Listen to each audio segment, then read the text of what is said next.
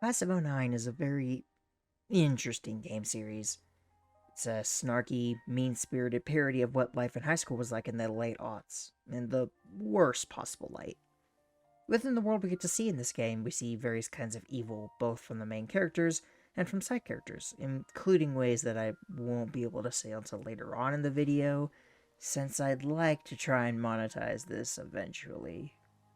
In this retrospective, I'll be examining every single route and dialogue option in the game, looking at the anime short, as well as analyzing the more major characters and going into each ending, and then putting them all into 3 different tier lists at the end. I'll also be discussing every text that follows the various endings before wrapping everything up at the end. This is a very fun, if not crude and pessimistic series. If you've never seen anything about it, I highly recommend you go play the first game, or at the very least, watch a playthrough, because it's best to go in as blind as possible. If you're a fan of the series like I am, well then, strap in, because I have some opinions about this series that I'm ready to talk about, even if some people might not agree with them. The order of routes or endings I chose for this video, with some help from some friends, I chose very specifically because I felt it was a good way to go through each one. You may disagree with my order, but we're still going over every ending either way. Lastly, if you're interested in watching me and my friend play through these games, including playing Flipside completely blind, there will be a link in the description or at the end of the video, alongside our reaction to the anime pilot, which was also blind. I'll also have timestamps for this video down there as well. This is intended as a video you can play in the background, as most of the examples I'll show will simply be voice lines. With that all out of the way, though, let's begin.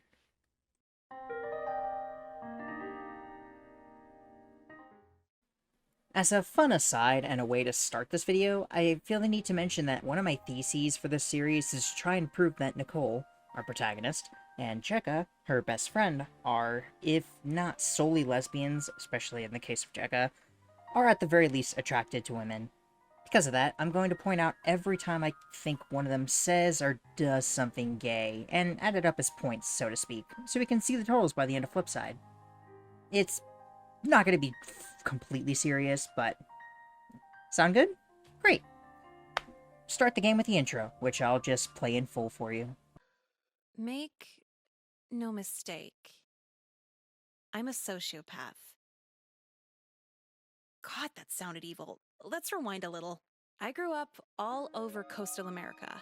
House after restraining order, everything just kind of blends in. If the divorce rate is 50-50, my mom landed on tails like 8 times. So by the time I was 14, right, I moved from 7 different houses and attended 6 different school districts. After a while, you don't see a point in making friends. The Vitamin C graduation song? Yeah, I can't relate. But then one year, all of that almost changed.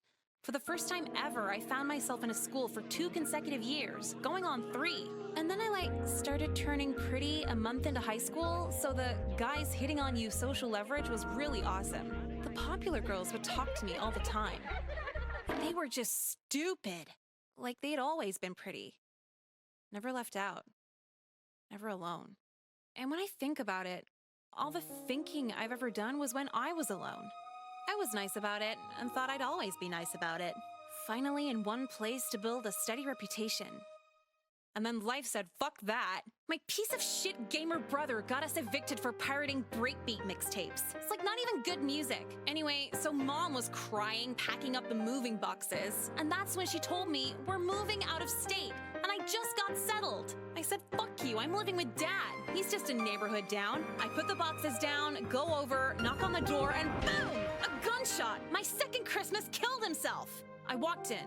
Floor looked like a whole-ass video game, just blood everywhere. And get this, his suicide note was stuck to the fridge with a Cookie Monster magnet.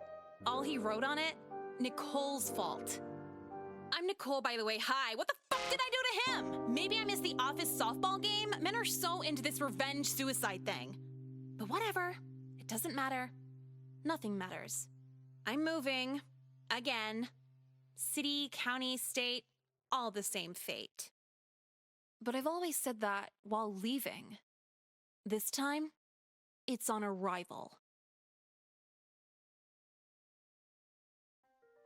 This game takes place along coastal America, likely in the DMV area, DC, Virginia, Maryland, as confirmed by Ari's Seist, or Psyched, not really sure how to pronounce it, shirt in the second game, but we'll get there. I've never heard of the graduation song and had to look it up to find out it's by an artist known as Vitamin C, whom I've also never heard of. That's the first music reference in the series, most of which will unfortunately go over my head. It is funny how she calls the popular girl stupid, which is a pretty standard cliche, especially in a series like this.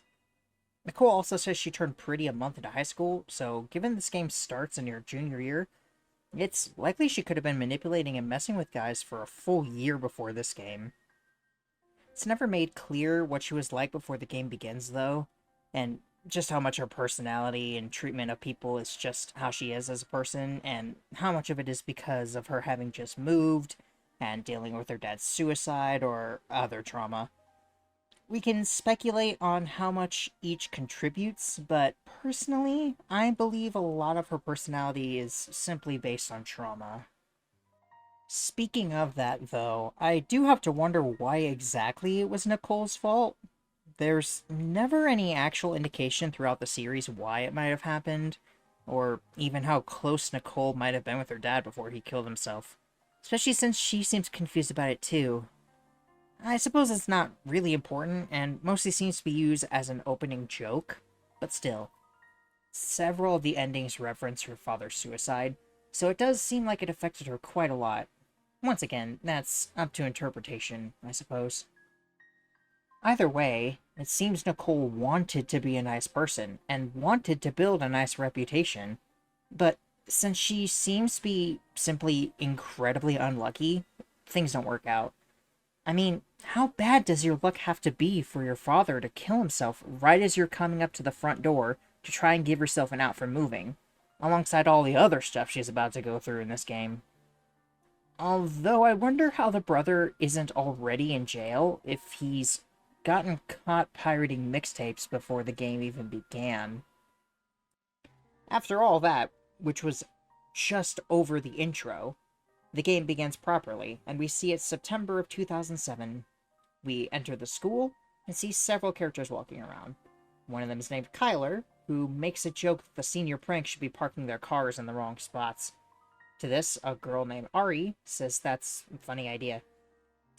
Really lame, considering in my sophomore year, the senior prank was filling the courtyard of my school with 1,000 squeaky rubber ducks.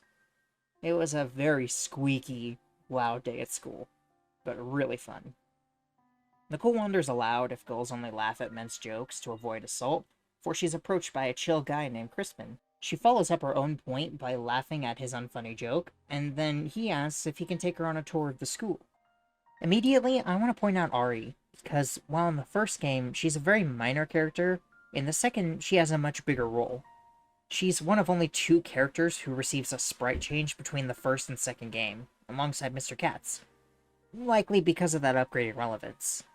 This doesn't happen to any of the other characters who are more important in the second game, like Emily, but maybe that's because Emily at least has more of an actual personality in the first game, unlike Ari. Whatever the case, I want to point out just how skinny Ari looks in the first game compared to the second. I think she looks fine in both, but it's something to notice. Now, for the first part of the game, all 3 branches eventually lead to the first choice that actually makes a difference, that being choosing to go to either the gym or photography. I'll be choosing one of these beginning branches for each of the various routes at the start, instead of doing them all at once, mostly to add length to the various sections instead of lumping them all together. For this first route, I'll be taking the Humor the Tour option. After getting our first necrophilia joke from Nicole, which could be seen as foreshadowing, and Crispin informing us that Mountain Dew makes you sterile, which I also believed as a kid, we meet a very important character named Jeffrey, a stereotypical 2008-era nerd who likes anime and video games, back before it was cool. He's currently getting upset with another boy named Trody, one of the most minor characters in the entire series. The boy is messing with his backpack, possibly damaging his manga. Nicole asks why he cares about anything this much, which is already showing her general apathy towards most things. I want to note how, for some reason, Jeffrey sounds different in this first section compared to the other parts of the game. Maybe it's just me, but his voice almost seems deeper here. Hey, stop kicking it! This backpack holds priceless reading materials! Huh? Most girls just scream and run when I say that. You're different. Whatever the case, Jeffrey doesn't respond well, and immediately begins making a bad first impression on Nicole. We're presented with two dialogue options, but both are pretty similar, as both lead to Jeffrey getting bullied some more. Either with Jeffrey getting beaten up, with his glasses getting broken, something we hear about but never actually see in person again, or him getting teased until he runs away. When his glasses get broken, we learn Crispin is on probation, although I'm not sure what to pin him for, and he and Shorty leave. Nicole cannot comprehend someone being so invested in something. She's missing out. And although she tries to use some very flimsy logic to get Jeffrey to stop liking anime by saying the creator doesn't care about him specifically, which, I mean, so what? It obviously doesn't work. Also, man, whenever someone says anime is for kids, all you have to do is show them an ecchi or hentai, and that'll immediately shut them down. Even after that, however, Jeffrey still thanks her for simply talking to him, which only makes him seem more pathetic. I'm actually surprised Nicole gives him her name, given how, when she meets Jekka in one of the splits, she doesn't seem to want other people to know it. In the other choice, Nicole and Jeffrey berate each other. Again, great first impression there. And Jeffrey mentions YouTube, which would have only been around for a couple of years at this point, and barely had anyone with any sizable fan base yet. Nicole questions why people would ever post to YouTube, which is funny both because of how popular YouTube eventually becomes, and because she literally does that exact thing in one of the endings. Jeffrey then says a very interesting line. Whatever, everything's fine.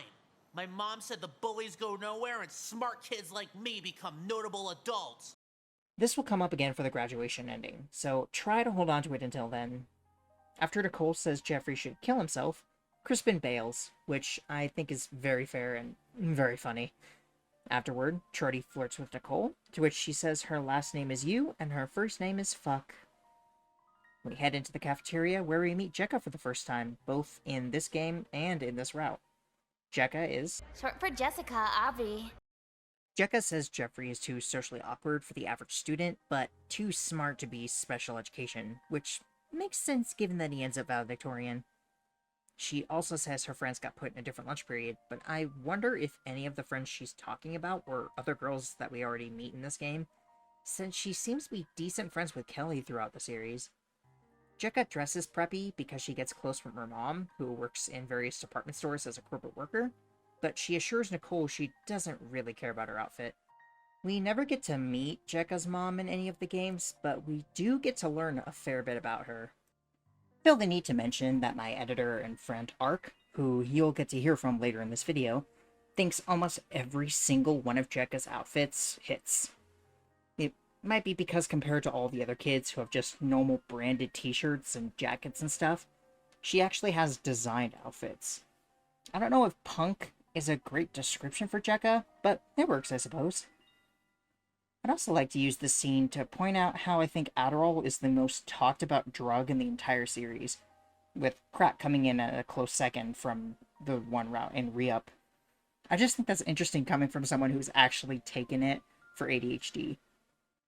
And now we find ourselves at the split, where Nicole tells Jekka about her 26-year-old overweight brother who freeloads off their mom. I've always been one who never judges someone for staying with their parents, as long as they're either in school, working, or both. I did both, and I stayed with my parents until I was 22. But the brother, who never gets an actual name, by the way, doesn't seem to be doing either. Nicole wants to skip, but Jekka says if she does, her mom will give her what's called disciplinary tattoos, which are some really embarrassing tattoos given as punishment. Keep this in mind, it'll come up again later. For this route, we go to photography class, but we won't actually be participating until the next 3 routes. Nicole hilariously calls Emily and Kelly quirky art girls, which, while I could kind of see it for Kelly, does not apply to Emily in the slightest. The teacher, Mr. White, asks her to help clean the back room, to which she decides to skip because screw manual labor. She goes to the girls' restroom to wait out her time, something I don't think I'd ever actually heard of someone doing during my time at school. Though that's maybe just because I was too goody-goody for that, and for some reason, Crispin is here. He's likely either trying to wait for a girl to peep on, which, if that's the case, he's terrible at it, or also trying to skip, and decided to go to the girls' bathroom for some reason.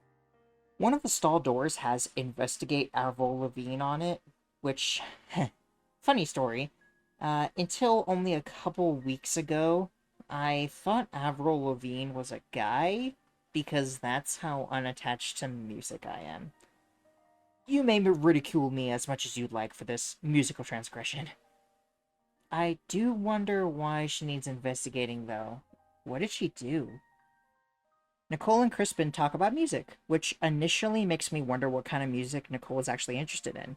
It feels like she mocks a lot of different types, but given that she has a shirt that says suicidal pregnancies, a reference to suicidal tendencies, as well as wants to go to a Marilyn Manson concert, we can assume she's into that kind of music.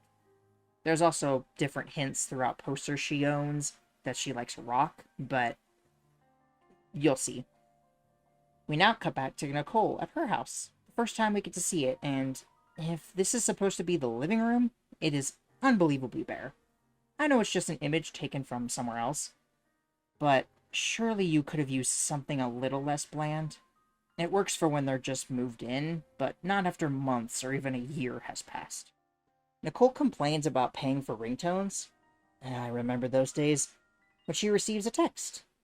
Somehow Crispin got her phone number and sent her a picture of his micropenis. It's on the smaller side, which for some reason doesn't feel all that surprising. In this route, at first she seems almost impressed that he put himself out there, but then she immediately decides to send it to as many people as she possibly can, even people she doesn't know very well yet. It's presumably the next day, and Hunter and Megan are out in front of the school, where Crispin comes up and asks if they've checked out the new CDs. The two make a couple jokes about things being small before Megan gets to say one of her few lines in the first game, though it's one of her most iconic in my opinion. Literally everyone at school's seen your micropenis. Everyone reveals they've seen the picture, and Crispin quickly figures out Nicole sent it to everyone. Jeffrey even pops in for a second on the right side of the screen, probably to join in on the teasing, getting to be on the other side of it for once, before he quickly leaves as Miss Lynn shows up and accidentally makes a joke about Crispin's penis as well. Lynn is the principal, by the way. When Crispin admits he sent his junk to Nicole, she punishes him for sexual harassment, which, I mean, good on her. Nicole did spread it around, so she should be punished too, which she is, in a sense, going to be. But what Crispin did was sexual harassment. Nicole's mom makes her first in-game appearance here. With her son being 26, she's very likely in her 40s. But in my opinion, she looks way younger than that. She's probably where Nicole gets her youthful look from, though. She tries to talk to her daughter about the event, trying to make sure she's okay, since, as she says, sexual imagery at a young age can stunt development, even though Nicole's development is probably already stunted enough. To which Nicole replies, "What about Miss Lynn's boobs being out everywhere?" Which I think is fair. Now, while you can choose to be honest, which will lead you to a different route, for this one, we pick the option to exaggerate trauma for pity gifts. The way she does this is by saying that if they had a better phone plan, she could have blocked in, to which her mom says they'll upgrade, and by saying that because of her outfit, he thought she was ready and willing, so to speak, and tries to get an entire new wardrobe, but this doesn't actually work. I feel the need to point out, however, that despite Nicole having a hatred for theater in the second game, she seems to be quite a good actress. Nicole's mom wants Crispin expelled and threatens to get a lawyer if they don't. And now, I'll play the ending clip for you. Well, guess who didn't get expelled? Mom called again and threatened with a lawsuit.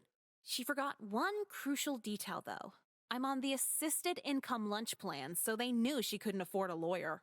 Like 6 different alimony checks, and they're all going to hair bleaching. So we're moving. Again. Swear to God, I can never be satisfied. Not until it's too late. This may honestly be the best ending for everyone else at that school, though. The reason I chose this as the first route to cover is because in terms of chronological time, it's probably one of the shortest amounts of time Nicole actually spends at that school before she has to move again. Along with that, it's the least interesting in that it doesn't end with someone dying or being arrested or anything like that. It just ends with Nicole moving away again. I think for those reasons, it's very fitting as the first route. Now, as I kind of mentioned at the beginning, after every ending, we get a text. Most of these are from the same number, with 2 exceptions, which we'll get to when they happen. The one that we get reads, "The biggest non-factor I have ever heard in this school. At least someone talks to you." Now, usually you may think I'd wait to save my thoughts for the very end, and in some ways I will, but for the sake of discussion, I will just come out and say it. I'm fully on board that these texts are from Jeffrey. It's implied that all of them are from the same person, and although some of them are a stretch to say they come from him, most fit so well that it feels unlikely to be anybody else. If it was an unnamed character, that would be boring, and no one else fits nearly as well as him. For example, as we saw at the beginning, what Jeffrey considers as nice is pretty low standard, so him saying "at least someone talks to you" makes sense. Once we get to see each text, I'll go into detail on why I believe they come from him, with some being far easier to support than others. Either way, that's the first route finished. Only 14 more to go. Next up will be the 3 white power endings.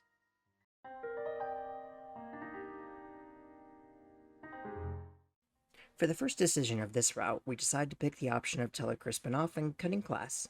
In this, Nicole absolutely berates Crispin, calling him boring and predictable, and in just a couple sentences, she was able to fully figure out his personality. She even says he's the kind to tell people you can't get addicted to marijuana, owing to the stoner vibe he has going on. Once she's done, he doesn't even seem to have anything to say to give her the idea she's wrong in any way, and simply says he'll see her later. Of course, this won't be the last time he hits on her. He's persistent, at least. Though that might not be a good thing now that I think about it. From here, we proceed to the hallway where we get to properly meet Kyler. Now, surprisingly, out of the characters we get to meet in this first section, other than Jekka, Kyler is the one Nicole seems to hit it off best with. He says he recognizes her, and when she says she's new, he says hot girls all look the same, which immediately tells you what his personality is like. He asks if she's a bad bitch, she says she's abysmal, which she is, and he asks if she's a cheerleader. To be honest, the thought of Nicole cheerleading is so impossible, I don't think I can even picture it. My mind instead just goes to Tiffany from Hootie Pop. It's completely unrelated, but that goes to show how hard it is for me to picture. We learn Kyler is super into lacrosse, which, despite what this game thinks, apparently does have a professional league, and after injuring his knee, he gets basically an unlimited supply of Percocet, which he offers to Nicole. We're going to go through all the options, starting with simply declining them, which is where Nicole says she shouldn't get high with a stranger, which is absolutely true. Only get high with people you trust, kids. Or legal adults, I suppose, since kids shouldn't be getting high. Kyler kind of has a point when he says he's given Nicole no impression that he would take advantage of her, though he totally would, as we'll soon kind of learn. To which Nicole asks if he's ever played with a sleeping teammate's ass. Kyler only responds by saying it wasn't in a gay way. A smaller running joke with Kyler is that he makes several gay innuendos and insists on being straight. It's possible he's bisexual because of these jokes, as well as the fact he's very homophobic in the second game in particular, which some closeted people will use to hide their true feelings. After this interaction, Kyler says his most iconic line, "Yeah, making friends. and Nicole goes to lunch. Here we once again meet Jekka, though while in the first route, Nicole was the one to join Jekka, this time, Jekka joins her. It's as if they were meant to meet, though as Jekka later puts it, they were going to become friends anyway, as the 2 pretty girls of the entire lunch block. When Nicole complains about everyone being rapists and pedophiles, Jekka asks how she figured it out so fast, and Nicole tells her about Kyler. Jekka reveals he's a benzosexual, which means he's attracted to the unconscious, though this isn't a real term as far as I can tell, as the real term is somnophilia. Jekka also informs her that the other people to watch out for are usually into some kind of feat, which could be seen as foreshadowing for both Jeffrey in this game and 2 of Flipside's routes, which, for those who have played Flipside, might have just triggered bad memories. Going back just a little bit, we decide to do the drugs after all, to which we get an amateur but somewhat charming pill-popping animation after Kyler says it's part of his Mexican cartel supply, which feels like just a lie considering how it doesn't affect Nicole much. I do have to point out just how fast it starts working on her, though. I've never taken Percocet, so I can't speak from experience, but most drugs do take some time to start working. When we cut back, we can see the small pill bottle PNG sort of just plastered onto Nicole's sprite as she is now high. Then suddenly a teacher named Mr. Burliday arrives, and Nicole hands the drugs back to Kyler very quickly. Burliday only appears 3 times in this game, with only 2 speaking roles, and unfortunately doesn't make much of an impact. He finds the drugs, and so for our first choice we decide to snitch on Kyler, with Nicole claiming she's innocent and he was trying to sell the drugs to her, which is kinda true. This seems to be a recurring thing, and he's taken away, to which he curses out Nicole, but I'm sure that won't come back to bite her later. That was a joke. It doesn't actually affect her later. She just goes to lunch feeling good. Jekka notices almost immediately and asks her if she's high, to which she says she got free Percocet, and Jekka immediately knows what she's referring to. This is also the scene where Nicole says she doesn't want other people to know her name, but either way, Nicole and Jekka meet once again. Jekka asks Nicole what electives she's taking, and they both agree English should be one. I actually sort of agree, but that's a whole different conversation. Nicole instead tells her she's taking photography, which will be important for this route and the 2 after it. Jekka gets surprisingly excited about this, though maybe it's just because she's made a new friend. Nicole describes Percocet as a blanket and a pill, and the scene ends. Flashing back once more, we now choose the option of avoiding getting murdered later by not snitching on Kyler. Nicole insults Burliday about being in the model train club, to which he specifies that he only sponsors it. Nicole then stupidly, openly admits to drug use, and gets a 2-day suspension on the very first day of school. Her mother is understandably very pissed and starts shouting. She reasons that Nicole is upset due to her father's suicide, which is probably true in some regards, but Nicole says she didn't act out on purpose. This is also the first in-game appearance of Nicole's brother, wearing an Xbox t-shirt, who their mom then berates, telling him he needs to get a job. He responds by saying the economy is bad and that the girls he chats with online agree, which is the first hint of him being even worse than you might have initially thought. Also, hey, want to hear a fun fact? Since the Xbox 360 came out in 2005, it's almost considered a retro console. Anyway, moving on. Nicole and her mom continue arguing, with her mom saying she refuses to move again, even though in the last route she was fully willing to sue and move again when needed. Though I suppose that was for a more justified reason, since she thought Nicole was traumatized by a dick pic. During this, the brother slowly walks away again, probably heading back to his online girls. Nicole claims that it's unfair, and how if she were raped, she'd be forced to keep quiet, to which her mom counters her by saying she's been trying to use that card since she was 12. A girl who cried wolf situation if it ever happened. Thankfully, it technically doesn't, but she does unfortunately get violated differently in one of the last endings we'll be covering. You probably already know what I'm talking about, though. Nicole points out how having a computer makes grounding less of a punishment, which still applies even today. Time passes, and Nicole is woken up by her brother playing loud music at 1 a.m., to which I wonder why the mom doesn't seem to be bothered by the music, only Nicole. She asks how old the girls he's messaging are, and he responds saying she's legal in her country before saying she's a 15-year-old from Canada, which certainly isn't legal there or most other places in the world. Nicole realizes how bad this is, and she has 2 options to try and save the situation.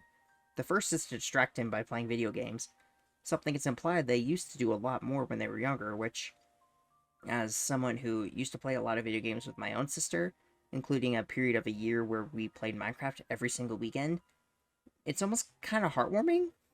Feels like they used to be closer than they are now. But that's probably also part of Nicole's changed personality. The second option is quote-unquote helping him, where Nicole finds him a girl to chat with, and gives him advice on how to get her to fall for him. However, you may be able to tell ahead of time by her profile and what Nicole says for him to do that it's actually a fake girl, and the police quickly raid the home and arrest Nicole's brother. He threatens to make a bomb threat, and Nicole doesn't even come out to say goodbye or do anything as he's taken away. And of course, the first person Nicole talks to when she gets back is Crispin. Nicole tells him to Fuck off and die. Alright. Which won't be the last time Crispin hears that line or something similar in the series. Once again, Nicole meets Jekka, and Jekka says she's pretty cool for being suspended so fast. Funnily enough, Jekka calls Crispin nice, even though she'll be one of the main people we see telling him to fuck off and die. Nicole tells Jekka about her brother, with them talking about how it's lame he's never even attempted couch surfing. But to be fair, I don't think he even has any friends to crash with, and Jekka asks why he can't get a boyfriend. Nicole says he isn't gay, at least not in that way. I think she's just using gay as an insult here, as that was pretty common in many places back in 2007 to 2009, because I don't know what else she'd be referring to. But apparently, he said bottoms don't top FPS leaderboards, which just isn't true. When asked if he's in jail, Nicole gives a vague answer due to the fact it depends on which option you chose.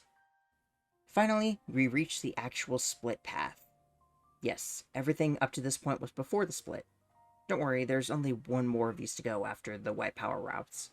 For this one, we're going to do photography, and we're actually going to do what Mr. White, the photography teacher, says, going with him to clean the back room. Mr. White says his nickname is Mr. Shooter, which I didn't get at first because I thought of the school shooter ending, the only ending I knew about in this game beforehand. But no, it's just because of photography, shooting a photo, you know? Either way, it immediately gives off a pretty awkward impression. Then it only gets worse, as Mr. White says he just wanted to be alone with Nicole to ask her about something else. If you know anything about this game, or even if you don't and have just seen what we have so far, that might set off alarm bells. It does for Nicole, and she braces herself, only for Mr. White to assure her it's nothing like that, and he wants her to model for him for photos. She says she won't model naked unless she's paid at least $500, which is approximately $771.19 in today's money, which doesn't seem like a lot for what she's talking about, but maybe she just has slightly lower standards. She is only 16 after all, so it's a lot more money to her than it would be to me. He says he wouldn't have her do it naked, as she's still a minor, to which Nicole interprets that as lingerie with baby oil. Mr. White once again assures her he doesn't want anything like that, and simply wants a nice, wholesome shoot at White Wheat Farms, and even offers to pay her with a meal of her choice. Nicole agrees, deciding to find the most expensive place in town. Mr. White is ecstatic, saying it'll be a nice way to cleanse the muddy culture surrounding us, which, along with the man constantly saying how pure Nicole's complexion and this outing will be, may give you an idea of what's coming. Even when they're at the farm, he continues to go on about how her pure skin fades into the background. Nicole asks what she's wearing, and he tells her it's a Celtic cross, a graphic to complement the wholesome imagery behind her. She tries to ask about a steakhouse on the other side of town, which makes me wonder if she told her mom where she was going or what she was doing. If she did, was her mom just okay with it? Before she can, however, Mr. White asks her a question. Is she happy to be white? He then clarifies and asks if she's a proud white woman in his signature voice. We have a choice here. For our first one, we'll simply question his questions, and Nicole does just that, asking why he cares. He backs off, saying the questions might have been a little too much, and that the color just fascinates him. Even though white isn't technically a single color, it's just all of them. Nicole says it's a boring color, and Mr. White says that's just pure. He goes on to say that this country has a problem with cultural obstructions getting in the way of the initial whiteness of America. I think you can see where this is going now, right? Nicole seems to understand, but asks for an example, to which he simply says rap music. This immediately makes me think of Miss Ames from the second game and how she's essentially a tamer version of him, but we'll get to that in the second game. Going back to the other option, Nicole simply says yes to get the free food faster, and Mr. White is thrilled to have someone who's also proud of her race like him. He asks if she'll do more shoots, to which Nicole asks if she'll be paid. He says yes, $50 a shoot, which is approximately $77.12 in today's money, and she agrees. Now that I know you're on board for the racial purification of this country, you deserve it. Oh. These two options both lead us back to the cafeteria with Jekka, where Nicole starts the conversation by saying Mr. White is a white nationalist. She then explains the difference between white supremacists, who believe that being white is the superior culture, and white nationalists, who politicize that for their own gains. Everyone at the school is a supremacist, while Mr. White is a nationalist, at least according to what Google told her. Jekka doesn't seem to understand and wonders if that makes her racist, which is the first time we see her worried about being seen as such. Keep this in mind for these routes and the rest of the series. Jekka wants to go confront him, and we get a choice. We choose first to go with her, and when they arrive, Mr. White asks if she's recruiting a loyal white to their cause, and Jekka's stunned to see how open he is about it. Mr. White figures out they aren't on board and tries to get them to see it his way. He assures them the White Pride Party, or WPP, has evolved from barbaric punishments like arson and lynchings from the 1900s. He simply wants to promote pride in his heritage like everyone else, which there's nothing inherently wrong with, on the surface at least, but Nicole is right when she says they don't need to be proud of anything when they already basically own everything. Jekka threatens him, and he says there's nothing two teenage girls can do to stop him, and Jekka replies that the principal can do something, so they run off, with Nicole complaining that she didn't want to get involved. Mr. White simply laughs, saying that they can try all they want under his breath. Go ahead and try. When they get to Miss Lynn, she's on a phone call. She says she'll give the number for lip injections to the person on the other end another time, explaining she has a friend who does illegal surgeries in their basement, before asking the two girls what's wrong. They try to tell her about Mr. White, and she stops them, saying she gets this conversation once a year, and how his defense provides a good argument for lathering himself in peanut butter for the students. When Nicole and Jekka clarify that isn't the problem, they specify that he's trying to recruit students to white nationalism rallies. Lynn inquires as to more, asking if Nicole posed naked or not, and if he used any slurs. I find it funny that Nicole questions why she wouldn't have clothes on, when she made it clear she did have a price tag for that, which was $500. When they say he hasn't, she says there's nothing she can do. They need hard evidence for a claim like that, and he also has blackmail images of Lynn covered in baby oil. I have to question how the hell a situation like that happened, but since it's implied at the end of the graduation route that Lynn has slept with most of the staff, that might be how. We can also give Nicole her first gay point as she wants to see Lynn's pictures. This leads to an entirely different route, so for now, going back, we can instead decide not to go with Jekka, which actually makes her pretty upset. She's feeling riled up, so them not doing anything feels wrong to her. When Nicole says they've only known each other for a week, Jekka says they're the only pretty girls in the lunch block, as I mentioned before, so they'd end up friends anyway. And she decides to go confront him herself. Nicole has to go meet the counselor for the first time, both in this route and for the first time in the video, or the game.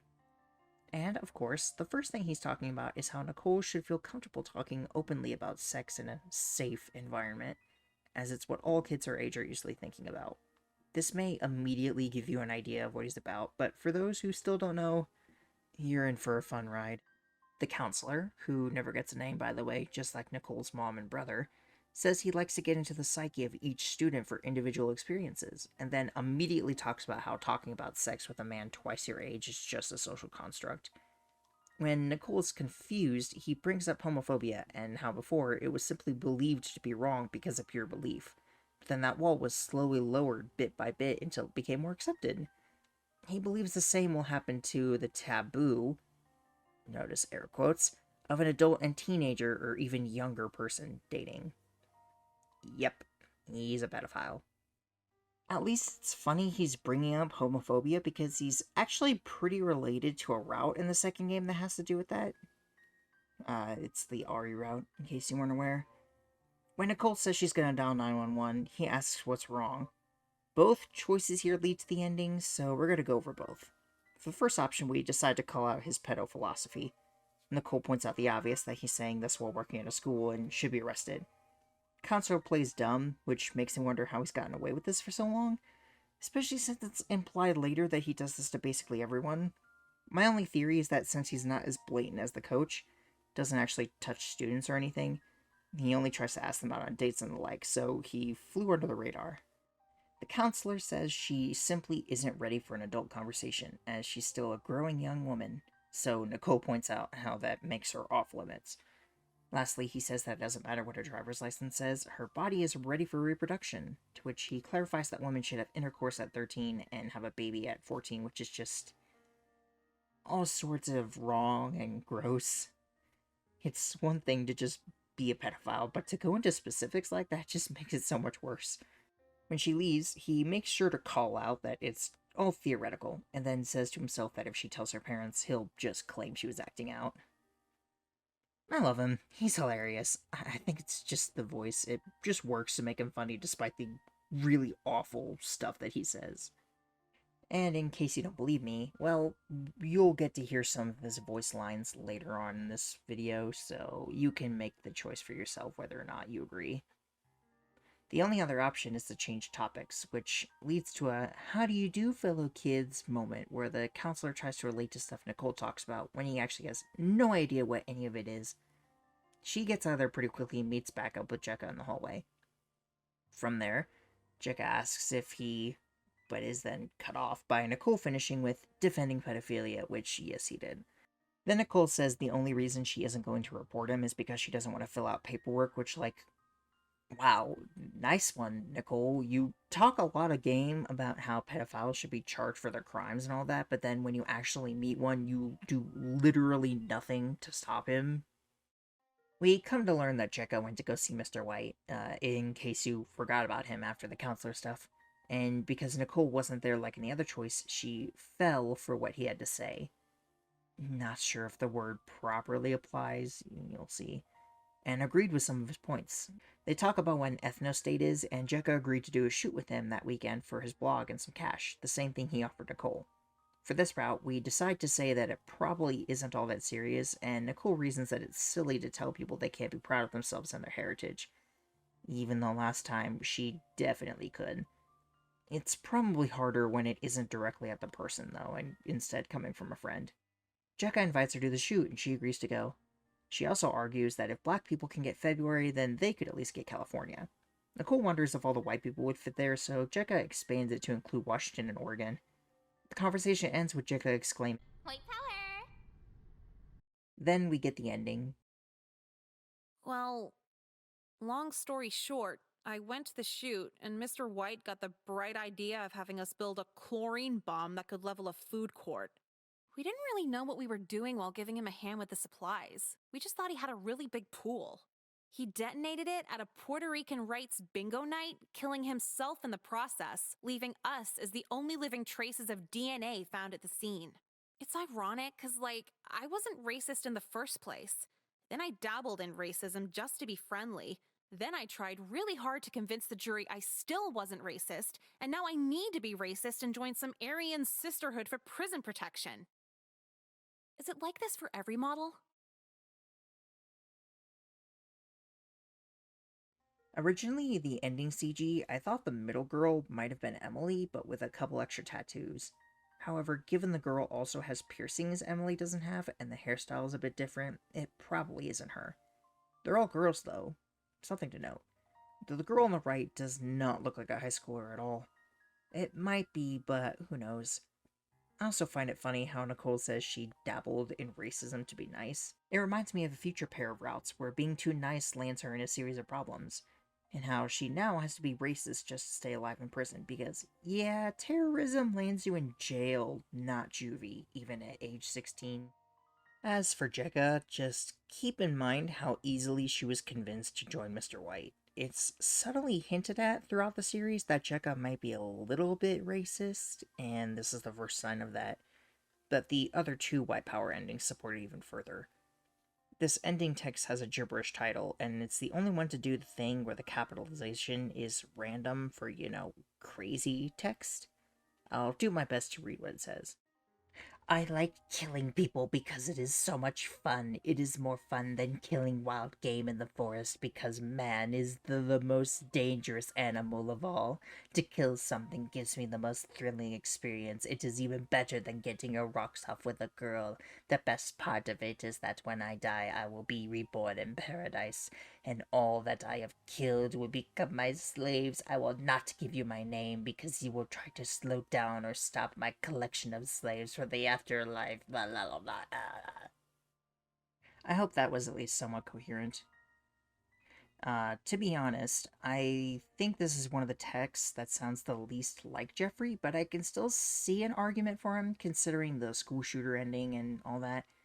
Him talking about man being the most dangerous game and fun to kill is something I could also see him saying. Still, it's one of the weaker ones. And that is the end of the second route of the game, also known as the first white power ending. Now we'll be moving on to the other two, which thankfully won't be nearly as long as this one.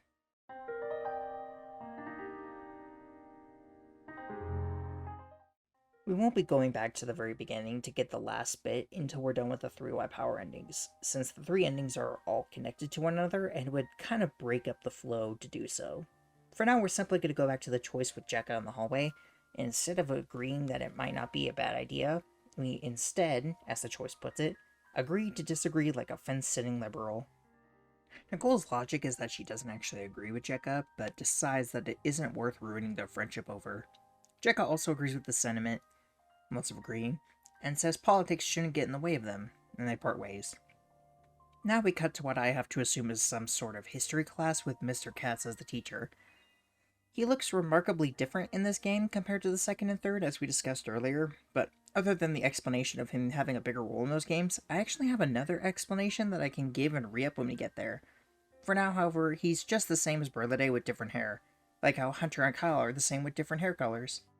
He's teaching the class about Thomas Jefferson, and I want to pause to take note of the stuff on the whiteboard, which I have to question why it's left there, since, profanity and all that seems like something they wouldn't just allow to stay there. Either way, though, we can see Bowling for Columbine was a documentary, which is about a real documentary about the events leading up to Columbine, a fitting thing to include given the school shooter ending. There's Fuck Bush, which is self-explanatory, MS-13 Southside, which is a reference to the MS-13 game, which has a small presence in a route in the second game, and that I didn't know was a real gang until doing research for this video. Bin Laden 08 refers to a joke, or rather a conspiracy theory, that Barack Obama was actually Osama bin Laden, which also gets kind of referenced in this route in the ending CG. And lastly, Who Has Thug 2 refers to Tony Hawk Underground 2. Karen gets her first lines in the game here, offering up who the third president was before Mr. Katz then asks what his most important achievement was. When no one answers, he calls on Nicole, and the two dialogue options are fairly similar, with one being Nicole saying that if Jefferson did have an interracial relationship, it would make him one of the least racist presidents. However, looking into his actual relationship in history, you'll find a lot of debate over how ethical it actually was, so we're not going to go too much into it. Mr. Katz sarcastically thanks Nicole for derailing another class, and Nicole blames Kyler because he started it with a slave comment. In the other choice, Nicole asks who cares, and Mr. Katz says she'll care when the SAT scores come back, to which Nicole says you only take those for college, and she's definitely not going to college. The only characters we know who would try to go to college would be Jekka, for reasons we don't find out until the third game, Jeffrey, and probably Karen. I wish I hadn't gone to college. I can see how it's good on a resume and needed for some jobs, but I wish I could get that time, especially the money, back. Oh well. Class ends, and Nicole gloats that she's funnier than Mr. Katz, which she is. From here we go to the gym, where we get to see Coach Colby for the first time, though we don't get to properly meet him yet. We can see the different students are wearing shirts with LHS on them, which likely stands for something high school. The school is never named in any of the games, but since the background images are based on Lake Braddock Secondary School, that's probably where the L comes from. Kyler complains about his team losing and uses gay as an insult even though it doesn't make sense with what he's saying. He complains about how underprivileged kids get free student passes in sports, which of course adds to the theme of these routes. Braxton gets a single voice line, to which we'll probably immediately forget him again. From here, there's a dialogue split, but once again, both lead to the same thing. For the first one, we choose Who Cares, and Kyler takes her indifference as siding against him. She clarifies nobody cares, and when he keeps fighting her, she asks if he can just assume he won the argument so they can stop. He goes with it and says he wants to move to the Middle East, calling it a country where people stone loud women to death. Nicole calls out that he said it's a country, and he calls her stupid. The scene ends there. In the other choice, Nicole offers for Kyler to listen to rap music to calm down. Of course, that also sets Kyler off, and he says that real music is classic rock or country, which, again, I can't say much as someone who isn't into music, but country is one of my least favorite genres, so Nicole says classic rock is called that because it sucks now, and they continue for a bit longer before finally stopping. We cut back to the counselor again. Yes, he shows up twice in this route, who starts the conversation normally by talking to her about getting her grades up, before asking her to stop writing death to pedophiles on the whiteboards because promoting violence is vulgar. But, of course, everything else on the whiteboards that we saw was perfectly fine. He argues no one really deserves to die, and Nicole jokes that that's really peaceful of him. He goes on to say that he used to be brash like her, but then found a release for his anger, which, the way he phrases it, I'm almost positive he's actually done it with a kid. Of course, we knew he was a pedophile, but his dialogue absolutely makes it sound like he probably committed the act all the way at least once. If not, he probably just means specific pornography. When Nicole asks if the release was pedophilia, he acts offended and sends her out of his office before saying, "She almost got me that time," as if she doesn't already clearly know he's a pedophile. I like the implication that she's always trying to call him out, though, as she should, or get him to out himself. Either way, this is one of the very few times the counselor drops his persona and loses its cool. It's always satisfying to see. We cut back to the hallway, where Braxton and Kelly are talking. Kelly seems to have just joined what we'll quickly realize is the White Pride Party, given the shirts they're wearing, the same one Nicole wore for the photo shoot. Kelly is complaining that the cross is stretched out on her shirt, which I couldn't possibly imagine why. She says she'll trade it in for a swastika shirt instead, which it's nice to know that Mr. White has options, even if we never actually see anyone else wearing a different shirt. Nicole comments that there's more of them than there were last week. Something to notice is that, for some reason, Nicole has a Washington National shirt. It makes sense for the region they live in, but I'm surprised Nicole would wear a shirt supporting any sort of sport. Doesn't really seem like something she'd do. Maybe she got it from her dad, but you would think that his shirts would be way too big for her, and it probably isn't her brother's, because that would be way too big for her. I don't know. Considering that we learned she likes to steal stuff, she probably just stole a shirt that she thought looked cool without actually knowing what it was. Either way, Jeffrey and Crispin show up, which is a strange duo to be sure, and ask why Nicole hasn't joined yet. Crispin argues everyone is against white people, and there's nothing more punk rock than being white, to which Nicole points out that the only people in punk rock are white. Jeffrey pleads with her to join, since she's apparently the last girl who hasn't. Nicole asks what the benefits are, and Crispin is confused by what she means. She asks what's in it for her, and Crispin says the shirts are pretty cool, but Jeffrey says he's become more popular and accepted since joining. He signed up for a sense of community. Apparently Jekka was the one who invited him, which normally seems out of character until we see her again, you'll see. Nicole says that's not a very convincing reason because she's already hit on a lot and doesn't need social acceptance like he did. She asks if girls talk to him, and he says no, but argues the guys talk to him all the time now. Although it's mostly just to give him orders, he does enjoy doing them, so it's fun. We get another choice that decides which ending we get. For this one, we choose to see how Jeffrey reacts to female attention. Nicole asks him out on a date, but Jeffrey interprets it as killing her, and she has to clarify that she does actually mean a date. Jeffrey says he needs to egg a synagogue on Friday, but other than that he can make time. I have to wonder what attacking a synagogue has to do with racism. Maybe it's just because Mr. White hates other cultures in general, infringing on the pure white race, but I'm not sure. Nicole, lying through her fake smile and admittedly adorable wink, says that the only day she's available is on the day he's doing that.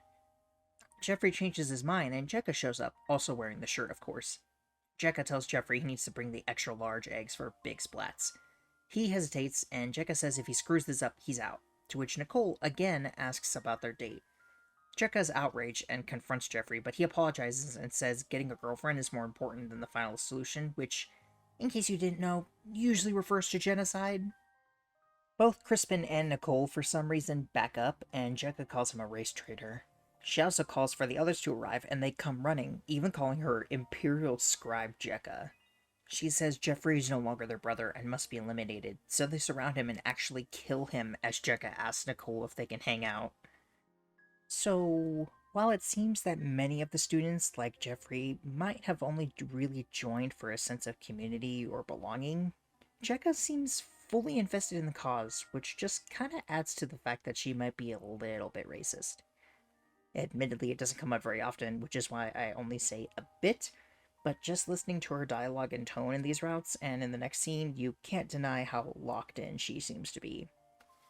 Also, a little side note, I think 6 people is the most we ever get to see on screen at once, with this scene and a scene from the second game where most of the girls are in the bathroom skipping. Everyone is on board with killing Jeffrey too, so clearly the social acceptance thing was pretty superficial anyway. Poor guy. At least, poor guy in this timeline. From there we go to the diner, which I think this is the first time we've seen it. It only shows up a few times in a couple routes, but it's nice looking. Nicole asks how Mr. White is doing, and other than giving shirt pins to everyone who killed Jeffrey, apparently he keeps talking about Nicole, but specifically has been wondering aloud if her hair is too dark to bear racially pure children. What the fuck? I know. It's so obvious you dye it, right? Right. Obviously, a little more credence is given to how seriously Jekka is taking all of this, even subtly threatening Nicole. And from there, the scene ends and the ending plays. It's been about 3 weeks now since I've gone to school. Once the news hit they killed Jeffrey, the literal FBI stepped in and expelled all the white nationalists. The end, right? Well, see, like 95% of the school were in the white pride party, including the teachers. No teachers, no students, no school. Jekka sent me a Polaroid of herself in prison, and she's already covered in the Aryan tattoos. So it really makes you think. Makes you think about how indifference leads to a whole bunch of stupid shit.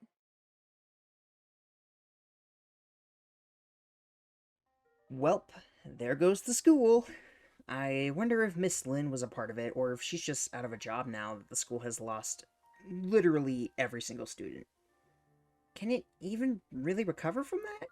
Both in terms of how the school reputation would be seen after that, and also just filling it with new students. In the CG, you can see a picture of Obama that's been drawn on with Hussein written underneath, another reference to that whole idea that Obama wasn't who he said he was, even if it's a completely different person than before. Also, after doing some light research, I was able to come up with an estimation. It's likely that since Jekka solicited the murder of Jeffrey, and he seems to have actually died as a result, she would get life in prison, if that's a crime she was convicted of. Though it's possible she's in for something else. Anyway, this is the text for the ending. I really do wonder sometimes if I was the only one who joined for the feeling of friendship. Feeling like part of a clique. Sure, it is classified as a hate group, but it was the only group that pretended to love me. When you know you're hopeless, pretending is all you can hope for. This one is pretty easy to see how it could be from Jeffrey. He joined to feel a sense of friendship and like he was a part of something, which he had never really had before. Even if it was a hate group, it was the only group that even pretended to love him, which was more than he could ask for under any other circumstances we see. Though he still ended up dying in the end, so it still didn't work out for him, even after all that.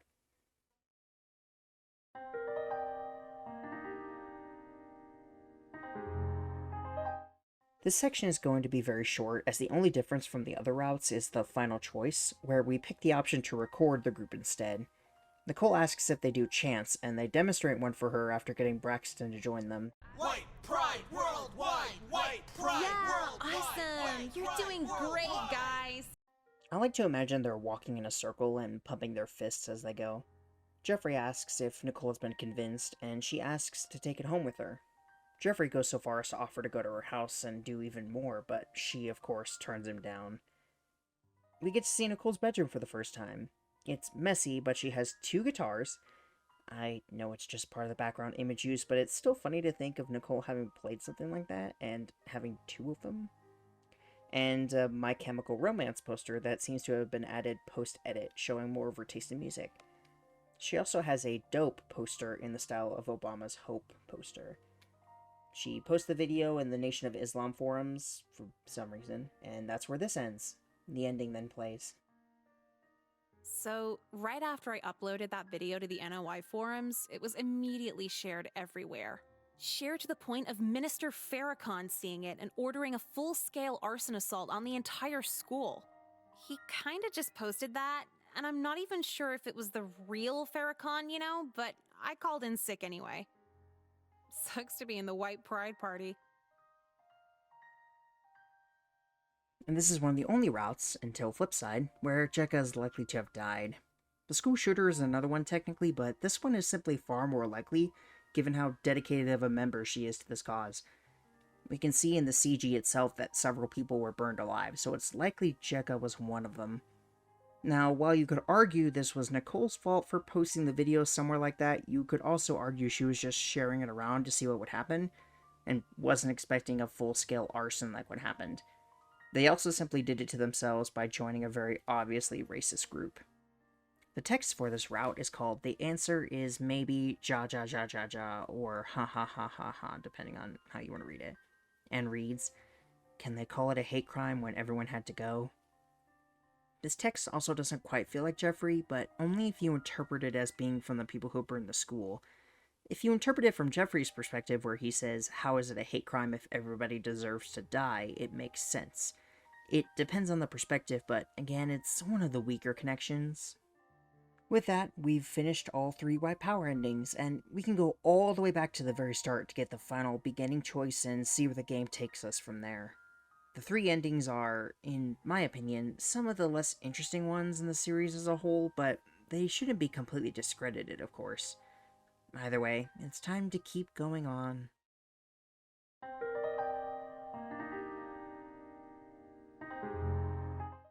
For this route, we pick the final beginning section, where we say no to Crispin's invitation for a tour and go straight to class, being way nicer than last time, admittedly. This allows us to once again meet Jeffrey for the first time, this time in a science class, as well as get Berladay's second and final appearance in the game. Somehow, the first impression goes poorly again, as Nicole gets offended by the mere idea that she might enjoy anime. For the first choice, we choose not to give Jeffrey our name, and Nicole explains how Jeffrey is using the new kid grace period, where people from lower statuses within the school social hierarchy talk to the new kids before they have a chance to figure things out, and get as much social interaction out of them as they can. She tells him that after this week, they probably won't even talk anymore, which doesn't end up being true at all, really, though most of their conversations are just her berating him. She also says she's had her ear talked off about all sorts of nerdy things, so she's just completely over it. Jeffrey says the other pretty girls are nicer than her, and she says they talk to him because it's funny. He takes that as a good thing, and when Nicole asks him to tell a joke, he says his kind of funny is the "you had to be there" kind, which I relate to heavily as someone who's never funny when she tries to be. Nicole clarifies for him that they're laughing at him because they'll never have sex with him. Jeffrey tries to counter by saying that several girls are saving themselves for him. Nicole wonders aloud how obvious they make it, and Jeffrey says that the girls here are surprisingly easy. Kinda sexist of him, but I mean, he shows his misogynistic tendencies pretty frequently, especially if you're paying attention, and especially the further on in the series we go.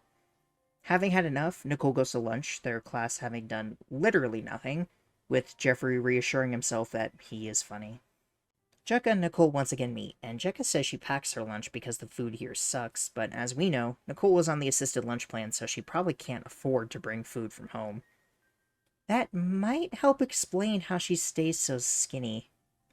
She says she doesn't want to eat anyway because Jeffrey scared away her appetite, and her in general. Jekka describes how people have messed with him in the past, and how now they have anti-bullying rules, something that both seems redundant given how much Jeffrey gets bullied anyway, and also something that comes up again in the third game, mostly for a joke. Something I've also noticed is Jekka really likes using the mocking voice joke a lot. It's fine because she does it really well, but it's something to note. She also says that if you don't want to be bullied, just be hot and sociable, because that's so easy, right? Going back and selecting the other option allows Nicole to say, I'm Nicole, hi. something about the way she says it is super adorable, too. It sounds so innocent and friendly, if that makes sense. Nicole then starts acting incredibly nice to Jeffrey, and once again, I need to compliment the voice actress. She does a very good job at making Nicole sound interested, which once again attests to how good of an actress Nicole, in-universe, is. Also, Jeffrey's a fake fan. He called anime animes. The plural of anime is anime. Sheesh, can't even be a proper nerd. Like me and my editor. And all my friends. Anyway, Nicole shows confusion at getting crushes in cartoons, even though I feel like that's pretty normal, especially when you're younger. Sure, by the time of high school you might consider that bad, but it's probably just modern acceptance making it less of a problem in my eyes. Jeffrey talks about taking care of the assignment for them and getting them an A on it, which tracks given how he manages to make Nicole, of all people, a valedictorian in one of the endings. When they're in the cafeteria, I can't help but wonder what other people think of Nicole sitting with Jeffrey. Jekka implies she's never seen her before, so I guess she just doesn't notice them during this time. Jeffrey, for some reason, knows that nail polish remover can melt styrofoam, and at Nicole's prodding, tells her he thinks anime girls are sexy. Nicole subtly makes fun of their bodies being drawn perfectly, which is just true. I mean, they're idealized humans a lot of the time, trying to show the cuteness or sexiness of both men and women, so yeah, it makes sense they're drawn as an ideal human form. It's kind of the point. He keeps going on about this, and I think he's perfectly valid. Even outside the idea of every stigma around anime, the fact that there are ecchi anime that are designed to arouse you, it makes sense that as a fan it would work on him. And that's not even talking about hentai, which, to be fair, I don't think that's what he's going on about here. Still, it would definitely support his case if he was, since that's literally just porn. A lot of which can be just as good as real porn, or even better, since animation allows for stuff that live action simply can't. He even admits to outright masturbating to it, which, again, for someone his age, feels perfectly normal. The only thing that's abnormal is him telling somebody about it. That's something you should keep to yourself. I do love that you can hear Nicole struggling to keep from laughing. I feel like this entire set of scenes just shows how good Elsie Lovelock, Nicole's VA, is. She's also Uzi in Murder Drones, if you weren't aware, which is where I first heard her. You can tell Jeffrey absolutely has a crush on Nicole now. As the scene fades, we go to the front of the school where we, for the final time, meet Jekka for the first time. However, unlike all the other times, this is their worst start, as after Nicole explains how she's moved a lot because of her mom's divorces. How bad do they have to be to move so much, by the way? Jeffrey shows up and starts calling Nicole his best friend, and tells Jekka how they talk about anime and stuff. Jekka backs off, saying Nicole is now suddenly way less cool as she walks away, and Nicole regrets just all of her decisions. She plays off her statement of, how did fucking with you backfire this badly, as PTSD from an ex, but I have to wonder if she's ever actually dated a guy, and if so, what her longest relationship was. However bad it started off though, we do know that Jekka and Nicole become friends anyway, so it probably just got resolved quickly. As a fun side note, Nicole also talks about how she hates two-story schools, and I have no idea what that's actually like, since every school I've ever been in has only been one story. Even my college was only one since it was a community college. From here, we end up in the gym, where we get to properly meet Coach Colby for the first time. He gets onto everyone, telling them you're going to crack down on physical fitness this year. Nicole complains about this, and Colby calls her out, asking for her name. She answers and teases about him wanting her number 2, which is a small line that becomes very relevant by the end of this route. Colby says if you don't dress out, it's a 0, which I'm not sure if that's a common thing or not, but for this first section, we're choosing to sit out. This leads to us talking to Jeffrey again, who is doing the same. I mentioned the real-life school that this game school is based off of before, but I can't help but wonder who the people in the background of some of these shots are. I wonder if they know they're in this game, and if they do, does that make them happy or sad? Given how quickly Nicole discredits and insults Jeffrey, she's clearly not pretending to be nice anymore in this timeline, saying he talks like a cartoon, which I kind of have to agree with when it comes to some of his lines.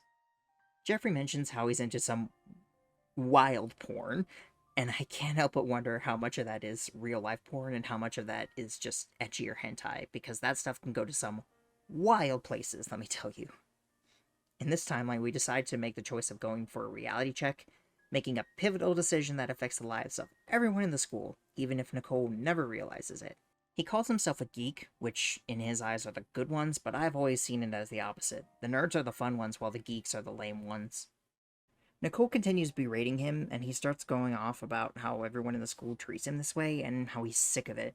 He really ramps it up, describing all the ways people mess with him, building it up more and more until he's talking about how he'll get hanged from the bleachers with rope weak enough to snap right before he dies, which is intense. He's sick of all of it and asks if Nicole wants to be on his list too. We then come to a choice, where we first do the delay school shooter option, which is, in fact, incredibly true. She says she doesn't, and he seems surprised by that, to which she explains it sounds like too much work anyway, and somehow Jeffrey interprets that as her being nice. Because again, his bar for that is really low apparently. He asks her to sit with him at lunch, but she says she's sitting with someone else, only to realize she's new and can't conjure up a name, and Jeffrey even offers to share his packed lunch. She says yes, but regrets it almost immediately when he says he'll tell her about all the new cartoon episodes. This takes us down the route of Nicole being too nice, which eventually leads to either the suicide ending or the failed suicide ending, so we'll go back to let the usual bully take over, which, to no one's surprise, is Kyler. Nicole says Jeffrey was hitting on her, and Kyler jokes about Jeffrey being gay. Nicole asks if he can beat the guy up for him, and he does it without question. We even hear Kyler break his glasses. Back in the cafeteria, we come across Jekka as usual, and Nicole tells her about how she has insane power over people as a woman, and although it was something she already knew, seeing it happen right in front of her was stunning. She didn't have to promise a date or sex or anything, he just did it because she asked. Honestly, he probably just wanted an excuse to beat him up, but I digress. Jekka wonders if they're bad people for manipulating others, and I mean, yeah, pretty much, but it's entertaining, so it's cool. Nicole wonders why he'd do that for her, and Jekka says she's pretty. Nicole asks what she means, and Jekka describes her appearance, even saying she has big boobs, even though they look about the same to me. And while I know that girls will compliment each other like this just normally sometimes, I'm still going to give Jekka her first gay point for calling Nicole pretty. You can argue that one if you want, but you also don't need to take the whole gay thing seriously, so don't if you don't want to. Nicole decides to use the new philosophy of unveil manipulation and run with it until the day she dies, which, for some of these endings, is sooner than you'd think. Months pass, which is our first time skip, and Nicole's mom asks how school is going. And Nicole says it's going well, and explains that as long as she doesn't engage with other people's emotions or desires, there are no problems. Which is basically the opposite of what she does in the other routes I mentioned, where she's too nice. She even clarifies further that whenever a guy asks her out for anything at all, she just completely disregards their feelings for her own, leading to no stress at all, at least on her part. Her mom says that sounds mean-spirited because it absolutely is, to which Nicole says the alternative is being used, and then she'd rather use men as pawns. Her mom sighs and says she hopes Nicole will learn to actually interact with others normally once she's a senior, but as the entire second game shows, that's not at all the case. Nicole asks about feminism, and her mom states it's just a word they like to use when in reality she thinks they have everything they need already. Nicole then decrees that she'll make her own movement of Nicolism, which is where girls remove all emotional attachment from anyone, which seems like it might come to pass in the graduation ending, but we'll get there. Her mom once again tries to counter her by saying once she meets a nice boy, she'll be over it, but that doesn't appear to happen in any timeline, in any game, so whoops. She claims every guy is a pedophile or rapist, so I think that adds to the whole thing of she's never going to find a man, and she doesn't even want to, it seems. Plus, I mean, why go for a guy when Jekka is right there? More time passes to where it's now October of 2008. I was 7 at the time. Meaning we're now in Nicole and Jekka's senior year. We're back in the photography classroom with Mr. White, and I'm going to go ahead and point out Jekka's outfit, which is a bright rainbow dress, which I'm going to give her another gay point for. You can contest that one too if you want, but again, don't take it too seriously. Nicole is looking for her makeup, and Mr. White is getting upset with her, so for this split choice, we choose to go for passive-aggressive eye roll, shrugging it off and saying fine. Only for Jekka to rush in and start defending her, saying he can't talk to her like that, which feels so impulsive, but also shows how good of a friend Jekka is. Mr. White also sounds way more fed up in this route, though maybe that's because, unlike the White Power routes, this isn't near the beginning of the year, and he already would have had to put up with them for a while. When he calls Jekka by her full name, she says he doesn't respect any of the girls, which may be somewhat true, but that's not really seen anywhere else, so it's hard to know how true it actually is.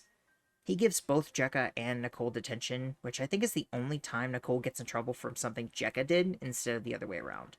When the scene comes back, Jekka and Nicole are with Miss Lynn, who says she feels like she sees them every week.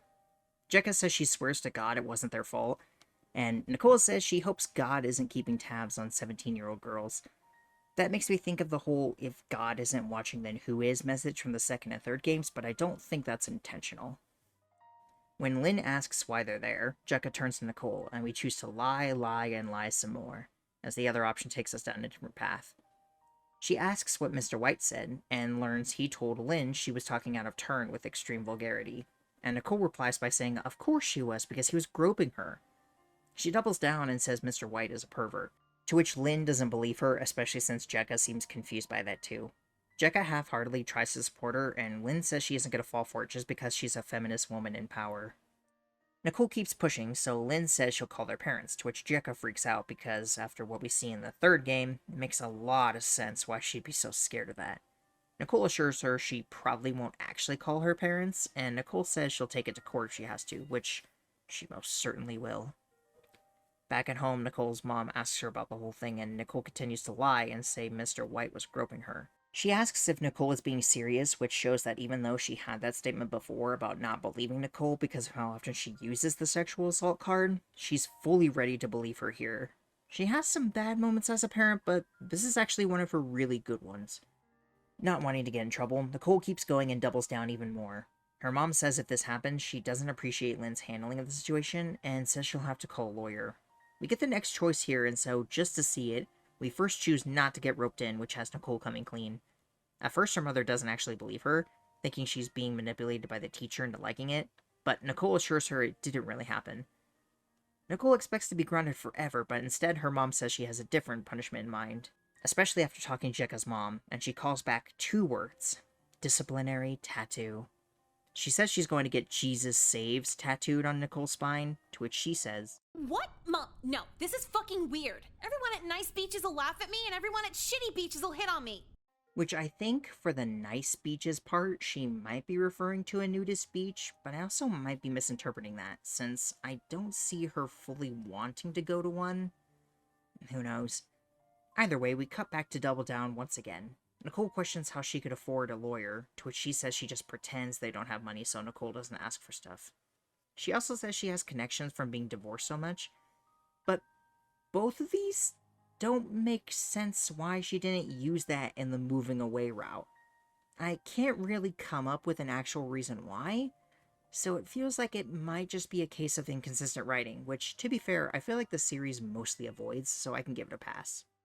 Her mom asks how he isolates them to do stuff with them, and while Nicole could have just said he takes people to the dark room, she instead says he just does it in front of everyone. Kind of a stupid move there, to be honest, but oh well.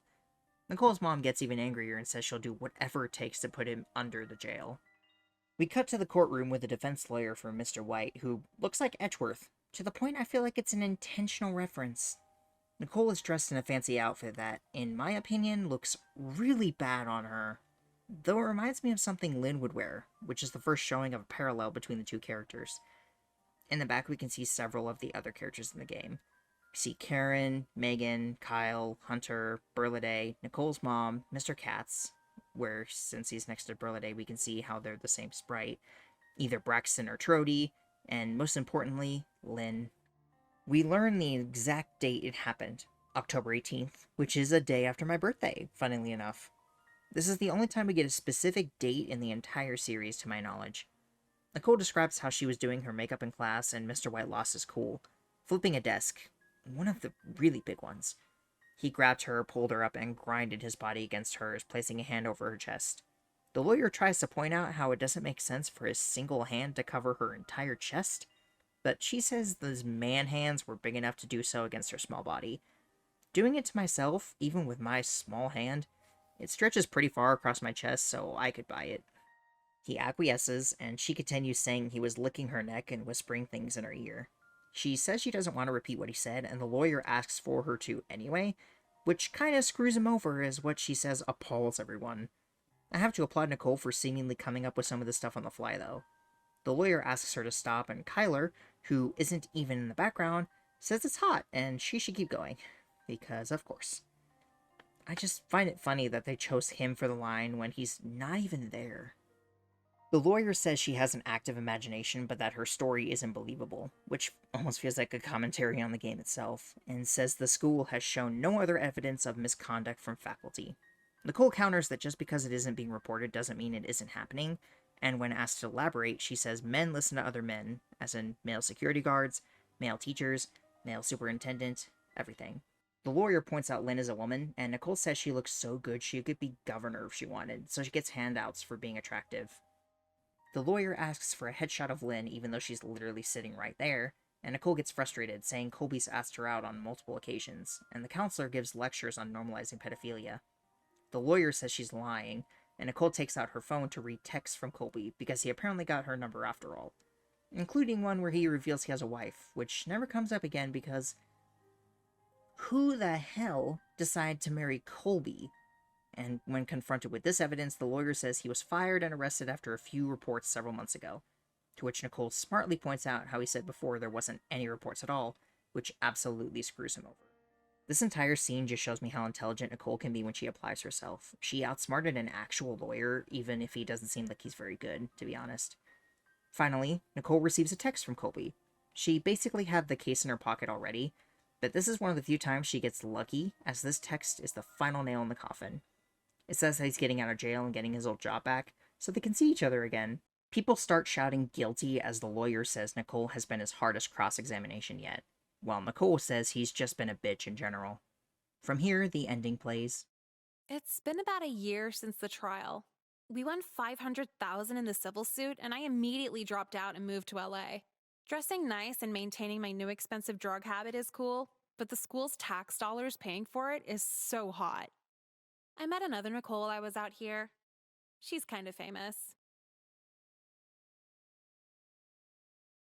$500,000 is $742,671.96 today. It makes sense that Nicole developed a drug habit considering what she already does with drugs while still in high school. Once she's out and has money, I can't imagine what she would start using, especially in LA. I also wonder who the other famous Nicole she met was. The text we get is called "Everything Works for Everyone" and says, "Everything works for everyone but me every time. I'm harassed, they tell me to get over it. Someone desirable is harassed, and they get the world as consolation." This is definitely believable from Jeffrey, as this mimics the ending speech he gives to Nicole in the final message. He only sees the dichotomy between someone like him and someone desirable, mostly women in his eyes, and how their harassment is treated compared to his, which we even just see throughout the game. He's not exactly right, but he's not exactly wrong either. Sometimes, more desirable people just get better treatment when they don't deserve it, and people like Jeffrey, who actually need help, don't get it. Of course, the way he goes on to use this for one of the endings in the worst possible way is the worst thing he can do with those feelings. As for the route itself, you could say Nicole is a terrible person for getting someone convicted of something they didn't do, which is true. Mr. White never groped her or did anything like that. Although when you consider what he does in the White Power endings, I don't really feel bad about him being found guilty. He kinda deserves it, and after he sort of gets away with stuff in the White Power endings, this time he's finally arrested for something, which is better than nothing.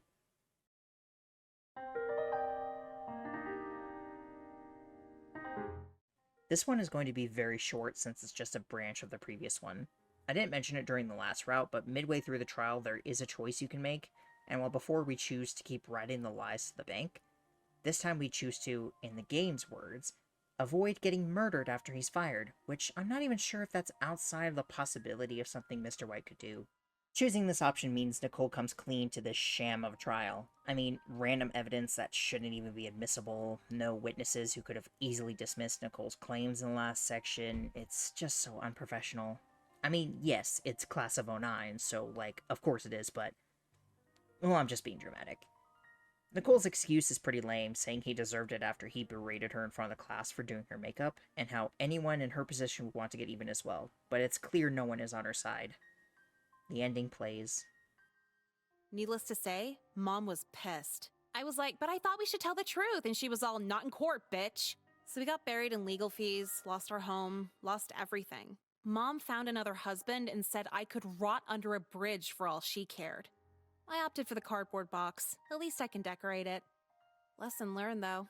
I learned honesty makes your life way harder than it needs to be.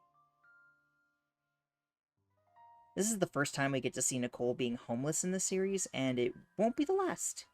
Moral of the story? Don't lie, and honesty sucks. Wait.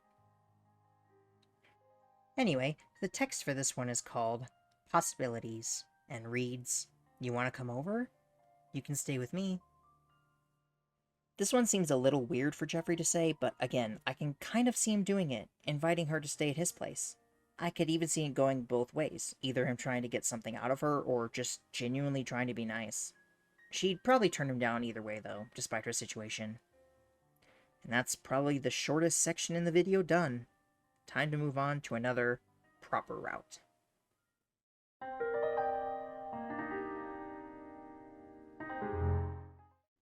For this route, we start back at the photography classroom with Mr. White, where we now choose the option, "He can't tell you what to do." She curses at him, and Mr. White talks about how disrespectful she is. Which she is. Nicole argues he can't trick anyone else into being mad when no one cares about the class to begin with. Although Karen is right there, and I feel like out of anyone, she might care. Regardless, he gets mad, threatening to fail all of them. Jekka says that's fine since it's an elective, but like, you still need a certain number of credits to pass, you know? Like, yeah, you can fail, like, maybe 1 or 2 classes, but you do have to have elective classes to pass, so I don't know what they're going for here. Mr. White sends Nicole to the counselor's office, where apparently this is a regular occurrence according to his tone. She's ordered to be there for 1 hour, which is probably an hour of pedophilic hell. He tries to do the counselor thing and pry into her mind, and make her think about the legacy she's going to leave behind. We get a choice, and for the first one, we choose to shed light on everyone else.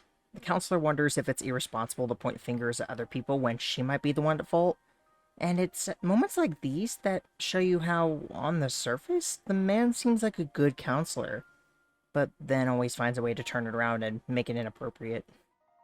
Nicole offers stopping the problem at the source, whatever that may be. He says she can always get help from a teacher, but she says the teacher's hit on her too, and although the counselor so far has made valid points and, again, seems like a good counselor, here's where he screws it up. He points out how low-cut her shirt is and how it's hard to blame the teachers because of it. Unfortunately, the only really good teachers we know about right now are Mr. Burliday and Mr. Katz, and although Mr. Burliday stays fairly clean to my recollection, Mr. Katz gets worse in the second and especially third game. Nicole says Burliday groped someone, but I'll be honest, I don't really see that being a thing he would do. Just doesn't seem like it's something in his character. So I don't know if we should take Nicole's word at that. This seems to be the first time in this timeline that Nicole has discovered the counselor's a pedophile, as she doesn't even believe it at first, wondering if there's a hidden camera before she realizes he just is one and gets out of there. Going back to choose the other option in this room, Nicole questions what he means by legacy. The counselor clarifies he means her mark on the school, since graduation is only a few months away now. Except for Nicole, unfortunately, but we'll get there. But Nicole says she doesn't care what her legacy is, since it's just high school and it doesn't really matter in the long run. Which is pretty true. Hardly anyone makes a lasting impact on their high school. The only thing I can think of that'll outlast me is the Chiaki Nanami poster I made that's now up on the wall in my graphic design classroom for just years to come, or the various club names I helped put across the hallway, also from my graphic design class. The point is, some people will be able to leave a lasting legacy on their school, but most will not. The counselor asks if she has anyone she wants to stay in touch with after graduation, and brings up Jekka, but Nicole says that while she's cool, she'd never go out of her way to hang out with her. Which kinda sucks, but it tracks considering they don't actually seem to hang out much after high school in Flipside. The counselor says that when Nicole is an adult, she'll learn to appreciate life more, which, although I know it's just the beginning, she doesn't seem to appreciate it any more in Flipside than usual. She also says anyone who thinks about high school in their 20s is a waste of space, which is just really dumb.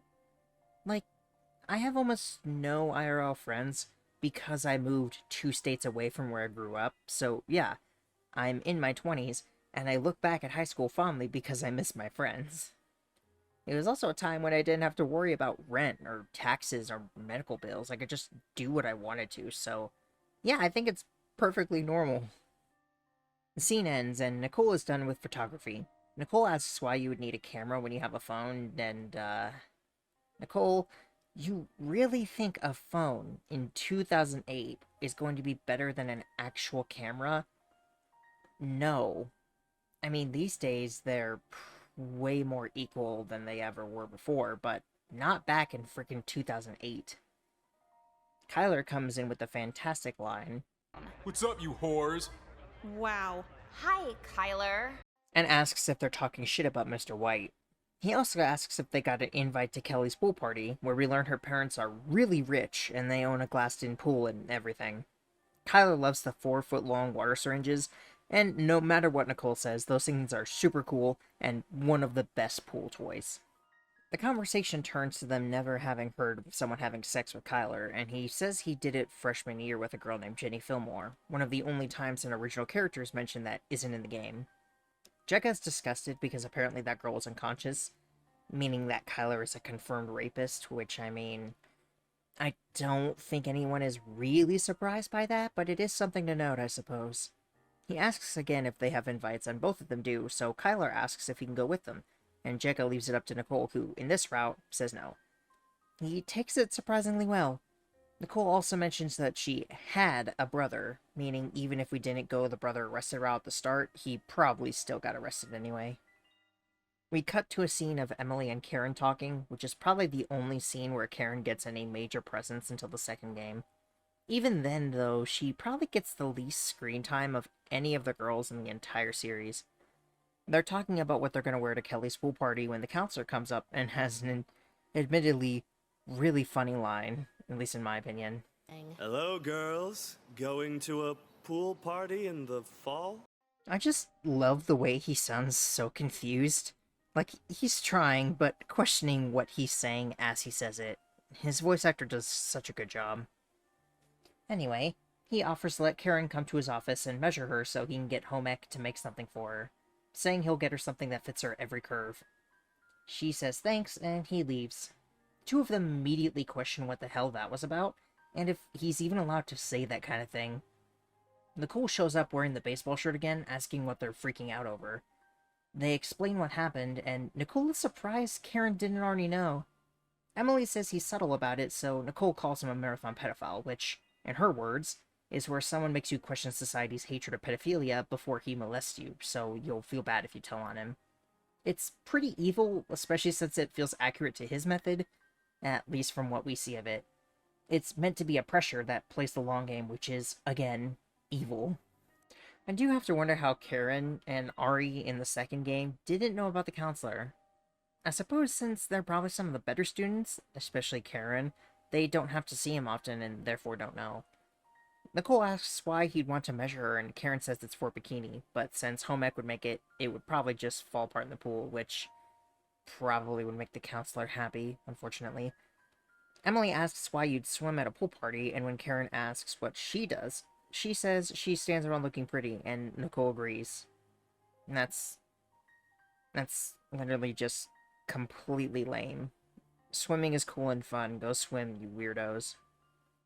We cut to Nicole in the locker room in her underwear, struggling to get her locker open because of the combination lock. Kelly teases her that she's gonna be late, and after she leaves, there's suddenly a flash as Jeffrey shows up, having taken a picture of her. We get Nicole in probably one of her most freaked out lines. What the fuck? How'd you get in here? He says there are no locks, so he decided to sneak in and get a picture.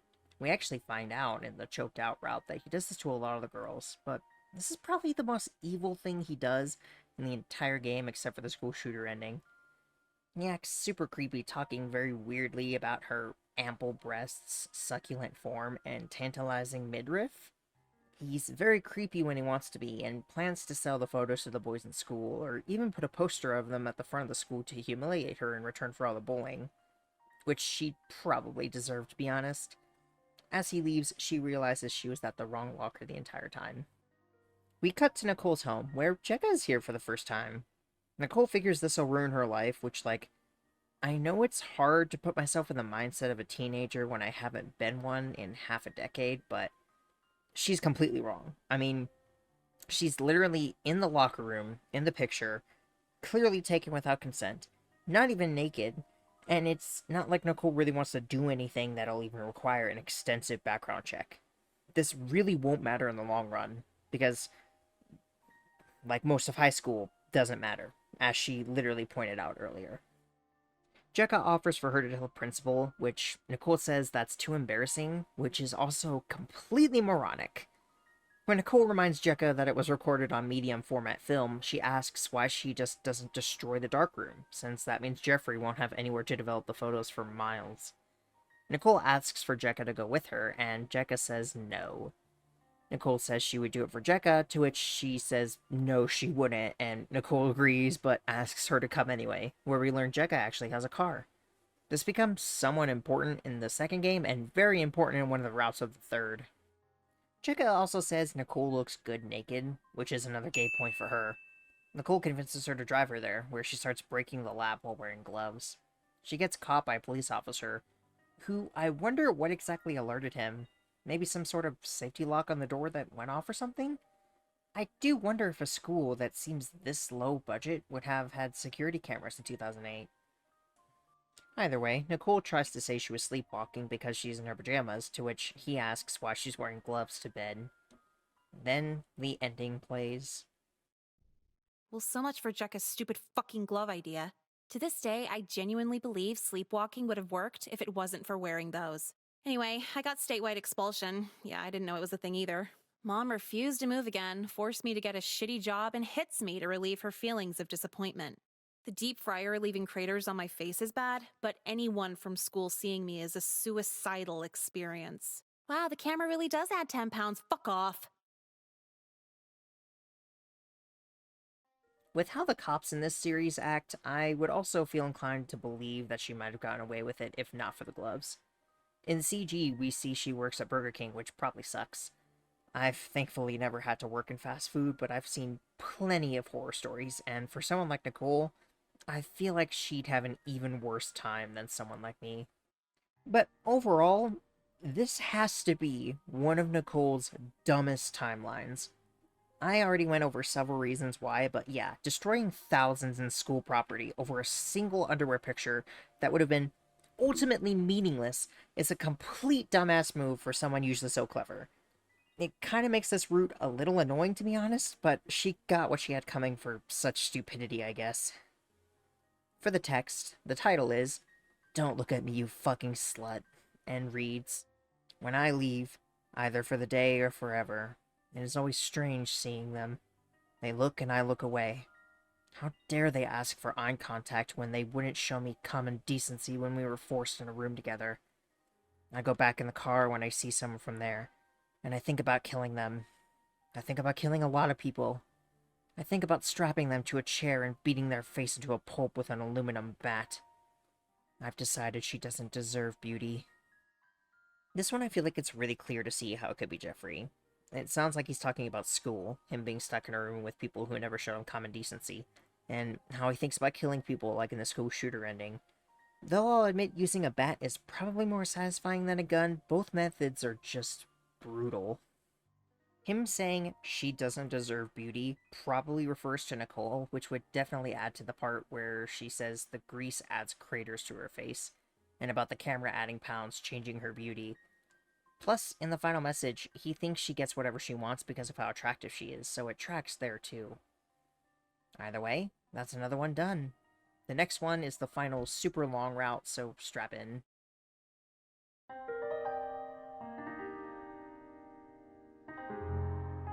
We start back in gym class for this route, where we actually have to go change this time. Instead of being completely in her underwear, Nicole is in a bra and shorts as she looks for her shirt. Suddenly, Coach Colby appears, asking if she's having trouble, and brings her a spare shirt. He starts going on about how she's feisty and how he likes that in his female students, so yeah, he's also a pedophile, although not in the same way the counselor is. It'll be hard to explain until after we see the second game, so just hold on to that for now. For the time being, he's simply just a pedophile. Nicole makes a snarky joke toward him, and he says that's why he likes her, because she always snaps back. He finds it sexy, which sucks as she reiterates that he's saying this to a 16-year-old in a girl's locker room. Like, it's one thing to be a pedophile, but to also be in the girl's locker room, that just absolutely destroys any sense of privacy you might have had.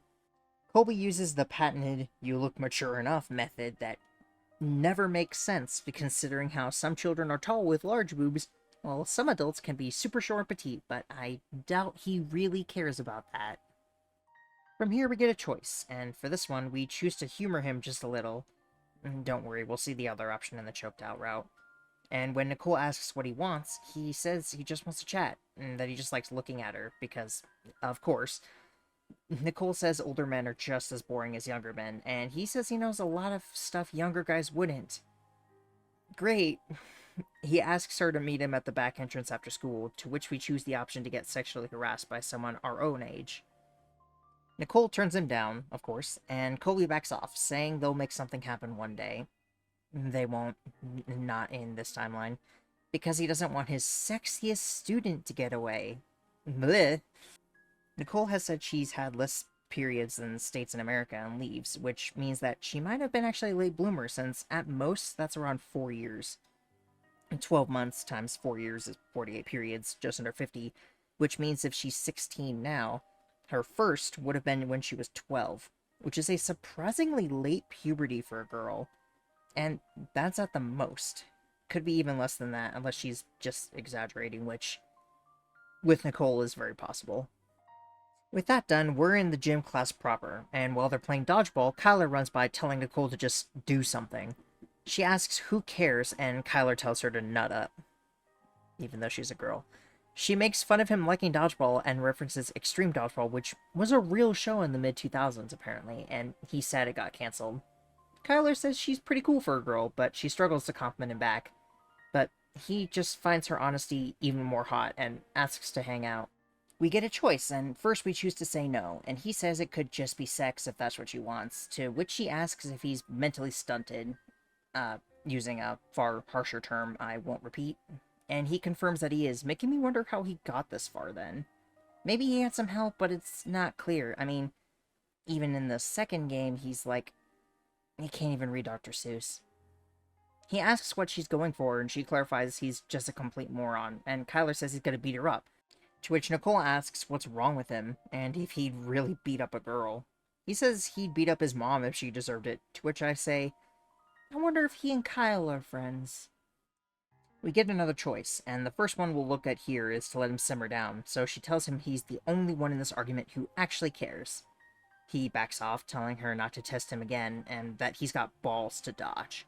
One of them, just a PNG again, flies across the screen as he says this, and Nicole asks why everyone in the closet wants to kill her, adding into the idea of Kyler potentially being a closeted bisexual. Before we go back, we get a scene of Nicole and Jekka in the cafeteria. Nicole is still in her gym outfit, to which Jekka asks if she's cold. She says she's fine, to which her friend says every girl she knows is cold 24/7, which, at least according to what we currently understand about biology, if I recall correctly, women are more likely to get cold more easily than men, so this tracks. Although, I'm kind of an exception. I get hot very easily. Anyway, in reality, we learn she skipped changing to avoid Kyler, even though she also could have just waited in the locker room? And would she even be allowed to wear that to class? I don't know. Jekka says she wishes she had Nicole's confidence, which I can't even fault her for. Now, we head back to choose the option to get the nerd in on it, to which Jeffrey comes up on his own volition to see what's going on. I'm surprised he's doing this, though, considering it seems like he always just chooses to sit out. Also, why does he care? Nicole says Kyler is going to kick her ass. Jeffrey immediately starts white knighting for her like a Redditor on Nice Guys and starts getting onto him. Kyler fires back with insults of his own, and they start going back and forth, and then Jeffrey does a surprisingly good job standing up to Kyler. Yeah, well, I'm pretty sure the only reason you harass girls is to make up for the time I saw you kissing the football captain! Another thing about Kyler being bisexual, since I think the implication is the captain is a guy, and Kyler gets right up in his face as he asks what he just said. Nicole compliments him for fucking his way to the top, and he turns his attention straight back to her. I actually really like this scene for how Jeffrey and Nicole accidentally do a really good job of double-teaming the man with insults. Kyler threatens to break her nose, and we get yet another choice. First, we choose to scream for Colby, and he comes running in as Jeffrey leaves. Colby stops Kyler from doing anything, calling Nicole beautiful in the process because, of course, we learn Kyler has a hamster, for some reason, and Colby tells him to channel his anger into playing regionals on Friday. He runs off, and Nicole is flabbergasted at the lack of punishment. Jeffrey thanks him, and Colby says he couldn't let him hurt the prettiest girl in class since he needs to look down her shirt during push-ups, which was actually referenced by Nicole in the last round while talking with the counselor. Jeffrey also agrees with them. Come on, man. And Nicole asks if he says that often, to which Jeffrey replies, only to the ones he thinks are really pretty. And I find it very concerning Jeffrey is just okay with this. Now we yet again take a step back to use the nerd as a human shield, asking Jeffrey to save us. He tries to stand up to Kyler, saying if he wants to get to her, he'll have to go through him. But Kyler says he was just going to make Nicole's nose bleed, but for Jeffrey, he's going to break his legs. He attacks Jeffrey off screen, of course, and I'm curious how badly he did actually injure him, because other than the sound of his glasses breaking in, there are some really squishy noises, which I feel like indicates blood. But with that done, we head back to the first gym choice, where we decide to see what's up with Kyler and ask him where he wants to hang out. He offers his place since he's got a stereo, and his parents are going to be out trying to find him a boarding school. They never do, and Nicole agrees. Kyler interprets this as her agreeing to having sex, and Nicole quickly corrects him. We cut to Kyler's house, where it's very, very empty. Again, probably just the chosen background, but I feel like you could have gone with something with just a little more furniture. He's talking about his pretty cool shit, but being super confused while talking about it. He asks if she wants to talk about lacrosse, and we get 3 choices, but all lead to the same thing, so we'll go through all 3 of them, starting with seeing what music he likes. Oh boy. Well, he likes music. Guitars and drums. You know, the usual. Nicole asks what bands he likes, and he says the Midnight Supernova, which sounds like a killer band name, all things considered, but nope, he made it up. Next, we decide to talk shit about other kids, and Nicole asks if lacrosse involves beating up Jeffrey, and he says they mess with him all the time, but he says it, once again, in a gay way, and Nicole jokes about it, to which Kyler says it's not like that. Nicole says his suffering makes her feel good, which, like, ouch. Poor guy. Well, kinda. Remember that comment he agreed that Colby said. Kyler asks about Jekka and mentions how he doesn't know her last name. We don't really know any last names other than maybe Colby, if that's his last name and not his first. Either way, the way Nicole then talks about Jekka makes it seem like they aren't all that close yet, which feels weird, but I suppose this likely takes place closer to the start of the school year. Kyler says she's stuck up and that he wants to have sex with her to knock her down a few pegs, which I'm sure makes my editor very upset. Nicole asks what's wrong with him before concluding all men are rapists anyway, although I think she already thought that ahead of time. The last option is asking if there's money in lacrosse, and Kyler says the after party is around $80, which is $123.39 today. Nicole asks about memorabilia, and he brings up the regional trophy, but she says it's made of plastic and asks about signed balls or similar items. He says the biggest lacrosse player right now is Cody Simpson, and he lost a signed jersey that was worth a lot. Only for him to reveal it was $90, which is $138.81 today.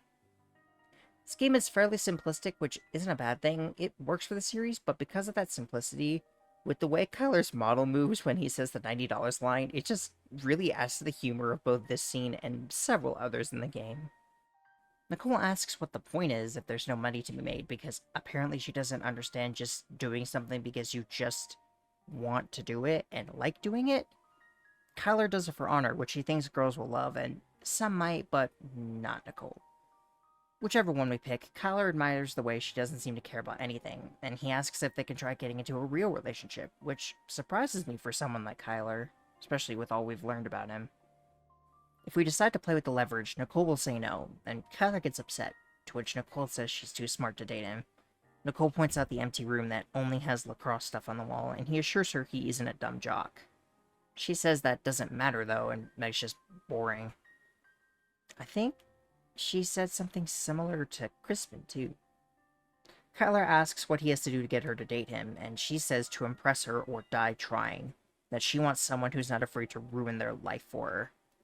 I can kind of see how that could also apply to Ari in the second game, but in that case it was more that Nicole was the one ruining her life, not Ari doing it for Nicole, so not the exact same sentiment, but related. Also, I feel like Nicole is kind of being genuine here, that when she says that's what she wants, she means it. Even when she later tells Jekka he has no chance, I actually think that's not fully true. When he shows hesitation, she tries to leave, but then he agrees, surprising her. Nicole seems almost impressed, then surprised when she gets to just leave, as this is probably one of the more pleasant experiences she's had with a guy.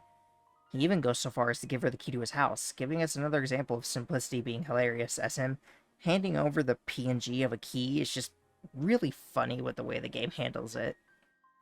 Seriously though, Kyler seems like a pretty cool guy in this route, discounting the other options that could take us to other routes. We end up back in the cafeteria where Nicole is telling Jekka about what happened. Jekka is shocked that Kyler didn't assault her, and asks if she was watching when he got her a drink. Nicole says he didn't get her a drink, and apparently, Jekka's priorities are a little backward because she says she'd rather get drugged than not offered a drink at all. Nicole even points this out. You know what's fun about us is our priorities are drastically different. Nicole tells her how he really wants them to go out, and how she challenged him to win her over. Jekka offers her number in case he revenge kidnaps her, and Nicole says she already has her number, which we see later on in the suicide ending. Though it's funny because Nicole isn't actually fully sure of this fact, and like, how do you not know for sure whether you've given someone your number or not? Anyway, we then cut to what was previously the science room, the counselor telling everyone that the rumors were true about Coach Colby getting fired and arrested for having relationships with the students. Also, yay! Ari appearance! Kyler says rock on, Coach, which I never realized he's the one who speaks up, which is funny considering what he's about to do right after this. The counselor gets onto him for this even though he's one of the last people who should be doing so. He also says his office is open to anyone who wants to talk about it because, oh, I'm sure he would just love to hear those wonderful stories of children being molested, huh? Of course. They also say he'll be replaced, but we never actually get to see his replacement in any route in any game. Ari actually gets speaking lines. Whoa. And she tells him about how Coach Colby always tried to guess what underwear they were wearing, and somehow always managed to get it right. Nicole wonders if he was spying on them, and she's actually right, which we learn about in the choked out ending. The counselor points out Nicole being pessimistic, and she absolutely is, especially when it comes to men, but she's also right in this case. We get another choice that ultimately doesn't matter for this route, so we'll first choose lying for a pity party. She claims to be a victim, which, I mean, technically she was. He did walk in and stare at her in the locker room, so... In this case, though, she claims she was locked in his office and molested.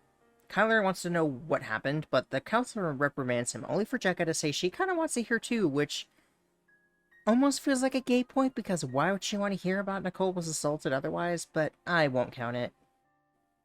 The counselor asks Nicole to stay back, and she thinks it's going to be a normal counselor talk, but he says she doesn't need any old lecture, as one of their brightest students deserves better, to which Nicole tells him she's a C+ average.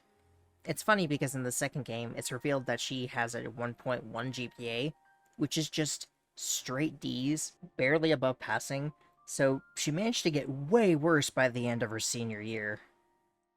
Of course, he then calls her beautiful and describes how he watches her walk between classes, and asks if she wants to engage in extracurricular learning exercises, otherwise known as sex.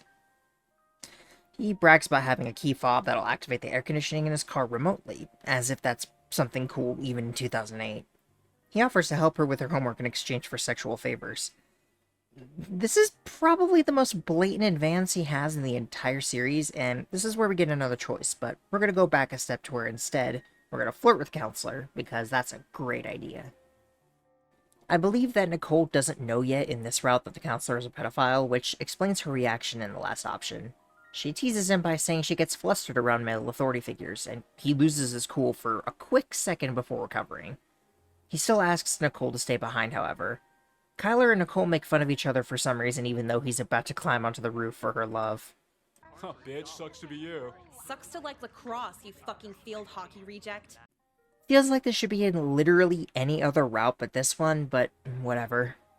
This time, the counselor blatantly asks her to leave with him because he thought she was being serious about the male authority figure thing, and thinks she's been eyeing him when she's been doing anything but. We're back to the choice and decide to start with screaming for help, so the counselor tries to take it back, but Nicole keeps screaming until Lynn arrives. Nicole says the counselor invited her to fuck, and the brilliant mind of the counselor who gets away with almost blatant pedophilia says, Well, I didn't use the F word. Absolutely genius. Lynn calls for security because, to her credit, she immediately believes Nicole, even if the counselor didn't really defend himself very well. We see the counselor finally properly lose his cool for basically the only time in the entire series. He curses out Nicole, so she says he also threatened to murder her, just to make it worse for him. Fuck! No! This is all your fault, you fucking whore! Then when they're outside, it just so happens the school bake sale is happening, so Megan is running up asking why the counselor is in handcuffs. I don't think she'll be able to sell that $5 cake now. That joke will be hilarious in a little while. But of course, Kyler grabs everyone's attention by calling out to Nicole, and we see he's up on the roof. This gives us our first, and one of only two, with the other one showing up later down this route on a different path, CGs the game has outside of the endings. I have to say, Nicole already looks skinny enough, but she and Lynn look even skinnier in the CG. You can also hear someone shout, "Oh shit," from the background, which I like to imagine is Hunter, even though it doesn't really sound like him. Lynn tells him to get down. He says he will, but only by jumping for Nicole. He says he's going to use what he saw on MySpace. Remember, back then it was still around. To make the perfect landing. Lynn tells him one girl isn't worth this and pleads with Nicole to stop it. She says she doesn't want 2 pedophile arrests and a suicide in 1 week. So I wonder if she gets fired considering what happens next. Nicole looks up at him and this is where we get our choice. Before we do that, however, we go back to the second choice with the counselor and decide to just go with him. She clarifies she's 16 and he says the classic, age is just a number, because jail is also just a room. She agrees and the two start going, with this great scene playing out. This way, Nicole. Hey, it's our counselor. Could we interest you in some homemade cake? $5. What is this? Fine, okay, $4. Now, I know this is meant to be him asking why Megan is there with food, because clearly he thought this way would be clear, but it really does sound like he is questioning the price, which, by the way, $5 in 2008 is $7.43 today. Counselor questions why Nicole let him go this way if she knew this was happening, and Megan, in her only major scene in the entire game, asks why they're leaving together. Nicole almost says it out loud, probably on purpose, but Kyler shouts out before she can finish. Similar scene as before, and we're back to the choice, where we decide not to care at all. She tells him it doesn't matter if he makes the landing or not. At first, he takes this as her loving him for him, but she shoots him down and says she'd never date him, and never had a chance to start with. Lynn immediately realizes how Nicole is fucked up and tries to get him to come down, but it doesn't work, and he jumps. It takes him a surprising amount of time to fall, too. Nicole makes a reference to Steve Urkel from Family Matters. What was that 90s TV show? Did I do that? I'm traumatized right now, but that was actually pretty good.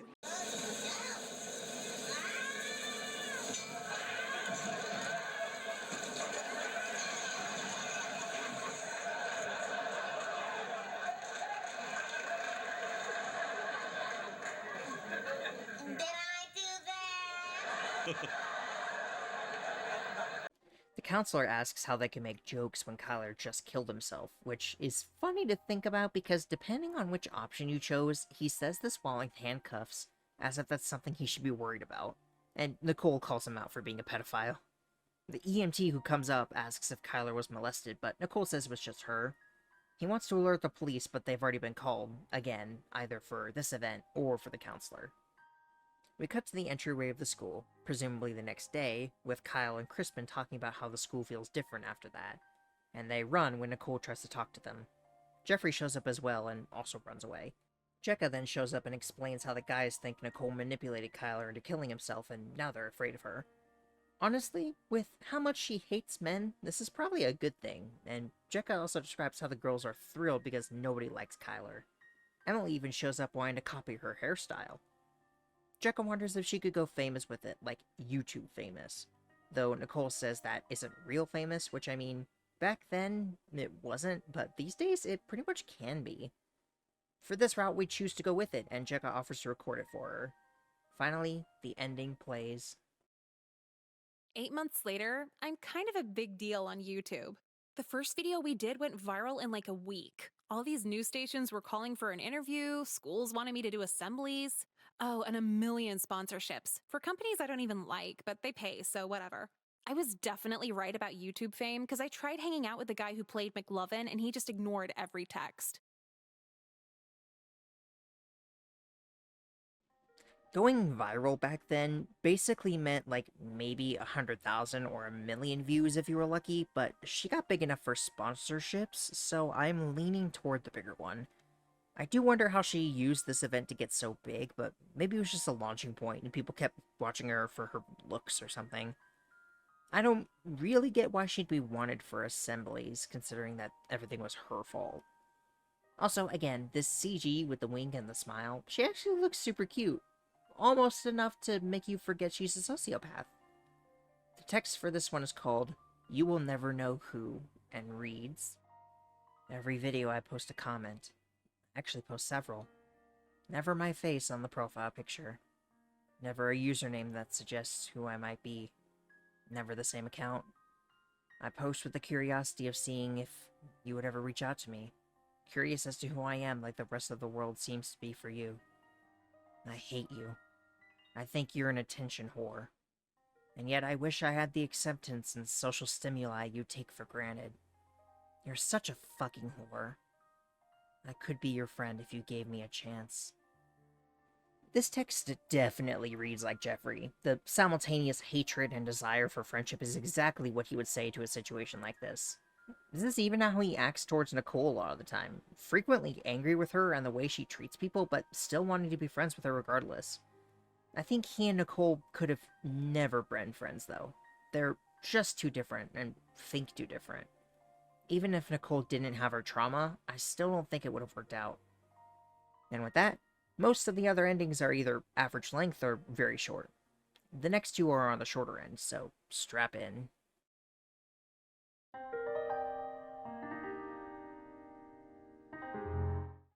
For this ending, instead of becoming YouTube famous, Nicole gets another idea and asks Jekka to call for Jeffrey. She calls out to him to hold her books, and we actually find out in Flipside that Jeffrey had a crush on Jekka, so it makes sense he'd come running immediately. He asks where the books are, and Nicole says hi.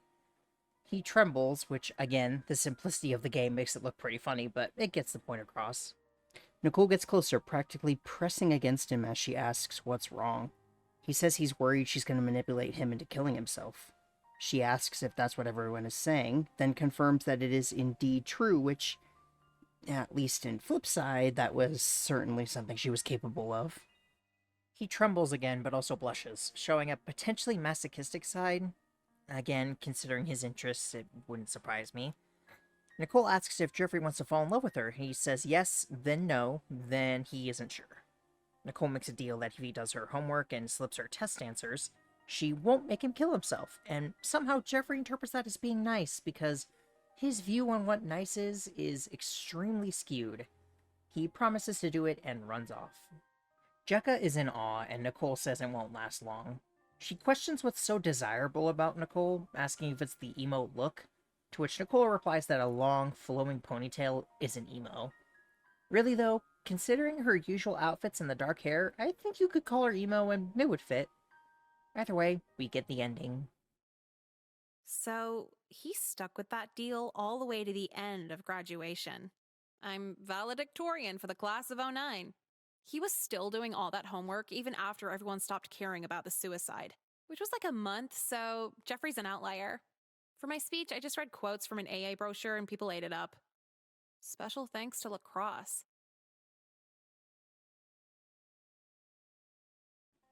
This is one of only 2 endings where Nicole actually graduates, and we even get a title drop.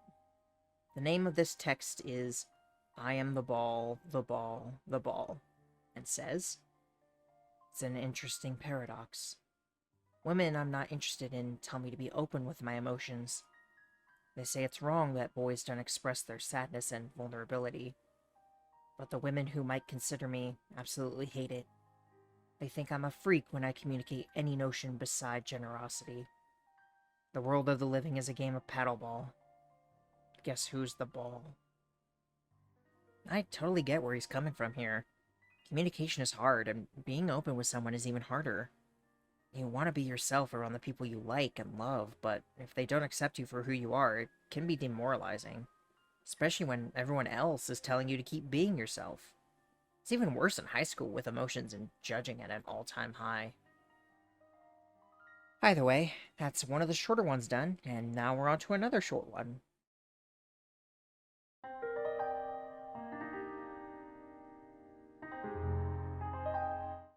To start this off, we're back at Kyler on the roof, where this time we pretend to care.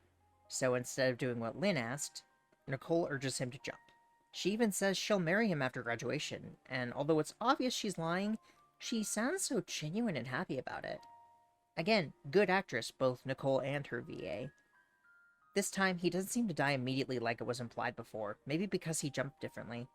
He cries out that his legs are in pieces, and when he's loaded onto a stretcher, we get a unique sprite where, yep, his leg is fucked up. The EMT says he's pretty sure Kyler will never walk again.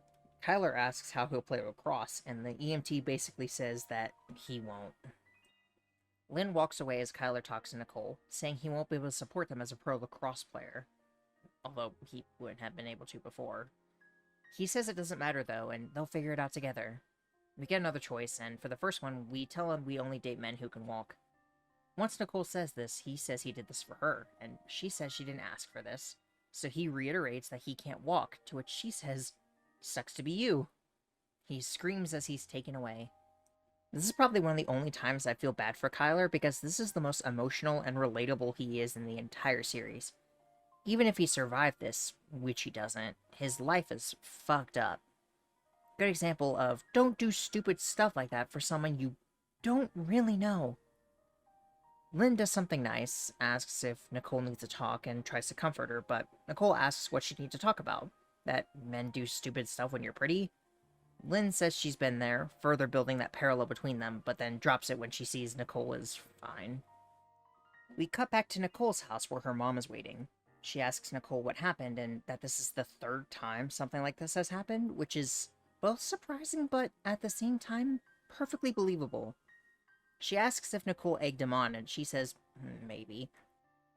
Nicole brings up the counselor having sex with her, and her mom goes off about her being the most unlucky girl ever, and yeah, she kinda is. Again, how unlucky do you have to be for your dad to kill himself right as you come to the house? Nicole says Kyler isn't dead, only for her mom to tell her she is, that his pelvis shattered into his intestines and he internally bled out. Yeah, Kyler actually died. It's wild. Nicole is shocked, but when her mom thinks she's reflecting on her actions, in reality, she's just upset she didn't go steal his Percocet. We cut back to Kyler on the stretcher and decide to lie instead. Nicole gives a half-hearted answer, and Kyler says he'll be okay as long as he has her, to which Kyler at least gets to die thinking Nicole loves him. Lynn comes up and asks what she told him, and she explains what she said. She asks if Nicole learned anything today, and she replies by saying she learned men will do anything for sex. Not even what Kyler wanted, though, but that she already knew that. Lynn asks why she encouraged him, and she says she wanted to see how far he would go, what anything looked like. Lynn's only response is that Nicole was smarter than she was at her age. Keep this in mind for the graduation ending. Nicole says it's because she has the internet. We get the last choice, where we can go home, leading back to the previous thing, or we can use his key. We use the key, of course, and do exactly what Nicole said she wanted to do, which was steal his Percocet. We even get the only other non-ending CG in the game, which is just a drawer full of the drug. After this, the ending plays. Yeah, so I went a little crazy the first week of having an endless supply of opioids. Mom found me strung out on the bedroom floor and called 911 to get my stomach pumped. Now I'm in rehab against my will. I wish they had rehab for not ugly people, because all these toothless meth heads keep hitting on me. At first I thought it'd be fun because you get away from school, but they have a fucking tutor here. It's bullshit. I'm gonna hang myself tonight. Just kidding. Not really, though. She has a 9 Inch Nails poster showing more of her music interests. The only thing of note is that it seems like Nicole is being serious about killing herself, so maybe she dies in this ending too. Not sure though. The text for this one is called Priorities, Year of Our Lord, which is the only text not to be from the number we suspect is Jeffrey, or the one we know is from Jekka. It reads, "Kill a fuck a fat bitch." So it's probably just a joke about the content being different from what you expect from the title. I don't see any significance in this, though the wiki says the text might be from Kyler. I don't think that makes much sense though, both because he's dead, and because why would he say that in this context? Either way, that's it for this small route. Next one is probably one of the worst. Not for the content, but because it's one of the worst outcomes for Nicole.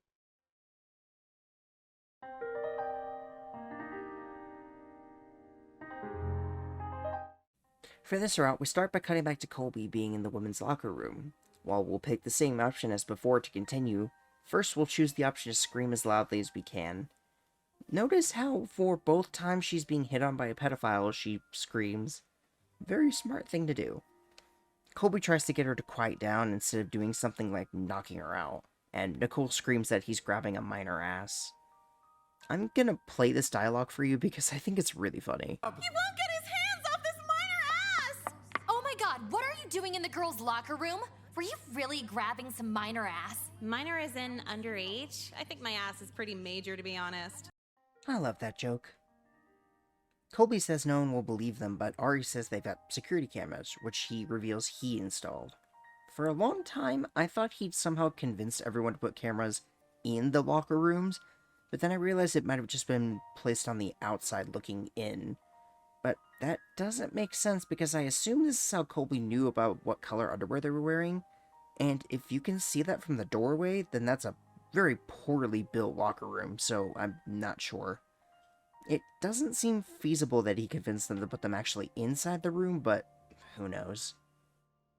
Anyway, we cut to the mall, a location we only see once in this game, but gets more attention in the second, and then is a major location in the third, where Jekka and Nicole are rocking new outfits with the settlement money. And Nicole looks way better in this outfit than what she had on in the courtroom, though it also kind of makes her look like a flight attendant. I'd imagine they probably burned through that money pretty quickly. We jump back to humor him again, which we said before, but this time we actually go with him. Nicole asks if he has money to spend on her, and he says he's got $370, which is $570.68 today. Nicole says that's a lot to a kid, another clever jab at him being a pedophile, and he asks if he can call her sexy. She sarcastically says yes, and he asks if she can call him Coach. See you tonight, Coach. They meet up at a Dave & Buster's, a barcade we'll get to see more than once both in this game and in the series. Colby asks how her drink is, and she complains about it being non-alcoholic. Within a single sentence, the man seems very awkward, even though it's implied he's done this before. He asks if she wants a sip of his screwdriver, and she takes one sip, then asks for another. This makes me wonder why she only ever focuses on drugs and not alcohol. Though I do suppose alcohol is disgusting. He asks how much she wants, and she says she wants 4 glasses, to which he says he can't let her leave drunk because it would be too suspicious. He does point out that it's such a rush, though, and asks if she's feeling it too. She says, sure, and asks for money, to which he says she needs to come to his place to collect. We get a choice, and of course the first option is to make a scene. She says yes so enthusiastically that he says she's earned an A for the year, which doesn't make sense, considering what he's planning to do to her. Nicole convinces him to put a hand on her leg, and she screams again. A cop who happened to be coming by asks what's wrong, and she says he was started getting sexual and is her teacher, to which he tries to cover by saying it's sex ed. Nicole counters that by saying he wanted to eat her ass. She says it's a false alarm before saying, He just said he wanted to come all over me. No big deal, right, Coach? What? Well, Coach, the only place you're coming is downtown. Great joke by the cop, by the way. Colby threatens to kill her and her family, which in another timeline, he will. Then at school, Nicole's with Jekka again, and after a moment of silence, she asks if she's going to tell her. Nicole questions what, and Jekka says everybody's been talking about what happened at the barcade the previous day. Nicole wonders how anyone knows she was there, and Jekka explains someone takes pictures of all the girls, and just so happened to get one of her and Colby. There's a camera flash off to the side of the screen, and given it's the same sound effect and visual, it's probably Jeffrey. Again? Nailed it. Coincidence. Nicole explains she baited him into harassing her, and Jekka gets upset, saying she could have a girl who cried wolf moment if she isn't careful, which is people who falsely report rape are horrible people. But considering Colby was going to have sex with her, a minor, I think she can get a pass this time. Jekka asks why she went out with him at all, if she knew it would end poorly, and Nicole admits she doesn't really know. I'd like to think this is a nod towards the player going back on their decision and making Nicole seem contradictory because of their own choices. Jekka says he could have killed her, which, yes, he could have, and Nicole says if he had a family, they probably bailed. Which, I mean, we know he has a wife, so yeah, probably. Though I again have to wonder what kind of person would date him in the first place. After this, we now go back to that choice and decide to actually go back to his place. For real this time. He says she'll have to earn it, even though, again, he's about to kill her, and they finally leave. The ending plays. I came to this new school with the full intention of fucking around. Life was hopeless, so sleeping with my gym teacher was just a drop in the bucket. You could say the major mistake was going home with a stranger, but honestly, most strangers are fine as long as they're not into necrophilia. The second I stepped in, he locked the door behind us, grabbing my neck and squeezing really fucking tight. The last thing I remember was the rush in his eyes while the life slipped from mine. I didn't know her that well, but tell Jekka she's cool for me. As for my family, they can fuck off and burn in hell with me. See you soon, Dad.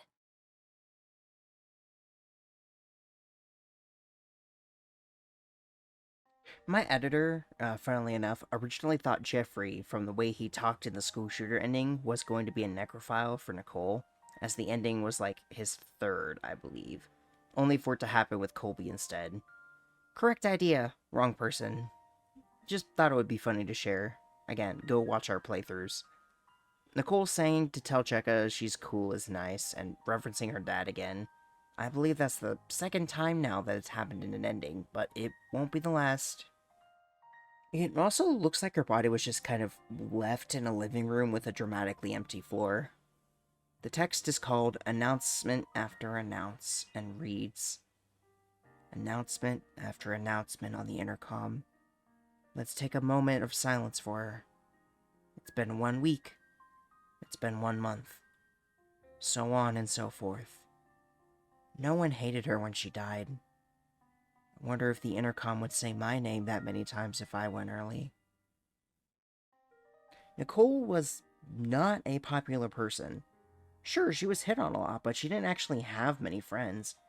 Maybe not even anybody other than Jekka. Considering her grades and attitude, she probably wasn't liked much by the general staff either, so yeah, I think Jeffrey would have had his name said that often if he went, because the school would probably care way more about him as a high-grade student, but that's just how I see it.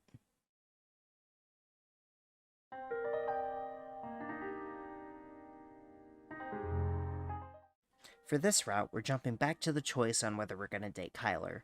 We decide to reject him coldly, since she doesn't want to miss out on the chance to marry a millionaire husband, even though Nicole said she never wanted to marry anyone.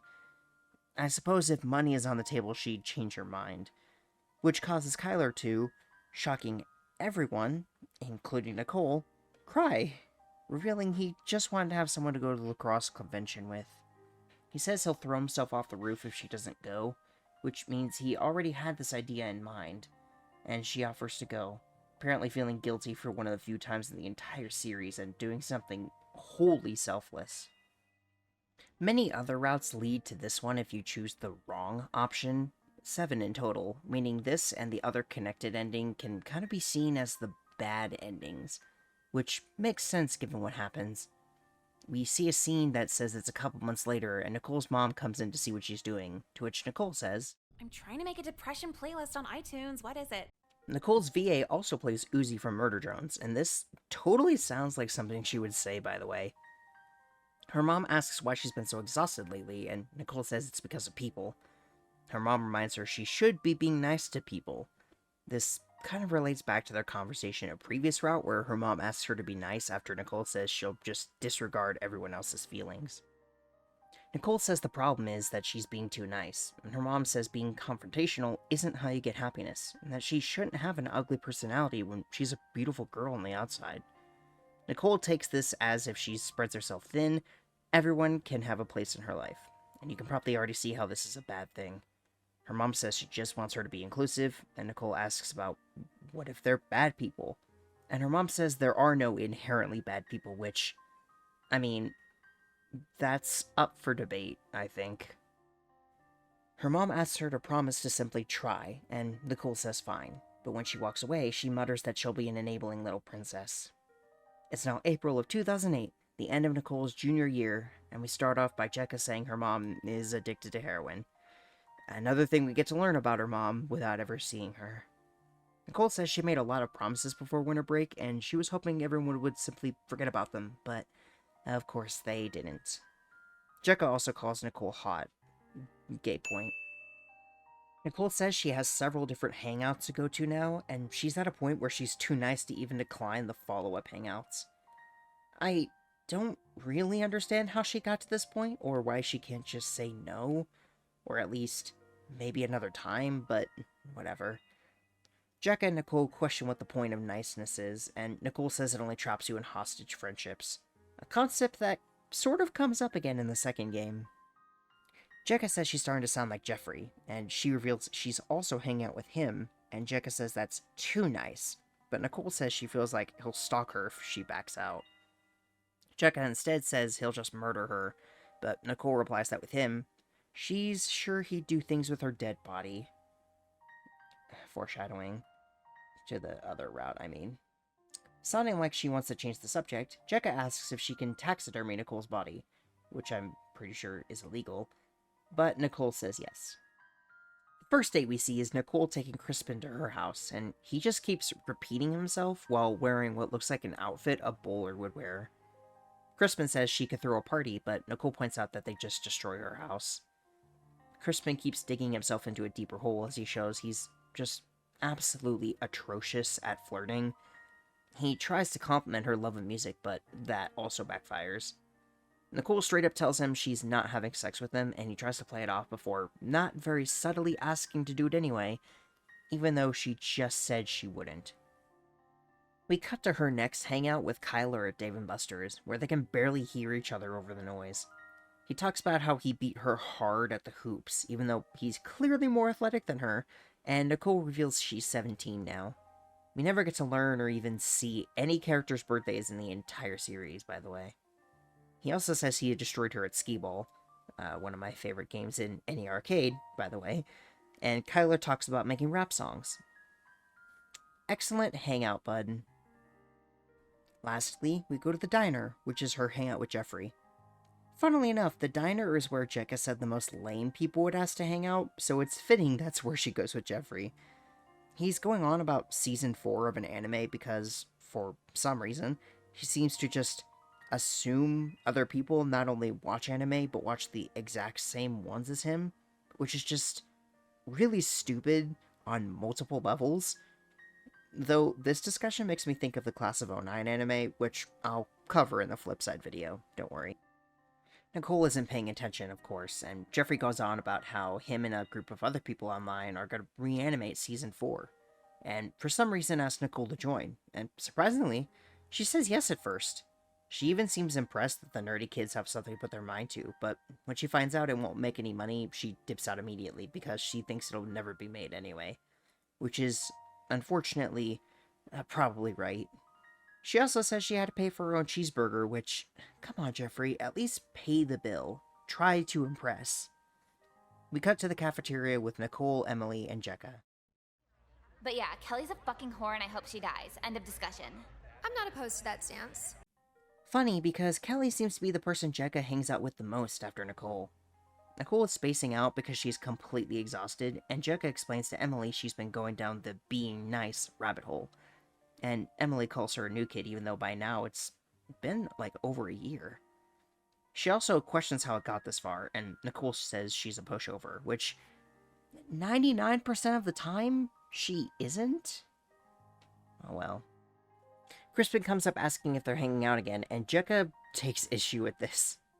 Nicole forgot the concert with him is that night, and Emily remarks she really is exhausted. Jekka asks who's playing, and Nicole explains that it's cover bands, to which Emily seems super offended and asks why she'd agree to that, even pointing out how she was seen with Jeffrey, which is probably a hit to her reputation. Emily goes on to say she needs to have a limit, but Nicole says she has no way to know who to hang out with when they're all equally terrible, and Jekka asks outright if she's suicidal. Emily says she can't just ask, but Nicole confirms she is, as are Emily and Jekka, though they clarify Nicole is actually depressed, I guess. Jekka says she should just not go. Nicole says she won't hear the end of it, and Jekka replies by saying she should just kill herself. Then he'd look like the bad guy. It's funny because telling people to kill themselves is usually what she does to people when they bother her, but this time she seems more gentle and serious. Part of me wonders if she actually means this, though, given the other ending in this route, but Nicole goes with it and heads home. She attempts to cut her wrist, but before she could bleed out, her mom gets home from a date to get her wallet. Wonder who she was dating, maybe Lynn, implied by the other ending in this route, and finds her, calling for an ambulance much to Nicole's dismay. I have to wonder where Nicole was slitting her wrists at to be caught. Seems like the living room, but most media shows this happening in a bathtub. Either way, the ending plays. What's it like to be happy? Like happy. Sure, I can have fun, think something's cool, have a good time. None of that outweighs wanting to die. Mom had me locked up in a mental ward until my 18th birthday, so I learned what crazy pills actually do to you. They don't make anyone happier, just more content with limbo. What sucks worse than killing yourself is fucking up killing yourself. You don't get to be a black and white headshot for eternity. You're just really awkward to hang out with.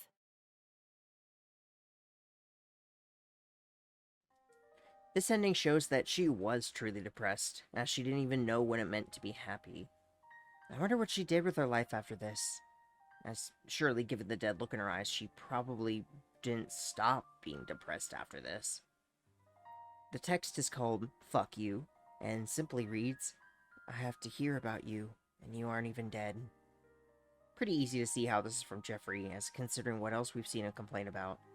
It makes sense this would be one of those things. One of those texts that makes it feel like he doesn't really have any empathy.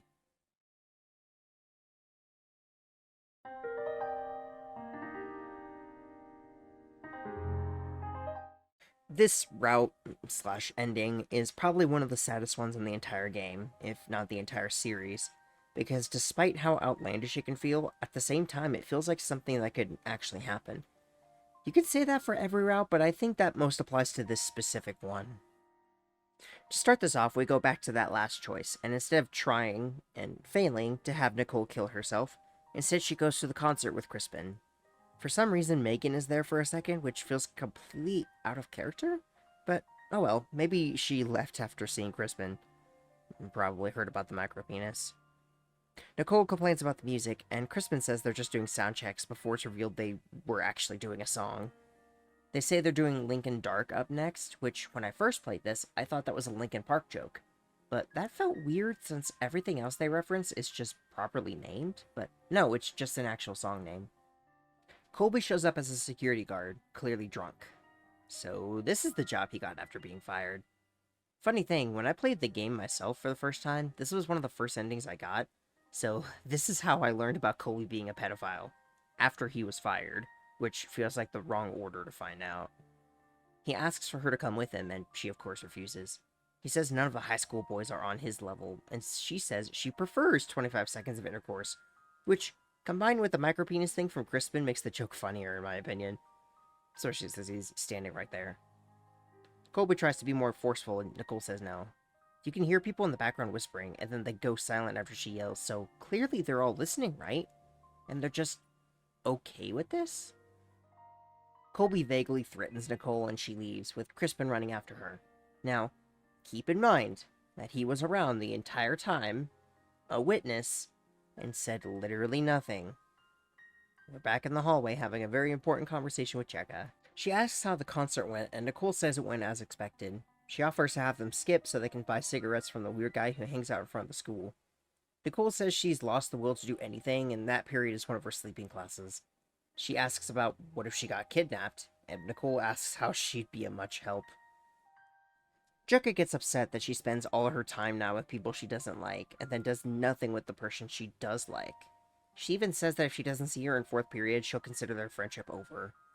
Jekka seems really upset in this, and while it kind of makes sense, even in this context, after Flipside, this becomes legitimately way better, and you can understand why Jekka is so upset way more. That's why this conversation is important. It gets referenced in a big way in Flipside, so just hold on to it. Nicole wishes she was a lesbian. Gay point. That's not a thought you usually have without actually being into women. Trust me, speaking from experience. Suddenly, Kyler comes in screaming, and Nicole almost answers about being a lesbian before asking why he's mad. And he says she had sex with the entire football team, and you hear gasps in the hallways. Nicole says she didn't, and asks why he cares. And he says it's not fair that they went out so much and didn't have sex. Jeffrey joins in as well, as does Kyle. Kyler promises to make her life a living hell, and Jeffrey says his cousin can hack her MySpace, which is probably how he got Nicole's number. It's then that Nicole realizes this is Colby's fault. Hunter comes in saying they should steal her backpack, with Kyle saying they should get their money back somehow. Then Crispin shows up and doesn't say jack shit. Like, come on, man. Even if they didn't believe him, he didn't even try. Nicole runs off saying she didn't fuck anyone, and we get a choice who to run to. We'll do both, starting with running home to her mom. Her mom gets a call from someone, and she speaks flirtatiously to them. When Nicole gets home, she calls them sexy and hangs up. She says she was on the phone with her school, and when asked who she calls sexy from school, she says it was Lynn. This confirms Nicole's mom is bisexual, which is like a semi-gay point for genetics, meaning Nicole might also inherit that, but either way, we won't fully count it, just something to mention. She asks why Nicole is skipping school, and Nicole tries to explain that she was about to get jumped. But she says she doesn't care because she's being threatened with expulsion for all the time she skipped. Nicole tries to explain about Colby, but her mom clearly doesn't believe her, even after Nicole tells her she tried to tell her about it multiple times, but she was high on Vicodin. Her mom says she's going back to the school whether she wants to or not, and if she gets expelled, she's also expelled from the house, which, after other routes in this game and the second, yeah, she definitely would. Nicole says she's done and goes up to her room, her tone completely drained. Her mom says she can go to her room because it's the last time she'll see it, to which Nicole replies that she's got that right. For now, though, we head back to the decision where instead she runs to the counselor. Another fun fact, because of this being one of my first routes, I also first met the counselor here and learned he was a pedo here, so this route was my introduction to both Colby and him. Great first impressions. She asks him to talk to the students to try and calm them down, and he asks what the matter is. She explains the situation, and he tries to downplay it, then asks why they're expecting sex. She says she doesn't want to get into it because it's embarrassing, so he doesn't pry. Once again, he almost seems like he's going to be a good counselor until the shoe drops, which I don't think Nicole knows he's a pedo in this route yet. He asks when it's a 10-on-1, it's a good idea to consider whether it might be your fault, which, yes, in other circumstances, I would say that's a good thing to consider. She tries to explain about Colby, and he has her clarify that they're upset because she didn't have sex with him. He asks what provokes sexual frustration, and says it's teasing, before asking if she's being a tease. She asks how he still has a job, and then asks why she's deflecting, since she's usually so sharing. Before the shoe finally drops, and he mentions how she shared her body with the entire football team. Nicole backs up with a no, her finally realizing how screwed she is. He says she should be proud of her spontaneity before finally asking to take her out himself. She tells him to, rightfully, fuck himself, and that she's going to see the principal. And he says that she already knows, along with everyone else. He says the school board can't hang themselves over protecting one girl, but Nicole says she can, which will make sense in a second. The ending plays. People are books, puzzles, and pawns. In that order. First they're read, then they're figured out, then they're persuaded. Some would call that wrongly manipulative. But what's the alternative? Basically any advice my mom's ever given me? Don't be mean, don't judge, be open. And yeah, sure, but that only works when men don't want to have sex with you. Be tolerant of guys who get off by choking you. No way that goes south. What's wrong with a pizza delivery boy with no career goals? When's the last time you asked your pizza man if he's a rapist? They're called warning signs, but ignoring them makes you a nice person. And one day, if you're a nice enough girl, you'll end up just like me. And just like my dad. If you're reading this, I'm dead.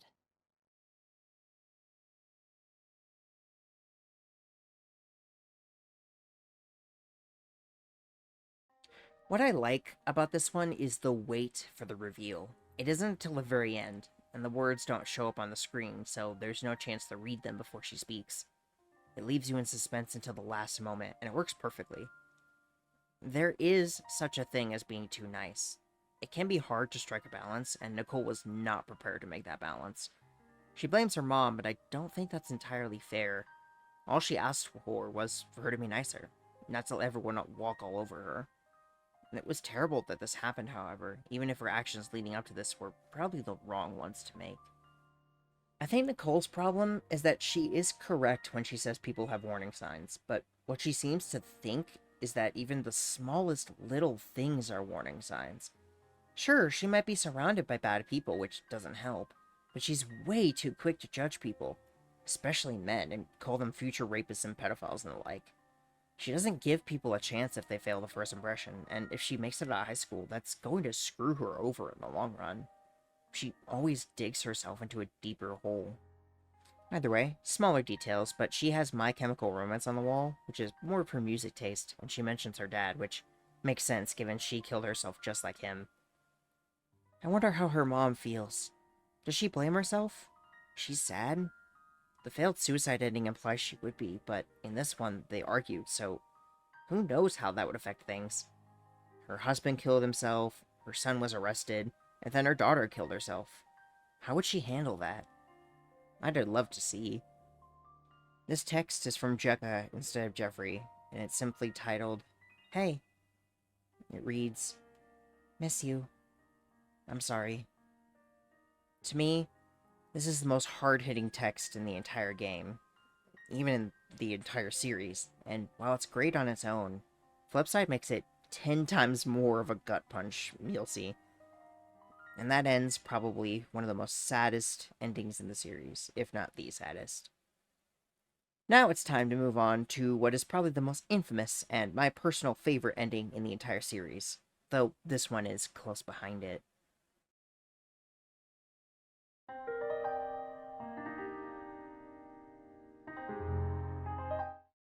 We go back to the gym where we're talking with Jeffrey, and instead of a reality check, we decide to see if he'll tell us about himself and the porn he watches. She says for him to try her, and he's surprised by that. He asks why she wants to know, and she says the coolest guys have the weirdest fetishes, and that she wants a boyfriend who can keep up with her. He says to meet her at lunch, and they can talk about it then. He says he uses porn for escapism from his gun-nut dad, and that his mom is looking for someone new. Nicole points out the combo of depraved fetishes and guns is quite something, and we actually get to hear from Jeffrey's mom directly in Flipside. We cut to lunch where it starts by Nicole asking how big he likes them, and he says he likes at least 12 feet, preferably 50 so he can be picked up by her. He likes the giantess fetish because it means they're so big that they can't see the minute details about him, which makes sense. He also says he likes it when cute girls literally walk over him, which unfortunately becomes a major plot point in Flipside. And it feels like people in the community sometimes forget he's always been into them. Jeffrey laments that most of his fetishes are limited to anime, which I think a lot of people in the anime community, or even in general, relate to. We can't control what fetishes we have, and most of the time, especially with the depraved ones, all you can do with it is use fantasy, like porn, either real or animated, to actually engage with those fetishes. Although I suppose some kinks, it's good that it's hard or impossible to act them out in real life. Lastly, he brings up that he also likes catgirls. I mean, that's probably the only one I can relate to, but even I don't have a full-on fetish for them. I just think they're really cute. I have to wonder where Jekka is, or what anyone else thinks of this interaction between Jeffrey and Nicole. The scene cuts to what we could guess is the next day, and Jeffrey's in the hallway heading to the library to see if they have volume 31 of a manga. I gotta say, considering my high school never had any manga at all, I'm shocked that his does, given I feel like he's one of the only ones who reads it, and it's back in 2007, before they became more mainstream. Maybe he advocated for it so hard that they listened to him. Who knows? Jekka comes up asking about his dad, and he says no to whatever she asks, before bringing up his dad's new assault rifle, which is probably foreshadowing. She asks if he can buy her Diet Coke, both showing her soda preferences and revealing this seems to be a recurring thing. He says he can't, and she teases him, saying he doesn't like her anymore, and when he tries to respond, she drops the bomb on him. Maybe I should grow 40 feet, then you'd really like me. Suddenly, everyone starts showing up around them, mocking Jeffrey for his kinks, dogpiling on him until he runs away after realizing what Nicole did. The scene cuts once more to the classroom, where Jeffrey is now wearing a Punisher shirt and a black jacket while Lynn is telling the class stuff, saying if people keep writing bad bitch on the office door, she'll start punishing people for it. Kyle mutters that it wasn't Jeffrey, but Lynn hears this and asks why. When the reason is revealed, at first Lynn stands up for him, only to then accidentally embarrass him further in front of the entire class. The class is dismissed and everyone leaves except Jeffrey, who gets Nicole to stop by saying she did this. He tells her in a monotone voice that she told everyone his darkest secrets, and she gives a half-hearted apology. He says she ruined his life, and he can't even enjoy his manga or cartoons anymore, and wonders if she even cares, if her actions mean anything to her. She says only when they affect her, which they will. He tells her he started taking medication, and wanted her to stay back so he could tell only her that he plans to take them all at once and kill himself. There's a sort of ringing sound in the back as Nicole goes wide-eyed, and genuinely sounds shocked as she asks, "What?" This sound, to my knowledge, doesn't get used again until Flipside, where it's heard when Jekka begins to spiral. I'll correct myself if it does show up in Rehab, however. I haven't looked over it again yet. Jeffrey tells her she chose to start this, and he won't let her stop him, and this is where we get the pivotal choice. We'll do the option that gets us out of this first, where Nicole feels guilty for one of the only times in the entire series. She says he doesn't have to kill himself over this, and he says he doesn't want to be just a punching bag. She asks what he did want, and he doesn't know. She says if he dies now, he'll never know. He recognizes what she's doing and says she can't convince him otherwise, and says that he wants 40-foot-tall women with cat features to step on him, so he just doesn't belong. Nicole points out how that's not the end of the world, and how it's not a big deal that he's not playing. I love the way she says this line, too. She sounds so comforting, somehow. He says even if it's not the end of the world, it's the end of his social life, and Nicole points out how he didn't have one in the first place. She asks if he stopped doing it to the porn he likes, and he says no, to which she asks what the problem is. Eventually, Jeffrey realizes that she's right, that the only difference now is that everyone knows, and his voice returns back to normal as he comes to this realization. He thanks her for the help and says she's a good friend, which she isn't exactly happy about as he runs off, saying he'd like to see her at lunch since good company keeps depression away. True. Nicole somewhat regrets her actions. I love this scene. It's one of the only times in the entire series we get to see Nicole being genuinely nice, and I love the voices both of them use. Nicole is more gentle with her tone, showing us what she could have been like, and maybe even was like before trauma twisted her into what she is now. Jeffrey is more subdued, showing how depressed he is, and he can't even muster any energy into his voice. The scene is taken seriously, but gets left off with a joke at the end so it's not too heavy. It's honestly wonderfully written. However, it's not where we're going. We're going back and making the unfortunate mistake of calling his bluff. She asks why he thinks she has an emotional attachment to him, and he asks why else would she have spoken to him, to which she tells him she did it to mess with him, knowing he'd tell her some embarrassing stuff. He said she used him, and she acts like that should have been obvious. Then says he should kill himself if he's that stupid. He says that's fine, he'll give her the satisfaction, but not before he gets his, and that she was the first girl he ever loved, even if it wasn't real. And she says they only knew each other for 2 days before leaving. and the ending plays. I would have left a note, but there's only a 2-second window between staring down the barrel of a gun and dying. I'm not even mad I'm dead. Through all the news coverage that'll cry about me for a week and him for a century, it might be best for both of us they rarely get the facts straight. They'll tell you I was a sweet, innocent girl who'd never turn an entire school against the anime kid. They'll also tell you he was a twisted mastermind who didn't want to fuck fictionally tall women. So yeah, he seems cooler than me now. But try talking to him. It almost seems like at first he was just going to kill himself, which would have sucked, but been a far better alternative. Instead, Nicole goads him on, and he's convinced to kill not only her, but as many people in the school as possible. So she just fucked everyone in that scenario. The Columbine documentary on the wall was very fitting in the previous scene. I wonder how many people he got to, if he made any sort of record. I know that's kind of morbid to say, but with how much blood is in the hallway, even on the ceiling, how did he do that? Feels like it had to have been a lot. We also see someone laying in the hallway, and while it kind of looks like Emily, we can't really confirm anything. And it happened at the start of the school year, too, based on Nicole's comment. She was only there for maybe a week and caused a school shooting. Way to go, Nicole. Now, while a discussion on school shootings and the motives behind why they occur are very interesting to me, I don't think this video is exactly the place for this kind of discussion. I won't say Jeffrey was in the right, because no school shooter is ever justified in their actions, but I can understand why he felt the need to do this, why he thought this was the best outcome. It's unfortunate because this does happen in the real world, and likely will continue to happen until things change. That's all I'll say on the subject, however, as I don't think it's the time or place for that. The text for this is called, I recall watching the news after. It reads, I recall watching the news after VT happened last April. Between the rambles of gun control and NRA, remember, looked into the camera as if he was trying to talk to kids like me. I'm paraphrasing. If you are a student and feel alone, threatened, frightened, or inferior, lashing out at the world with fatal violence like this is not the answer. I don't want to kill them because I'm lonely. I just need a wake-up call. Most classes I sit alone. No one speaks to me. Last week, a girl who gets plenty of attention for her looks was venting to the teacher how she didn't fit in, mentioning she only knew her boyfriend and that's it.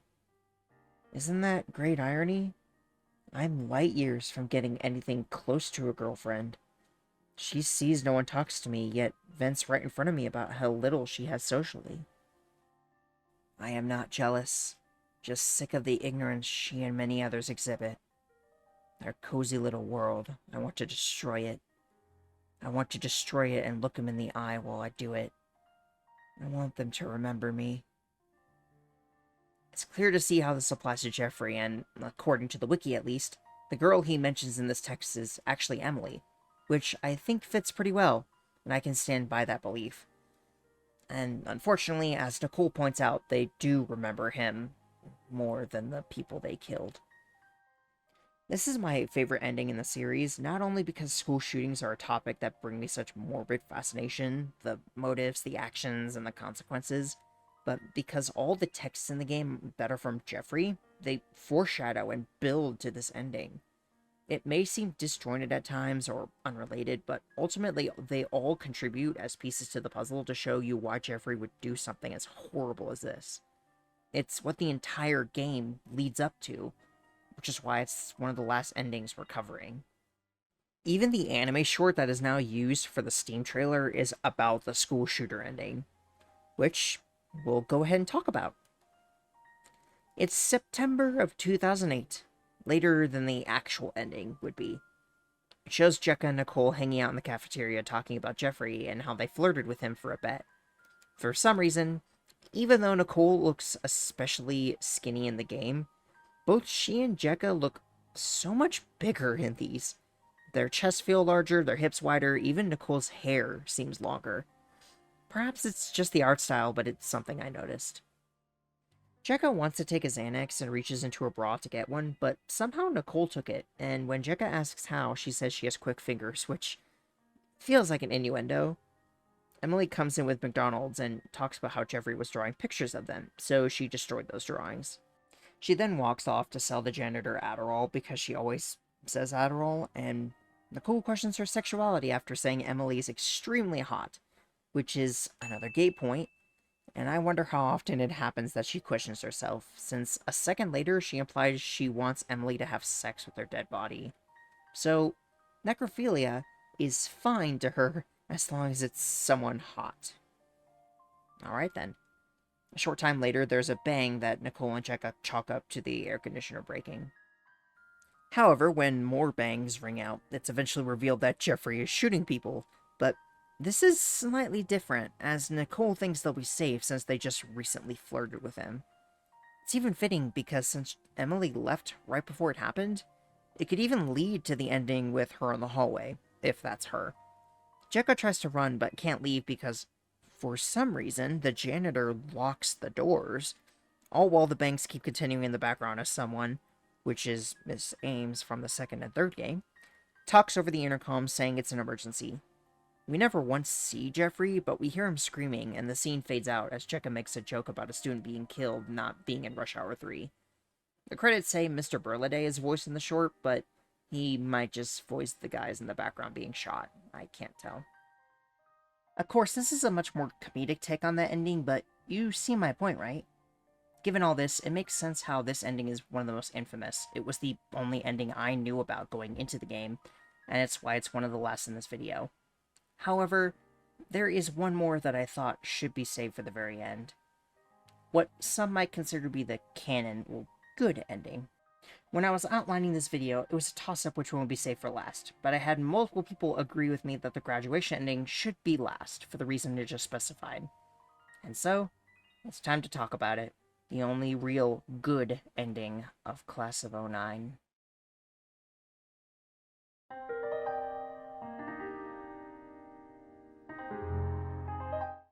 For the final ending, we go back to the choice where Kyler asks if he can join Nicole and Jekka to go to the pool party.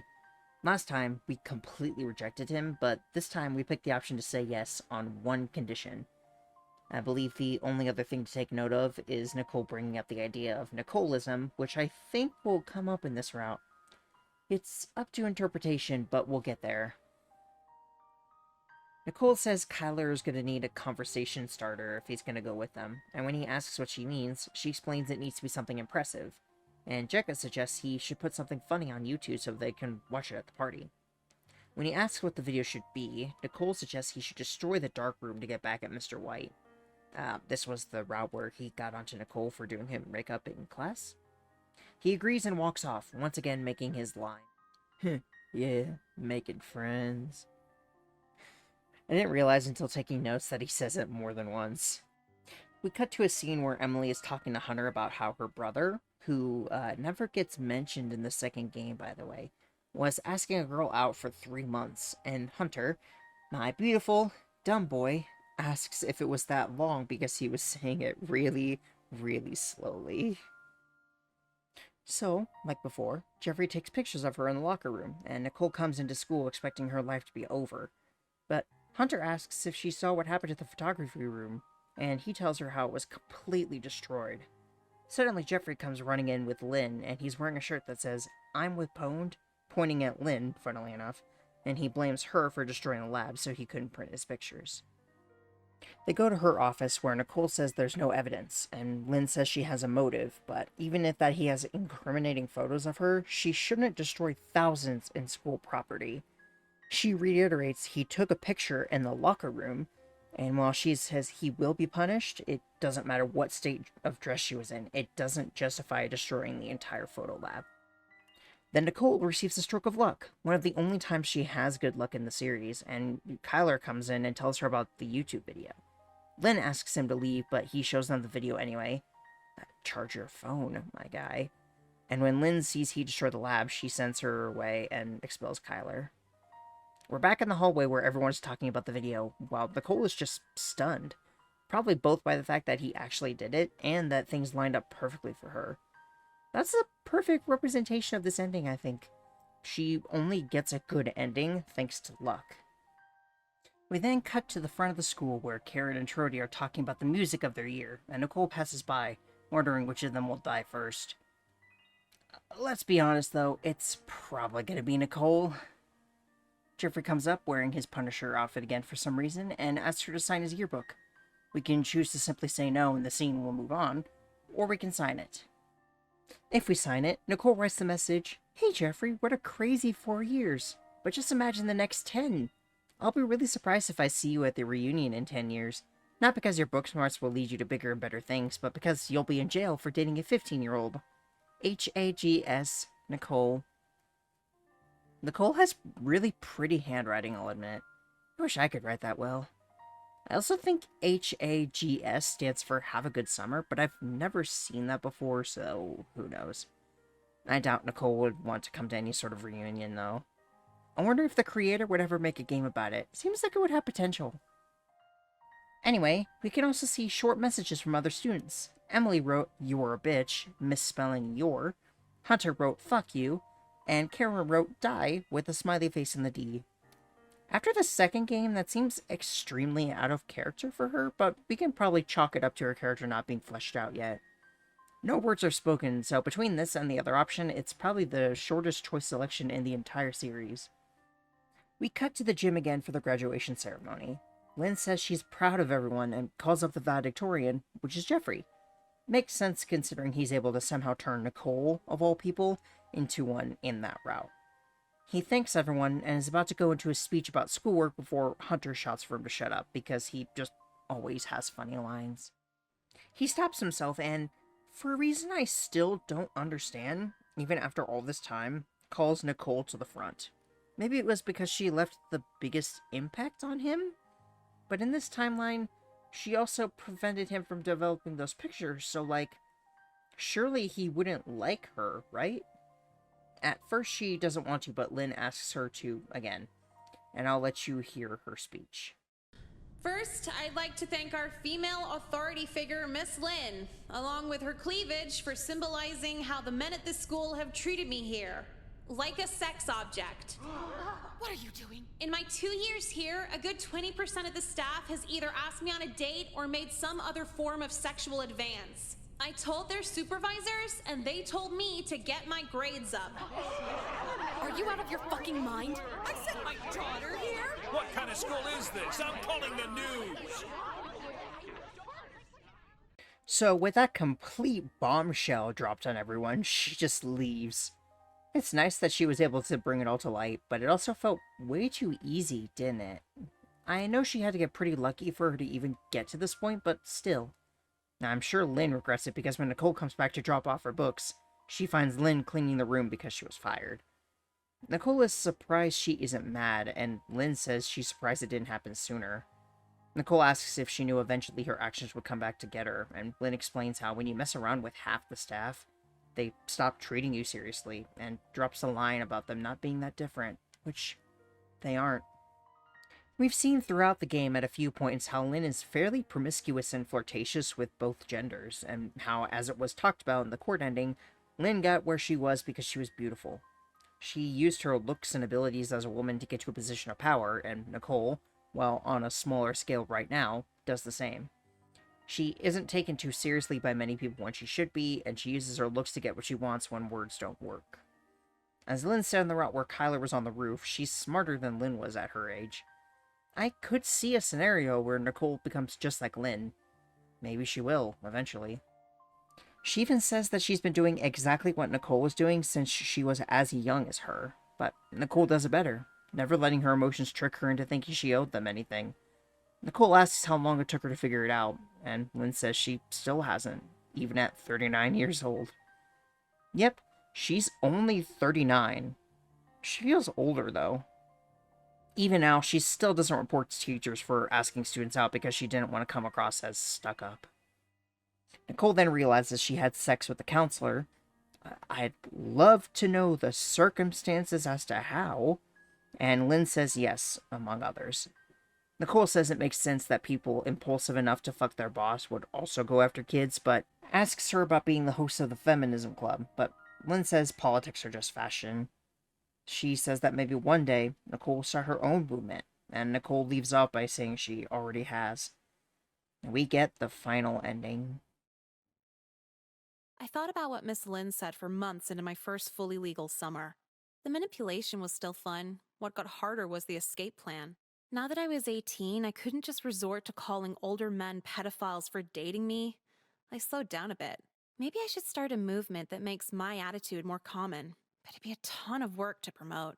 And that's when I learned the grand irony of being pretty. It destroys your dopamine levels. You don't want to do shit. Dudes just buy me drinks, give me things, everything. What incentive do I have to try? Is this why women make less? We don't feel like trying? Actually, I want a stat on the women who quit their small businesses. What % of them are hot? Or what if their business does really well because they're hot? I guess my point is, if our culture is ran by looks, the stats should take looks into consideration. I promise I'll have a political takeaway from my high school years. I just need the numbers. Watching your dad kill himself really fucks you up.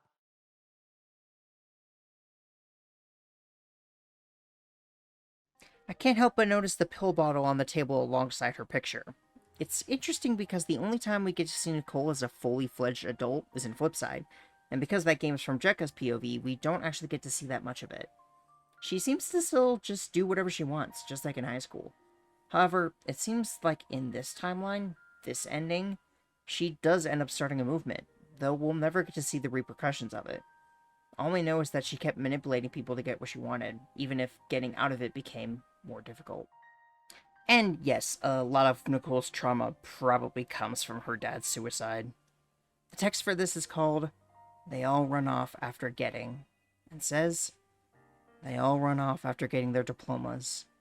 As the months go by, I slowly start to realize they didn't talk to me and laugh at everything I said because they liked me. They did it to pass the time while they felt trapped in walls of boredom. This was the real world as I now knew it. Not even admissions offices humored me without extracurricular clubs in my transcript. No one would ever let me in one. I've been working at a gas station to pass the time. Someone who laughed at me in school pulled up with a fancy car, trying to avoid eye contact as much as they could. Do they feel guilty?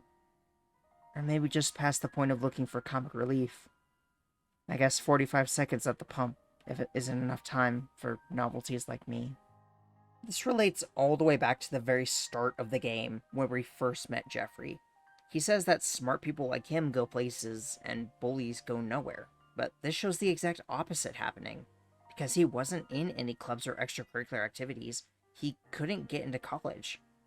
Honestly, it's a little unrealistic that he couldn't find any college at all, but I digress. He realizes that nobody liked him. The only reason people talked to him was to pass the time. He's probably lonely now, wishing for someone, anyone, to be his friend, to provide him company, but all they can spare is the 45 seconds needed to fill their fancy car.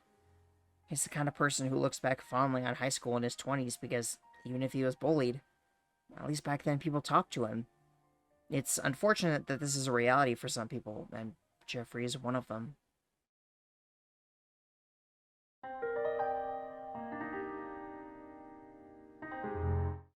Once every ending has been seen, the final message will unlock.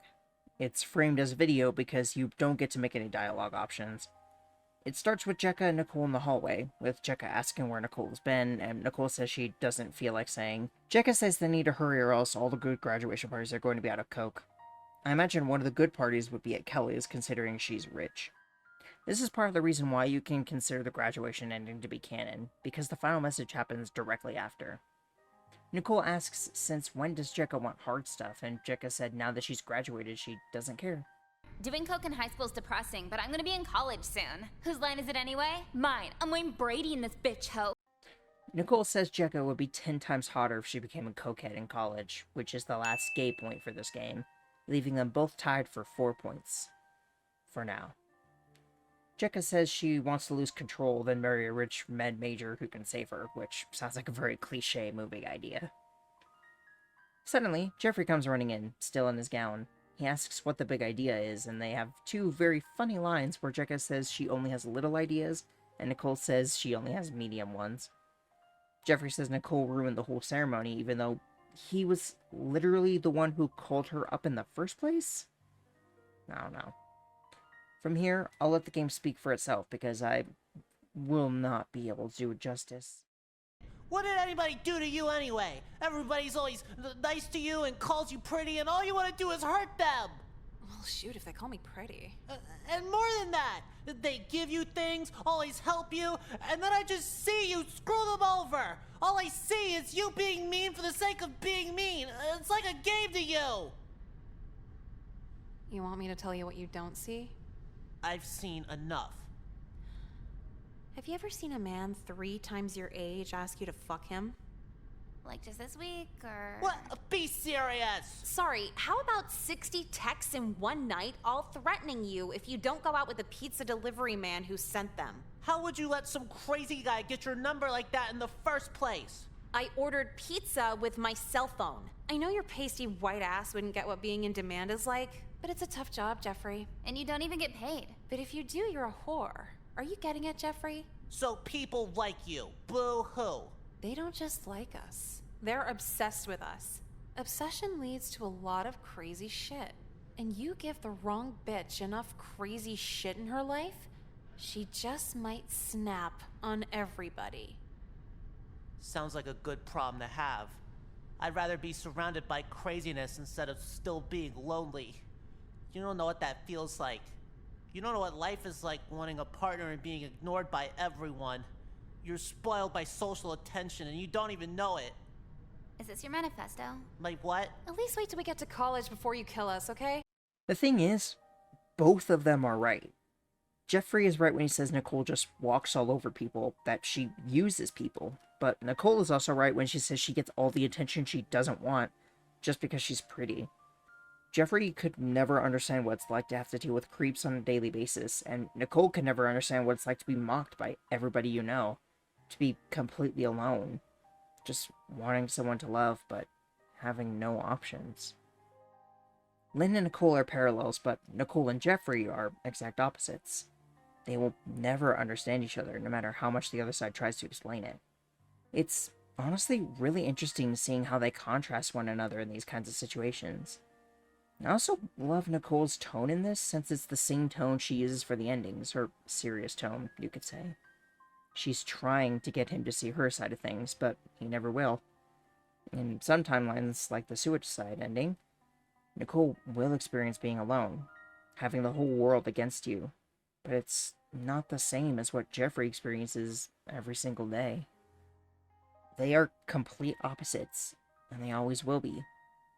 He asks what college they're going to, and they list off a bunch of random ones, joking that he'll have to shoot up every single one to find them.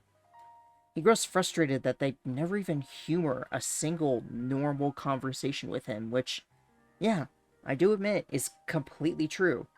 Even for a completely average conversation, they always find a way to make fun of him. He once again says that they are socially spoiled.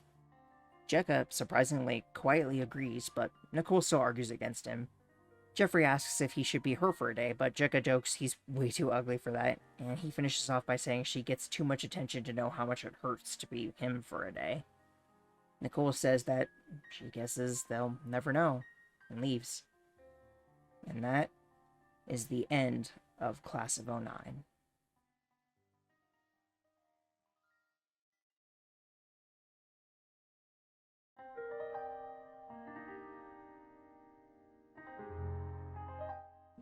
Before I start doing some character analysis, I wanted to briefly mention the fun messages you get when you try to quit the game or go to the main menu, since it doesn't feel like they fit anywhere else.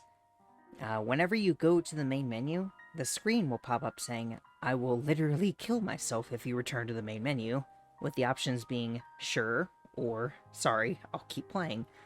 Then, if you try quitting the game while you're in the middle of playing by clicking the X, it'll say, "Quitting is for half-ass bitches like you." Clicking sure legally confirms you have zero sense of style, with the same options as before. Unrelated, but you can also find the actors and artists in the About section, though I won't be going over every single one. That's something you can check out on your own time if you're curious. For the character analysis, I won't be going too in-depth right now, as for some of these characters, like Jekka especially, there'll be much more to discuss after Flipside, so we'll be doing just an overview for now, then go deeper in the second and third games.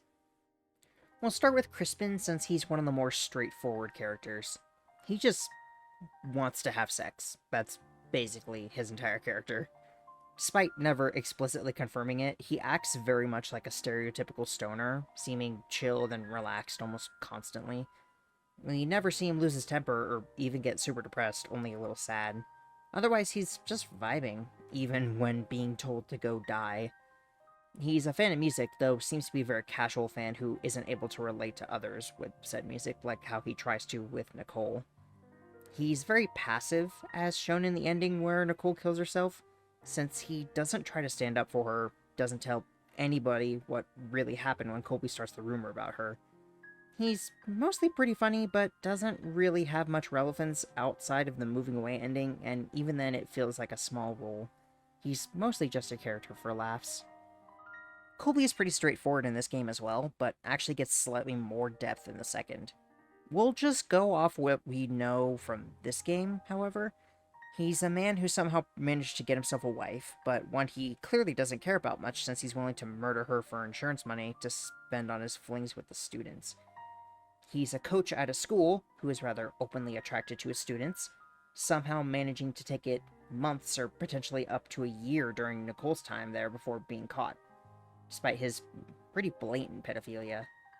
He convinces the staff to let him install security cameras either in the locker rooms or looking into them, says he looks down the girls' shirts, ropes them, and invites them out. He does get fired and arrested, but it's strange how long it actually takes for it to happen. And then, to make it worse, he's a necrophile as well. And although we never hear about him killing any other student, Nicole ends up as his victim if she makes bad decisions. He's an all-around horrible person, with his humor coming from just how out in the open he is about his attraction towards the underage characters. And yet, somehow, he isn't the worst pedophile in the school. While Nicole's mom doesn't have much presence beside being a side character, she is Nicole's mom and therefore controls her home life. She doesn't seem to be able to commit herself to people, given how she's divorced 8 times, some being so bad that she's had to move her entire family after some of them. She seems to try her best to be a good parent for the most part, but has very clear anger issues. She is far too forgiving with her son, letting him stay with her when he's already almost 30 and has no job, academics, or really any apparent goal in his life except to pick up underage girls. With Nicole, it seems that depending on the day, she bounces back and forth between being an excellent parent, like going so far as to sue someone when her daughter says they molested her, to being a horrible one, like when she wasn't willing to hear her out about what happened during the suicide route, leading to its ending. Whenever she shows up, you never really know which one you're going to get. Unfortunately, she seems to be a bad parent more often than a good one. Obviously, Nicole is not a good person, and at times she can really, truly fuck up, like in the homeless ending where she got her mother to lose out on a lot of money for court fees. But even then, I don't see that as a good reason to kick your daughter out of the house. To me, there's almost never a good reason to do that, but even if there are, that isn't one of them. Nicole's mom tries her best, but she's not a good parent, and certainly not a good role model. She is bisexual, though. Kyler is an absolutely hilarious person who is also a horribly terrible person. Prone to anger easily, he is a bully, racist, and worst of all, a confirmed rapist. He is as dumb as bricks, with him having taken a test to even prove that to be true. While he does have emotions and is seemingly capable of being with someone romantically, like what he pursues with Nicole in the YouTube famous ending, for the most part, he is a skirt chaser and simply wants to have sex with anything that'll do it with him. Although, even so, I feel like he's not as desperate as Crispin is. He's also potentially a closeted bisexual, or at least that's what parts of the game imply, which could be where his homophobia comes from, as sort of a denial against it, though that really crops up more in the second game. Regardless, it's not really confirmed anywhere, so I won't go too into it. There is honestly not much to his character beyond him just being an asshole most of the time. Mr. White, the racist teacher who only shows up in this game. In a school of pedophile teachers, he comes across as normal and kind at first. but once he reveals his nature, he's basically a cult leader. He recruits people into the White Pride Party, and then uses those people to recruit others further, like Jekka did with Jeffrey. He uses people to act out his bidding, like with the chlorine bomb, and is an expert manipulator. Again, just like a cult leader. Not only that, however, but he has blackmail photos of Lynn he uses to keep her from doing anything to him. Smart guy.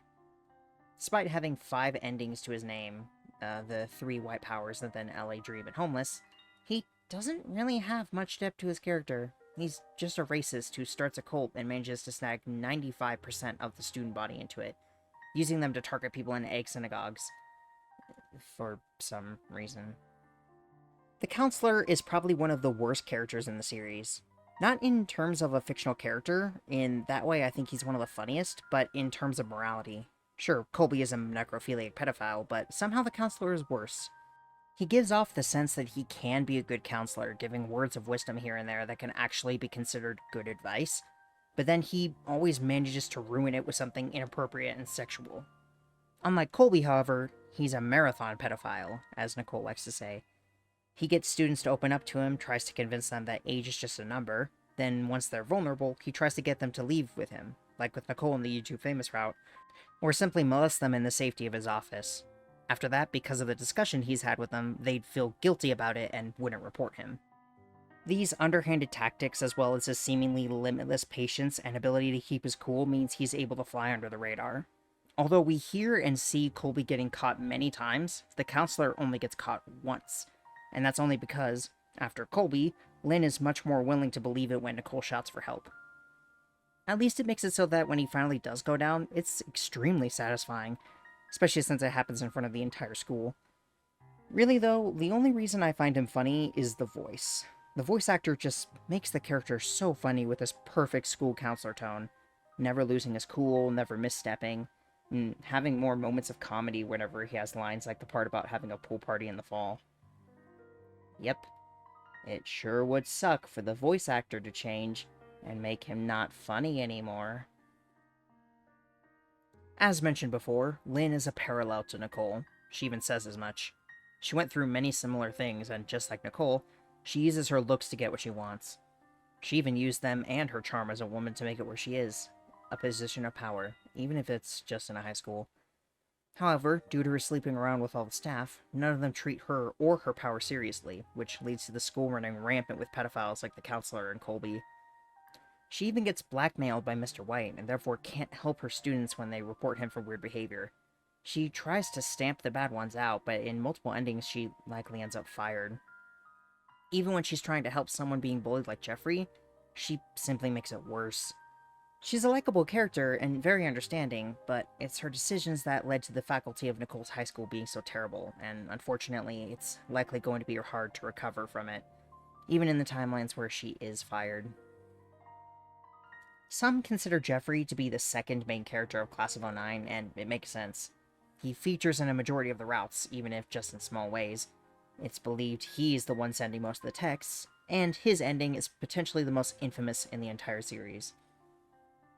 He's a stereotypical nerd who was born a decade too early, and never had a chance to make friends or form connections during his most important years. He believes that his good grades will get him into a college, and he'll move on to bigger and better things, but in the end, he ends up a failure, working a low-paying job while the ones who bullied him drive fancy cars and have better lives. And yet, although he craves connection, he is unfortunately flawed in personality to the point that he scares people away. He can't seem to find the right people who will relate to his interests and stand by his side, and as a result, he views the world through a really negative lens. He wishes to kill those around him who he sees as people who do nothing but complain about things they have and he doesn't, and feels this so strongly that he's capable of doing something as evil as a school shooting. His life is simply a tragedy. All he wants is love, but it seems he'll never find it, and every time he tries, whenever he finds someone he feels he can be his real self with, they make fun of him, beat him up, chew him up, and spin him back out again. He feels the entire world is against him, and even when Nicole straight up tells him her life is full of insanity that builds to the point where she's sure one day she'll snap, if she hasn't already, his only response is that he would rather take that craziness than the crushing loneliness he feels every single day. He is alone, and seems cursed to always be alone. Jekka is the best friend to the protagonist Nicole, the preppy dressing punk girl, and next to her, she sometimes seems like an angel. This is, unfortunately, not true, as she has her own share of problems. She does drugs just like Nicole, even if she only does small stuff in high school. She makes fun of and bullies people like Crispin and Jeffrey, just like everyone else. And she's likely at least a little bit racist, given how much she bought into Mr. White's white pride party. But we'll go more into that after Flipside. She's petty and vindictive, as we can see in the suicide ending, where she basically ends her friendship with Nicole because she won't skip class with her, and she has some very strange priorities, such as saying she'd rather be drugged by a guy than not offer to drink at all. She seems concerned about her grades more than Nicole, and within only the context of this game, that's a great thing. But, you know, after Flipside, we'll get there. She also seems rather impulsive, doing things without realizing or thinking much of the consequences, such as telling a suicidal Nicole to kill herself, seemingly not realizing she actually would. She isn't as bad as Nicole, having some sense of self-preservation, but it's still notable. There isn't really too much to say about her in the first game, but don't worry. After the second, and especially third, we'll have much more to talk about in regards to her. The protagonist of our story, Nicole, is a sociopath. Sure, that word does tend to get thrown around without proper use, but Nicole seems to fit the bill for one almost perfectly. She has no regard for other people's emotions and feelings, even those of her own mother, only showing guilt maybe twice in the entire game. She is impulsive and makes decisions without thinking of how it could affect her or others around her. Whenever she finds herself in these situations, someone almost always gets screwed over, whether it be her or someone else. She's incredibly clever, but only shows that through her manipulation of others. She uses her looks to get others to do exactly what she wants, once again without once thinking about how others feel. She never applies herself to anything that's actually important, instead throwing all her effort into messing with others instead. She finds humor in other people's suffering, such as Jeffrey, or cracking jokes whenever a student literally kills himself in front of her. It's possible that much of her personality is built around trauma, primarily that of witnessing her father kill himself and blame her for it. She even says as much in multiple endings that her father is likely to blame for her being so screwed up. She feels apathy towards most things in her life, and most of the time, she only applies herself when it means getting back at someone. She struggles to form connections, and even with her best, and potentially only real friend Jekka, she believes that after high school, they won't see each other much. Even when she tries to be nice, it backfires on her because she ends up being too nice, not knowing where her own limits are and getting punished for it to the point of suicide. She's a horrible daughter and an almost compulsive, sarcastic, snarky liar. She is an all-around terrible person, and although it means that we get to see all the wild things that makes Class of 09 so fun and memorable, at the same time, it shows us just how fucked up her life is, even if most of that comes from her own actions. We'll talk about her more after the second game, because there's much more to her character after that.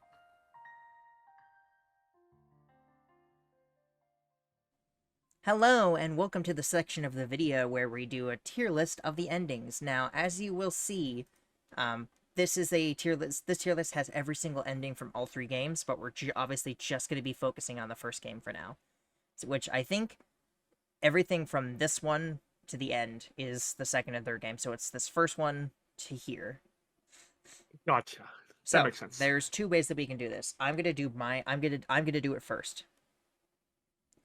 Oh, I like that the two these two are side by side. Yeah, yeah. I honestly don't like that was a repeat, but then there was like check is in the other one.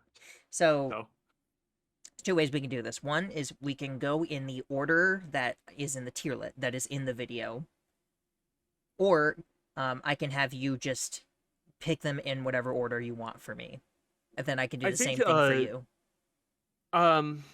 What do you think is better? I think for me personally, the ranking the enemies by the order we did in the tier list, the video would probably be a better, more organized. But if you want to like have me pick for you, that's fine too. It'd be like more involved for like both of us if we decide to get to decide to have the other person pick Well, the endings. this video is already going to be very long as it is, so let's just go in Oh, order. I think that's fair. Okay, sure. So, first one is moving away. I need to like look at my notes so I can make sure I know exactly what's happening for all of them.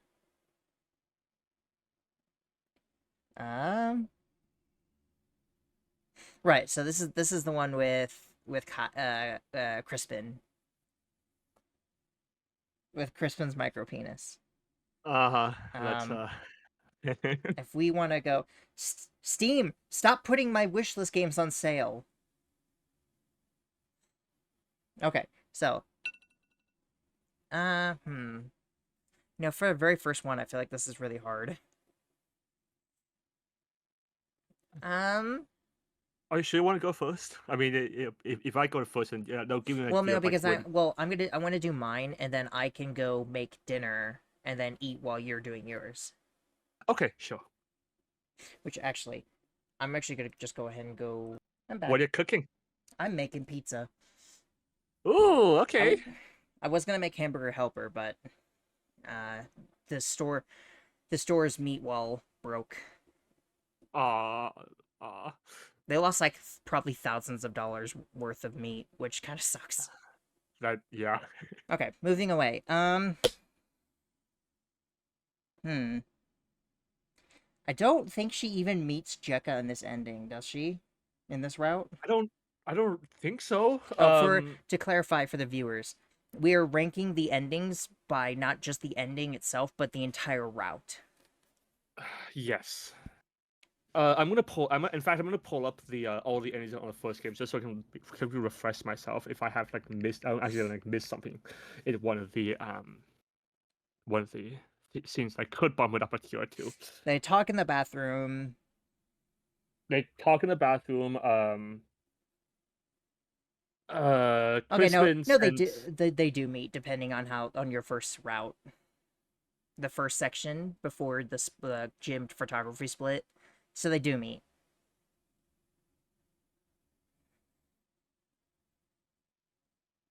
So,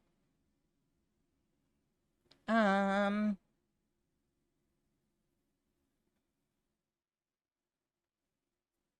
know what? I'm gonna put it in B. I think it's a pretty good introduction to the game. If this is going, I know we shouldn't rank it by the order, but I'm just to say I think would be a good introduction to the game. Okay. If this was your first round. Yeah, they're talking to washroom. Crispin's in the ghost bathroom for no reason. Yeah, why is he there? Probably to peep. He doesn't. No, I don't. I honestly, he doesn't strike me as the type to be there for that. It seems like his reasoning would be more stupid than that. Okay, so the next one is the white power but jail.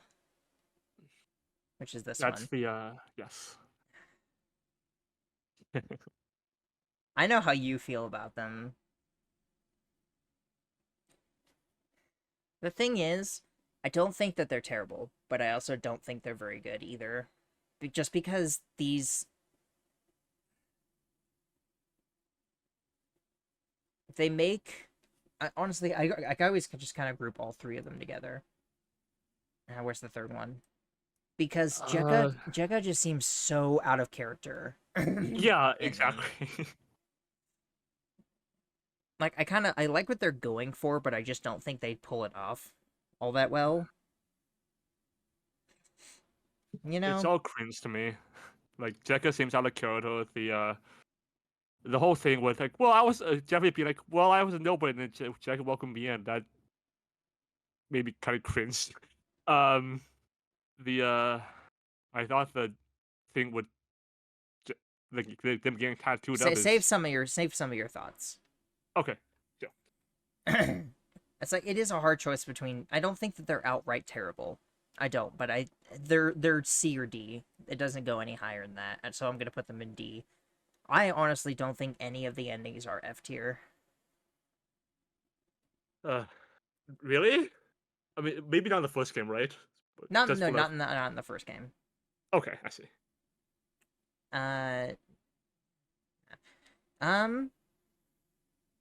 500 LA Dream. I love this one. Put an A. No, yeah, I would put an A. It's one of my favorites. Really? Yeah. I like the fact that after these 3 endings, you finally get to do fuck over Mr. White. You know, yeah, that's a huge reason. Like, you could say, oh, Nicole got him arrested for something that he didn't actually do, but, like, to me, that doesn't matter because he still is a bad person. Which, obviously, if you got this one first, you wouldn't know that, but, you know. I think we got them. Yeah, we did get them first, and Plus, that's why it's one of the better endings for Nicole, you could say. I think she didn't deserve it for me. I think she deserved like the homeless one more. Well, she did say she got addicted to drugs. Well, for me, yeah. Homeless ending. A little bit less because the outcome is not as satisfying. That's but, funny. But it's mostly it's mostly the same route. Yeah, exactly.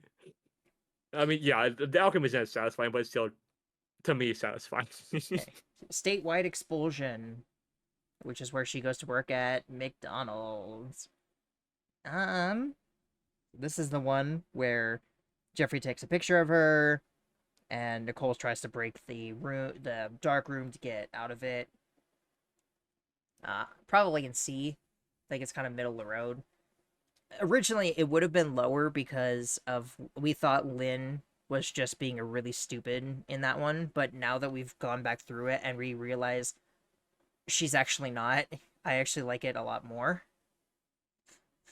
But no, Nicole is still, this is one of the dumbest things that Nicole does. In my opinion. I mean, she does some really dumb shit in all the... But the thing is, like, most of the time, she's really intelligent about what she does. This time, she's just stupid. I'm gonna say my thoughts for when it's my turn. Yeah. But, YouTube Famous, which is this one.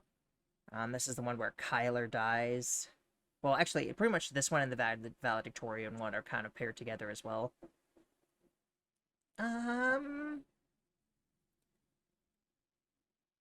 I like this one. Yeah, I'll put this one here. I like the YouTuber one slightly more than the Valedictorian one. Mostly because I think that CG of them looking up at Kyler is like it's a really nice CG, especially for a game that only has a couple.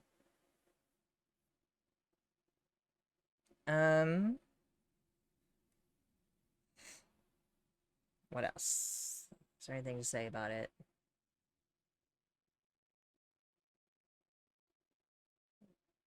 I just it is kind of, you know, obviously it's like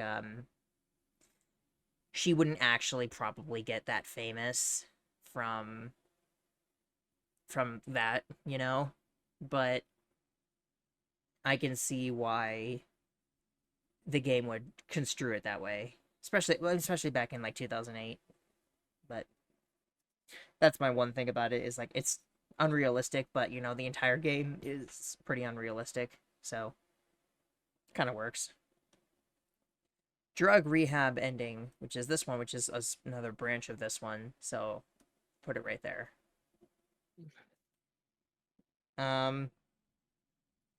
It seems like it's one of the only other endings where Nicole's gonna kill herself. But, you know, we don't actually get to see if she goes through with it.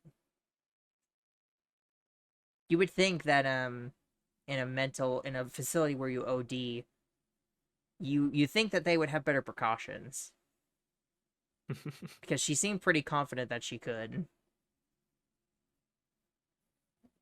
Okay. Choked out ending. I'm sorry, Ark. I really like this one. God. I like it for the shock factor. Plus the entire thing of that we shared. My personal experience of you thinking that Jeffrey was going to be the one to do it, and then it's like, no, it's this ending. That made it way funnier to me. That's not funny. It is, though. It's, well, what you said, you getting it wrong is funny to me. Ah.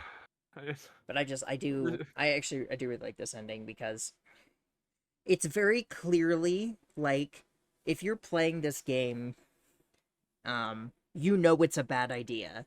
Every single dialogue option, every single choice is like, you have to purposefully, like, the game literally tells you, yeah, hey, what you're doing is not good. Do you want to do it anyway? And you have to keep choosing yes to get this ending.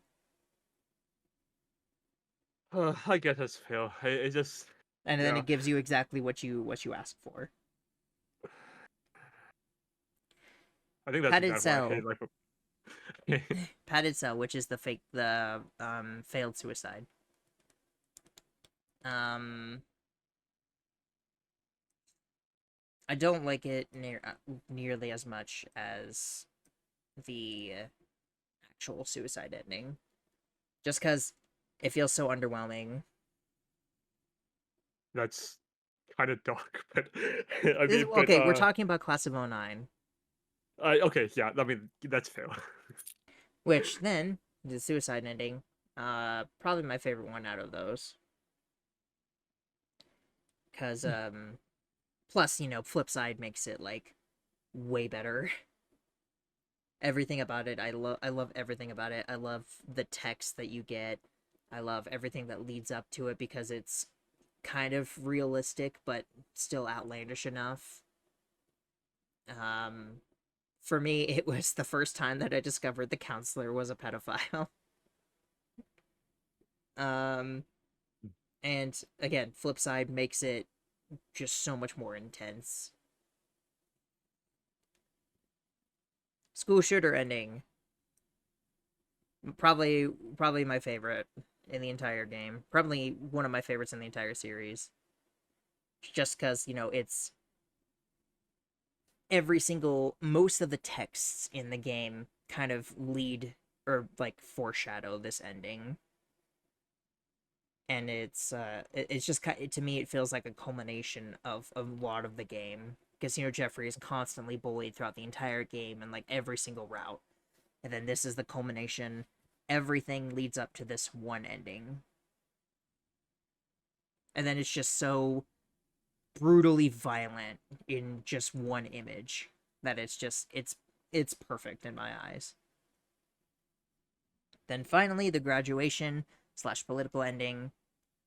Also a really good one because, you know, it's the, like, I guess you could say, quote-unquote canon ending. It's the only, like, truly good ending because Nicole graduates, all that stuff. It leads into the final message. Just a great ending. Everything makes sense. So yeah, I have no F1s for this game. I think I explained myself fairly well. You definitely explained it better, like the best in all the tier lists we've done, I think. Aside from the video game one we've done. Well, I think it's because last time, after you described it so well and you showed such hatred for some of them, I think I was kind of embarrassed to explain why I liked some of them.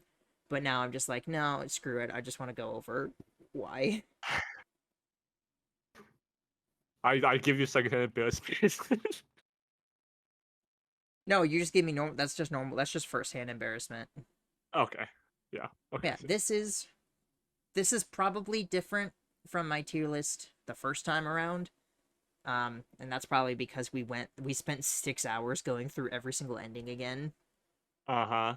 So, and I'm sure that these 7 are probably going to change as well, especially when we put them up next to these.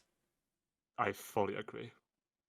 And then I don't think we ever did those because I think you basically said every single one of them except for this one was an F. Yeah, I mean, they weren't all an F, but they were all dog water. Yeah. My guess for you would be like A, D, F. Well, if you want, I'll just save it for off camera. Okay. Okay. Well, Well, hang on. okay. I gotta fix it. Okay, it is now Ark's turn. So Yes, start with and the moving away ending. so for people who have watched my Classical 9 tier list, you would know like how extensive I am in just tier lists in general. I will say that a lot of these endings, my opinion hasn't really changed, because compared to when I first watched it and when I compare it now, my opinion hasn't really shifted all that much for a lot of these. But there has been a couple of them where upon watching rewatching a second time, my opinion has shifted a bit, but not like I just realized not we never introduced you. yeah. Well, This is my friend and editor, Ark. just friend, huh? Not Best friend and editor, Ark. Thanks. Even though I had to correct you. Okay, never mind. Never mind. Well, He's the okay. we played all 3 games together, and we played Flipside blind, both of us. Yes. So that'll be linked in the description. Moving away ending. This route is very quick. We meet Crispin. So he has micro penis. Meet Crispin in the washroom for no reason. And I mean, this route is just genuinely very short.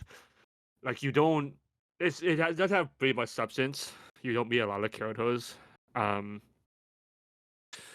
You only have like one or two scenes with Jekka, and it's only the ones where like she's asked you like where you're going. You do get an introduction to Nicole's mom, but the instant you do, like I guess interaction you do, like she goes about moving away. It's like the game just ends right there. So, contrary to what Red said, I actually think this is a bad start to Class 9 if this is your first experience. But I think it's just like a very middle of the road.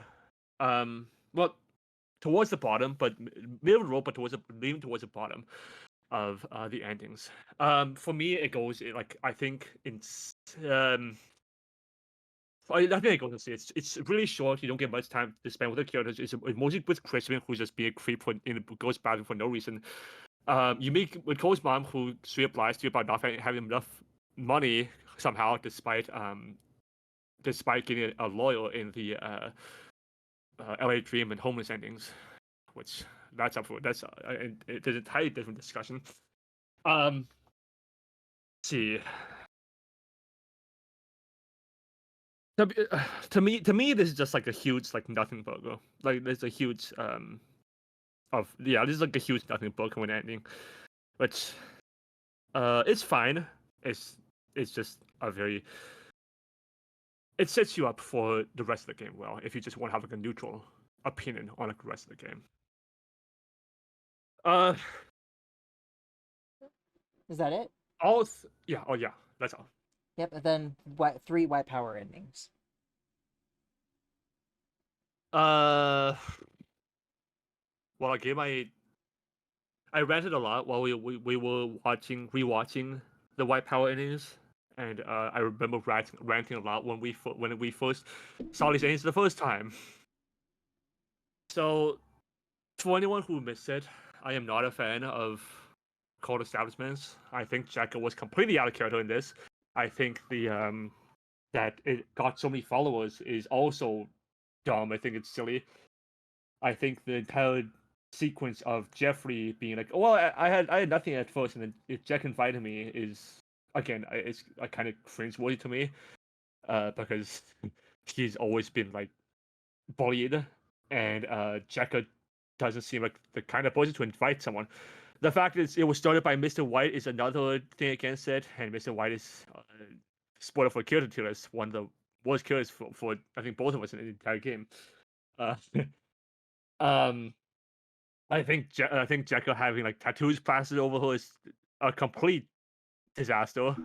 I think that the fact that they just straight up killed Jeffrey in like one of these is an abomination. Jekyll just being so okay with it, just like, oh Nicole, let's play after school. Just take care of somebody here. Just okay, kill Jeffrey now, and that was that.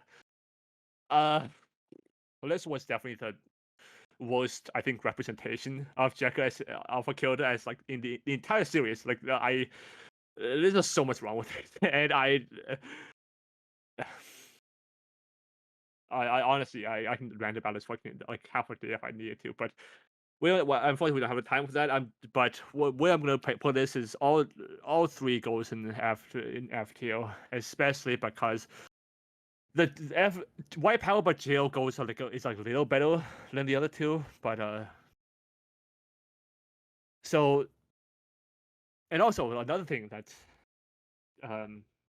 another negative about these endings is that, as Reyes told me in the when we did the tier list of the endings and when we finished Re-Up, Jekyll is just possibly one of the only endings where Jekyll dies. So but I mean before Flip Side anyway. So yeah, as a person who was one of my favorite killers is Jekyll, as before knowing the endings of Flip Side, this was easily one of the worst endings. Like just added more to it, and this just, and my opinion of this hasn't changed, unfortunately. Well, not unfortunately, it's still just bad to me. I'm sorry if you like these endings. To each their own. If you like these endings, then more power to you. But I just personally don't. Hey, 500 LA Dream. Okay, I will say the sentiment that the fact that Nicole gets Mr. White in trouble, I do really like that. That does like put a smile to my face, even if like Nicole like fabricated evidence and like the court of law was completely out of whack. And it was also, it was an Ace Attorney court. It was Ace Attorney. I think that's a great best way to put it. And I think like the whole thing about Nicole's mom saying having the money to like afford a lawyer, even though she didn't have like enough money for like for in the movie way, and it's just strange to me. But also maybe like in this one is she's just rich, or like she always had a lot of money, but the only thing I can chalk it up to is a writing mistake.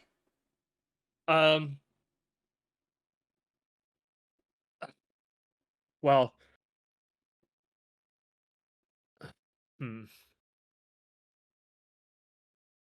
I do like this one, like how different it is. Like you get to see like Nicole in like a court of law. You get to see like Nicole's mom, like after looking out for her, and you do get to see like Nicole being smart, like how she gets Mr. White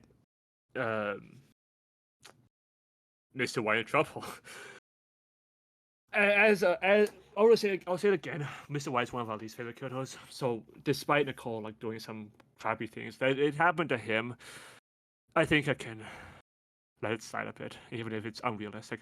I think it doesn't go in. It doesn't. I can't say I like it as much as. Well, no.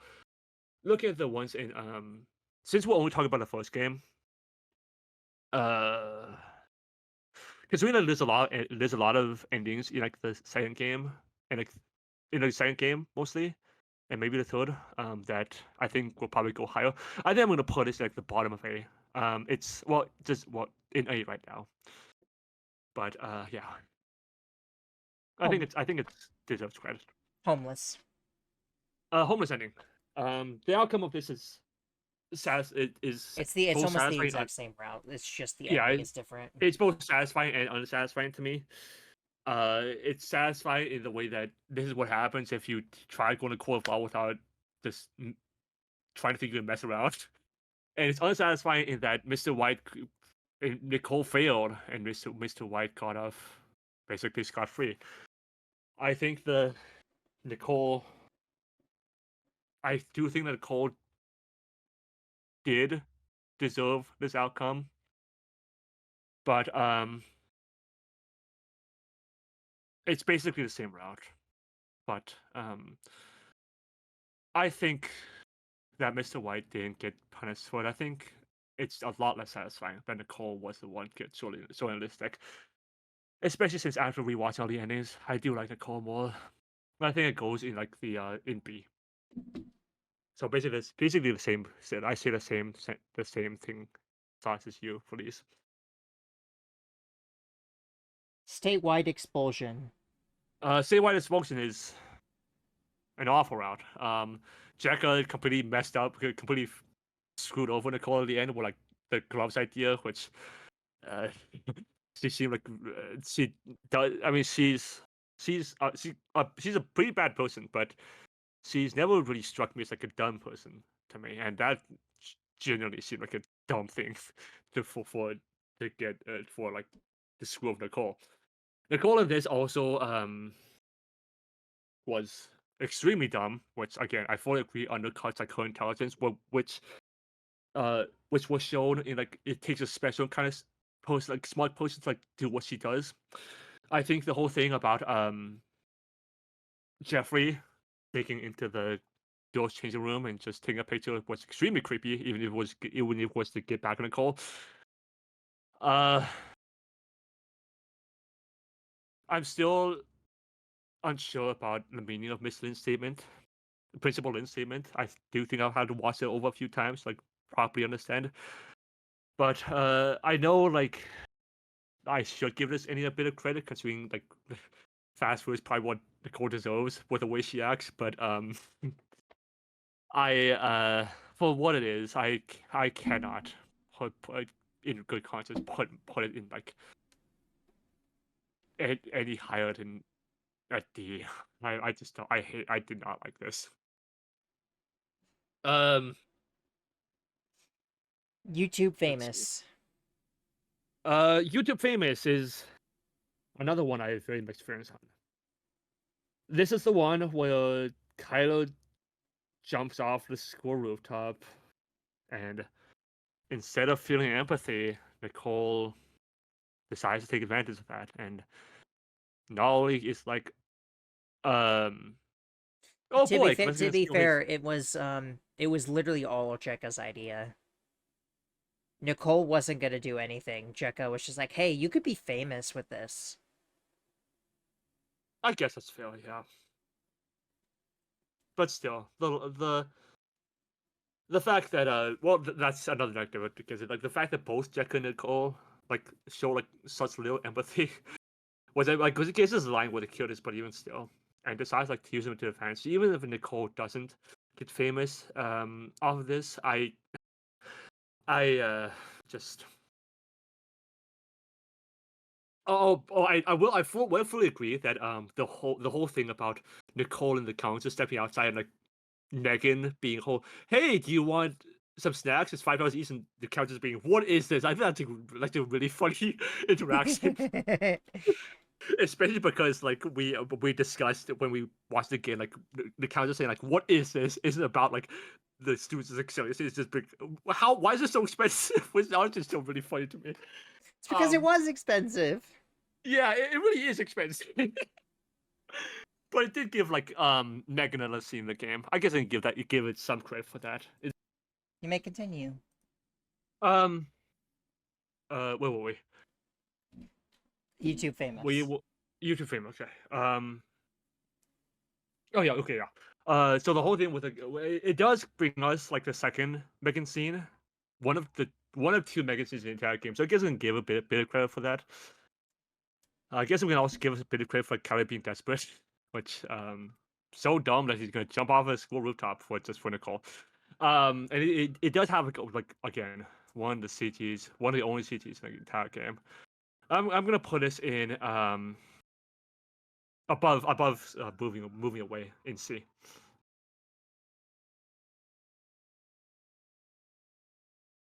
Okay. Valedictorian. Valedictorian is I'm very biased towards Valedictorian because this is I guess you can say sub graduation ending, because in this image you can obviously see like everyone's in the graduation outfits.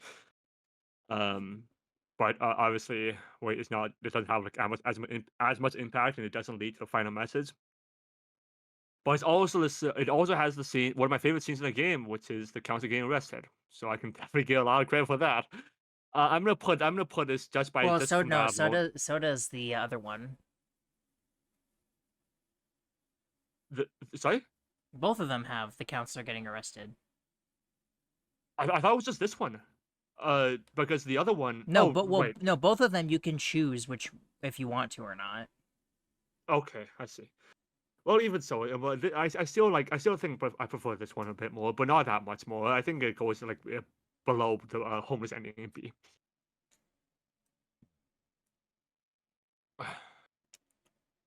Drug rehab. To be honest, this is probably the ending that I remember the least of all of them. This one I always like keep forgetting like what happens in it. Like, but from what I do remember, After Kyler jumps off the roof, she tells him. I think this is the one where she tells him she'll be his girlfriend, so he dies thinking that they're together.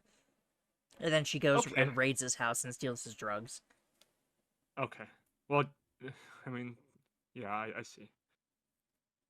Well, I do like that Nicole did give him a happy start in his final moments, even if, you know, I mean, the fact that the whole interaction with after Kyle jumps off the school rooftop, and then they go home, and then she goes to her mom, and then she's like, is it sticking in now? And the coach is like, oh my god, yeah, you think she's gonna feel bad? And I hope I can steal all this shit. Uh, it's so awful. That alone, like almost like personally, like easily, this is easily like one of the worst ones for me, because that time interactions is one like my least favorite in probably like the entire first game.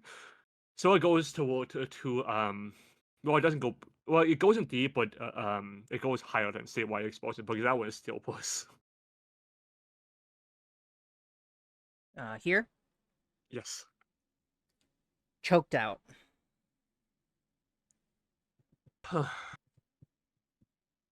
This one might come as a surprise, because I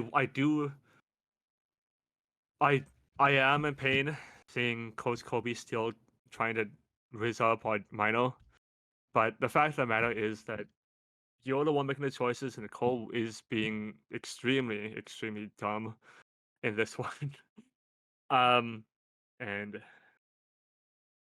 yeah, like in the other one, Checker straight up says, "Oh, but I mean, he could have killed you," and Nicole was like, "Oh yeah, I bet he could have." But in this one, he straight up The does. funny And thing is, though, if you choose not to go, if you choose to scream at the barcade, she says, like, Jekka's like, why did you go through all that if you were just gonna scream at the end? And she's like, you know what? I don't know. Which I think is kind of speaking on, like, the player doing kind of weird choices. weird choices, exactly. It doesn't go on the bottom of FTO, surprisingly enough, perhaps. Because you're the one making the choice, and Nicole was being very dumb in this one. And she got what she. I mean, no one deserves this, but this is an She got what expected she outcome. asked for. It's probably what she asked for, and that speaks more to Cole's character doing this than Nicole's character, even if she was silly. So for that matter, it doesn't go in FT anymore, but I still don't like it. I think it goes in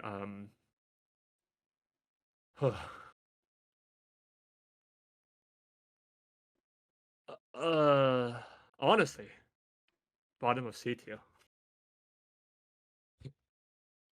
Padded cell. Padded cell is, I'm a bit biased because this is the first ending I ever got in Class 09 in the entire series. But this one is where you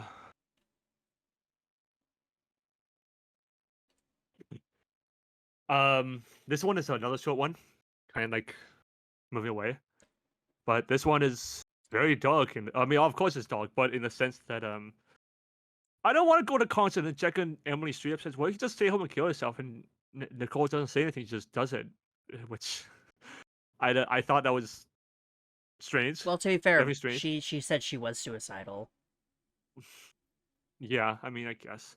I mean, this one is very short. I don't know if I have like strong opinions on it. I am biased towards it because it's my first ending in the entire series, but because it's so short and because it has no substance, I think it,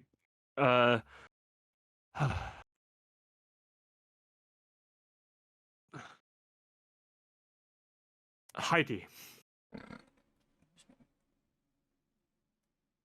Yeah. Okay. Suicide ending.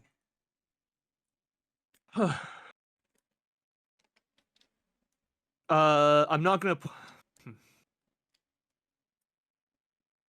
This one's a really a big shame because it's the only one where, to me, Nicole actually tried to be a good person, and she got treated like shit.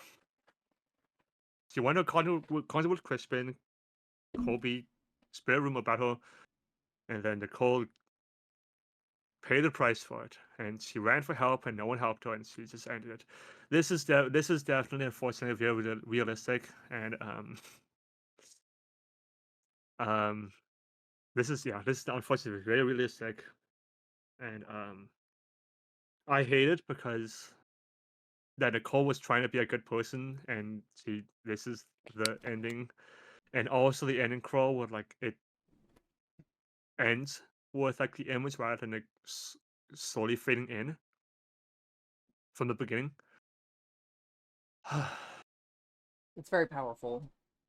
It's very powerful. I'm not gonna put this in S, but I am gonna put it in highest A. That might come as a surprise, but that's only because there are a few S's later on. School shooter. And this is one of them. It immediately threw it an S because I think you made the I think you summarized it very well. This is a culmination of all the body of Jeffrey. I think his voice and his voice doing it was very powerful, and it speaks a lot to like what he was about to do. I think Nicole's interaction with him about her like about like her what, and then her telling him not to do it. Plus, Telling him not to do it. this was the ending that I think it speaks a lot that this is the ending they chose to make an anime short out of to advertise the game. And that only adds to it. This is definitely one of if not the best ending for me in entire series, because it's a culmination of everything, and it's honestly it might be just what they were asking for, and that's exactly what this ending gave us. This is definitely the most powerful one, and yeah. I really wish I hadn't known about it ahead of time. On my first playthrough. I wish it could have been a surprise for me.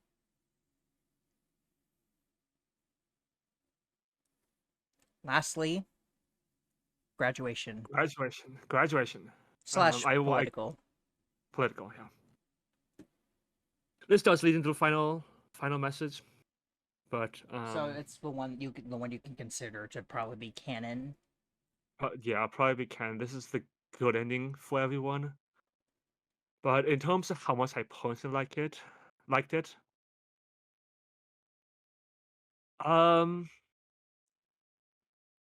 when I think of STO, I immediately think of the ones like, wow, like really, really stand out to me. And obviously the school shooter is one of them. And the other ones is I will give a spoiler. I will give a spoiler for like the future viewers who are still watching. There's only one in the second game, and there's only one in the third game that's gonna end up there. But it isn't. But yeah, for this one, it's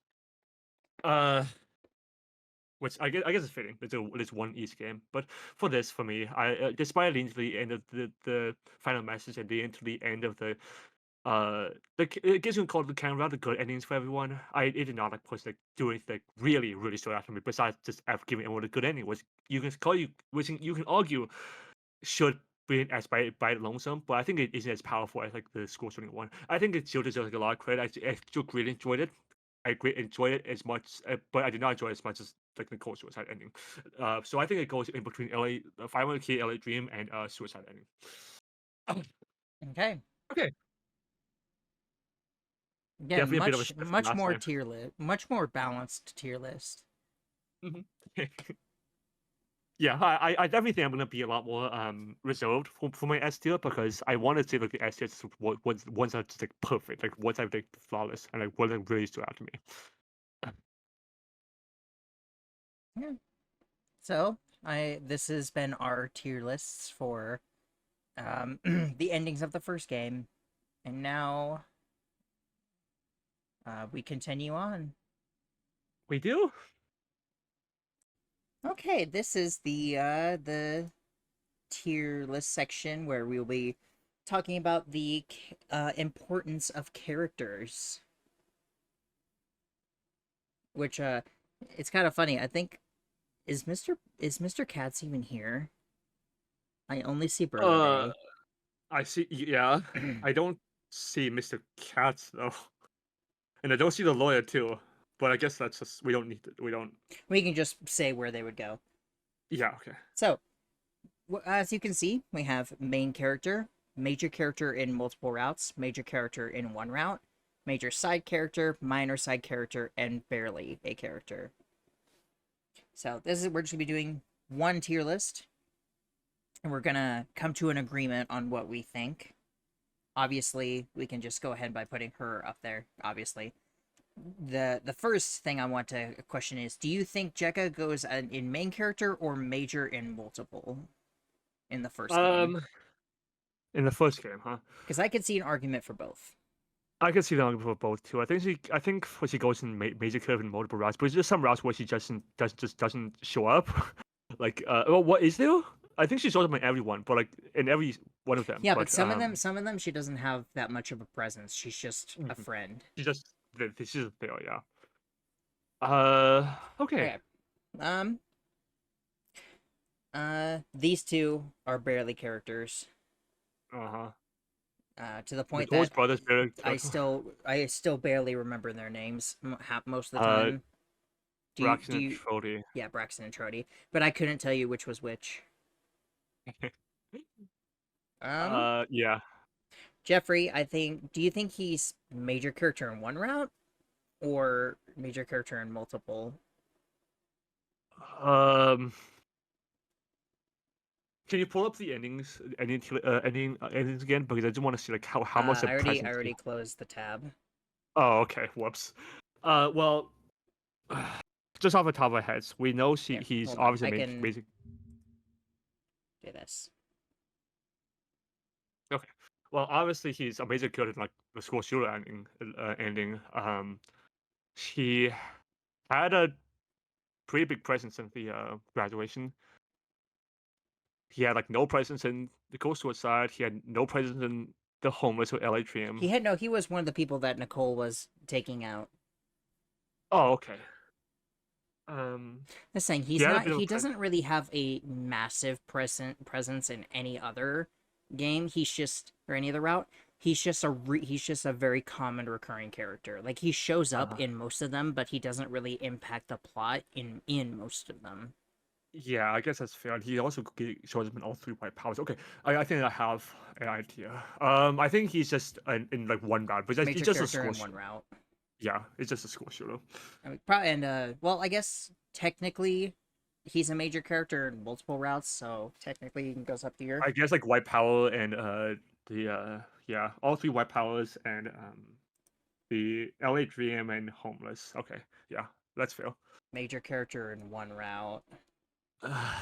Otherwise, he's kind of just a minor character.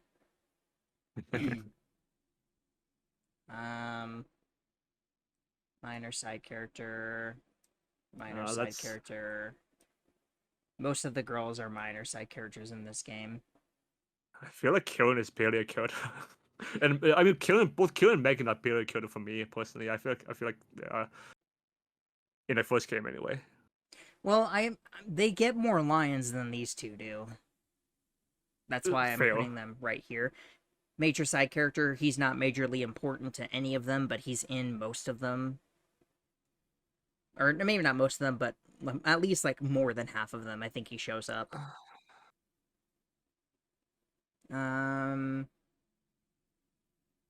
Crispin, he's a major character in one route. Hunter, would you say he's barely a character or a minor side character? Hunter had a bit of as much lines like the four in this tier, I think, if not more, because I do remember him having like a lot more lines than I remember. Isn't that Kyle though? Like Hunter's the one with the black hair. Oh, that's what I meant. See, I guess don't get them confused. What about Kyle though? Kyle he's was barely a character. Kyle's barely a character in the first game, yeah. Minor side character. That feels so. I think the mom could be considered a major side character. I fully agree. Because again, she's not really important in any of them, but she does show up a lot.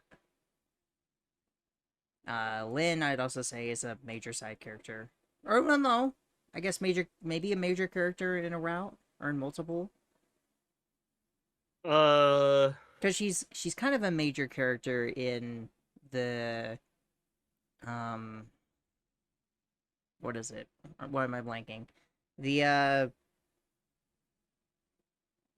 statewide expulsion. I guess. Do you want to consider Nicole's mom like being a major character in like multiple routes because she's tied to like the court and also the moving away? No, but I would give it for I did not think of that. Yeah, I think she could go there for the court one.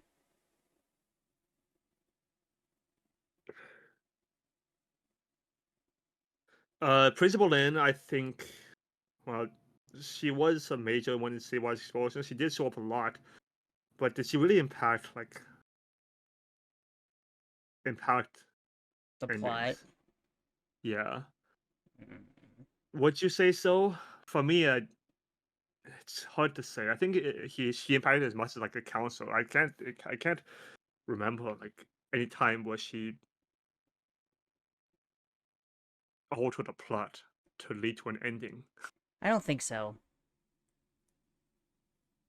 So yeah, well, I think she can go in major side character. Burlade, barely a character in this game. The brother, minor side character. Barely a character. Kyler, I think would be major character in one route, right? Well, he has a big he has a role in the graduation ending because he's the one that breaks the dark room. I guess, yeah. Yeah, and also he did lead to YouTube fame. Technically he has more than one. I feel like the Coast brought like one too high because he had like only a couple of scenes and that was it. Yeah, but he has a developed personality. Yeah, I guess that's fair. Actually, honestly, I think he's probably the most developed of these. That here looks so wrong. Also, gosh, Ari's hair stands out just so much. Yeah. I think this is pretty accurate. I guess I'm not sure about Jekka still. I you can make an argument for one up because she isn't. Because she's just kind of always there. She's the best friend. She's the first. She's one of the first people in the course meeting, and she's always there. I think we'll move for one up personally because yeah, she's always there, and you can't say the same for Mr. White and Kylo. I can see it, which is kind of funny because then in her game or in the third game, I think Nicole would actually be only the down here. Uh-huh. Because she really is. She only appears in she's a side character in Kelly's, and then she didn't appear for I think 2 of them.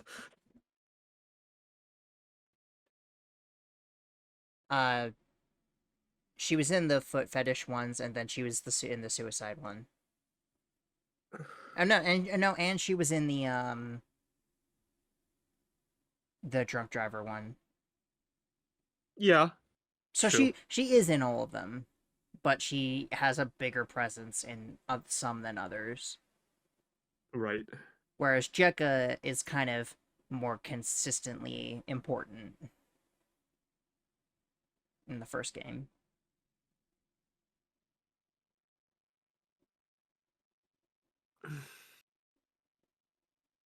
I do think this was good. Although, again, I can't get over how dumb the minor side characters look, especially after going through the same game. Oh yeah, the second game changes this tier list a lot. like Mr. Katz, like if he was in this one, he would be like down here. But then in the second and third game, he would be like here. Uh-huh. It's crazy.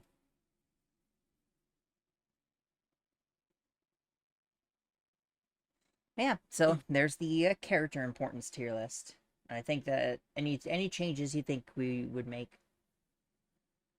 No, I think this looks fine. Well, well,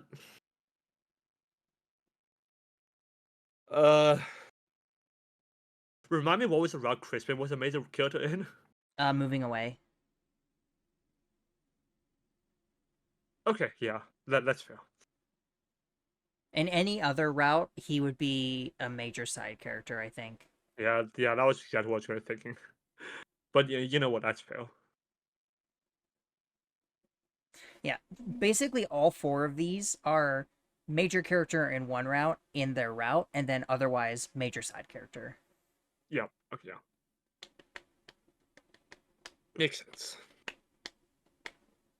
Okay. In that case, I have no other changes. All right. Cool. That one was way shorter than I expected it to be. But, I mean, that's probably good, because I think going over all of our favorite characters is going to take a while.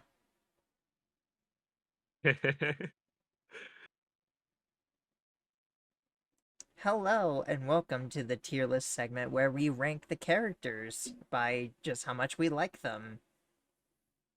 Oh, this is gonna be a hard tier list to rank because we've gone through all 3 games in the series, so it's gonna be hard. It's probably gonna be hard to like ignore the second and third games. Oh yeah.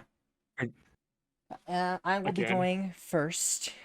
So I want to do it the way that we did it before. You tell me which character I should rank. Yes, ma'am. Trody. I don't know which one, both of these guys are going in here because I don't know which is which. Okay. And I'm putting them there for pretty obvious reasons.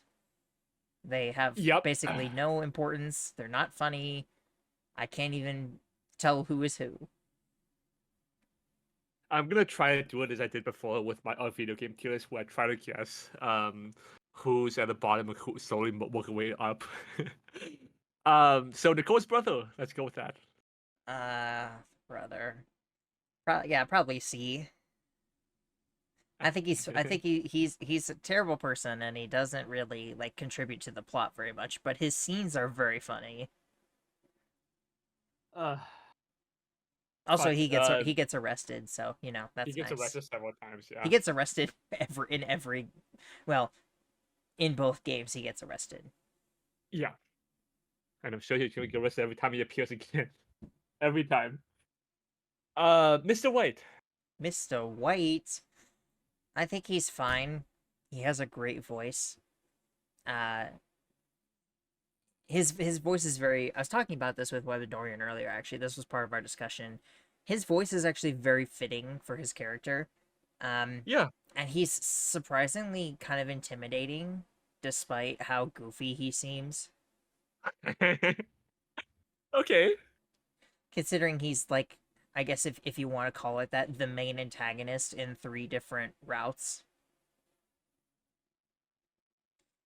Mr. Burgundy. Burleday. Burgundy. He's kind of a nothing character, but he's also like one of the actual few like seemingly good people in the entire school. All right. Kyle. Kyle, is this one right? Yes, it's Kyle. Okay. In terms of just the first game, he doesn't really contribute much. So, I'm gonna put him there for now.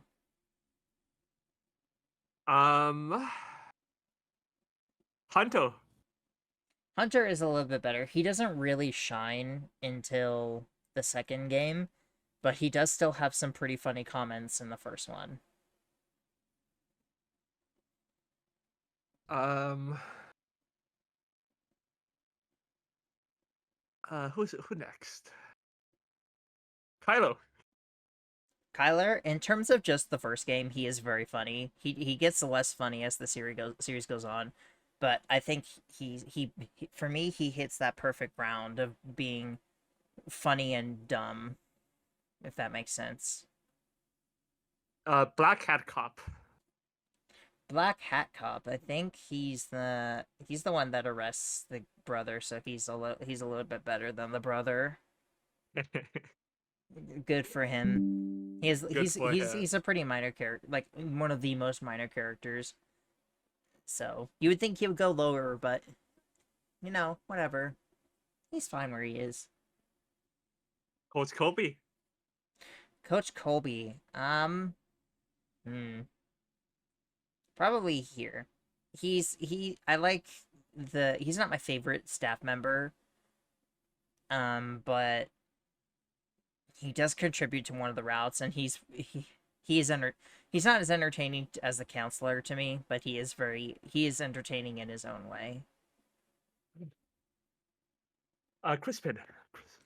Crispin is great. I love Crispin. I think I actually, yeah, no, I think I like him more than Kyler. Crispin. Crispin. He just kind of shows up, gets rejected, and then leaves most of the time, and it's just really funny to me. He's a chill guy. He's a chill guy who wants a girlfriend. That's it. Speaking of people who want a girlfriend, Jeffrey. Jeffrey is a great character. He is, I mean, you know, he shines in the first game because of everything that he goes through, everything he does. The texts at the end that I'm still pretty confident are supposed to be from him. Everything throughout the game, it's just he's perfect as a character, I think. Plus, he's an excellent opposite to Nicole. And the counselor. Counselor is also one of my favorite characters. Yes, deal with it, because I think he's very it's his voice. His voice actor sells it so well that it's just plus I think it might be my slight sadism, but every time that you get so upset with him, it just makes me find it funnier. Okay, hello.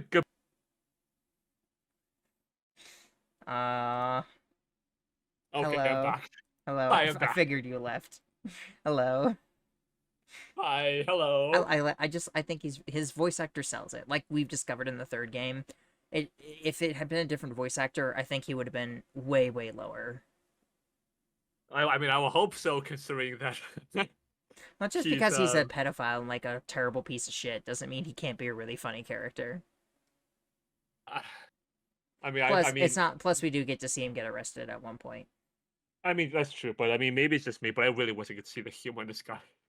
Like, if I did, maybe I would actually like him too, but I did.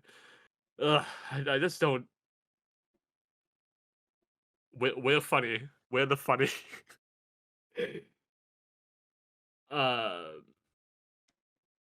So I know I said I wanted to go from bottom to top for you, but now I just went from boy, all the boys. So now who's start with the girls? Let's go with Principal Lin first.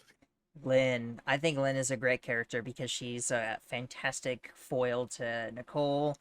I think it's I like yay lesbian dating the mom. Woo.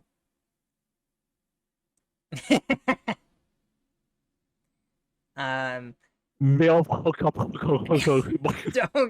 don't do that. I think she's a great character. She's a good, I think, trying to find the right words. I think the biggest thing is that she's a foil to Nicole. I love their interactions a lot. That's completely understandable. One of my favorite interactions with Nicole is from her, so I fully understand and I agree. Her mom. Well, not her mom. Nicole's mom. I think she has.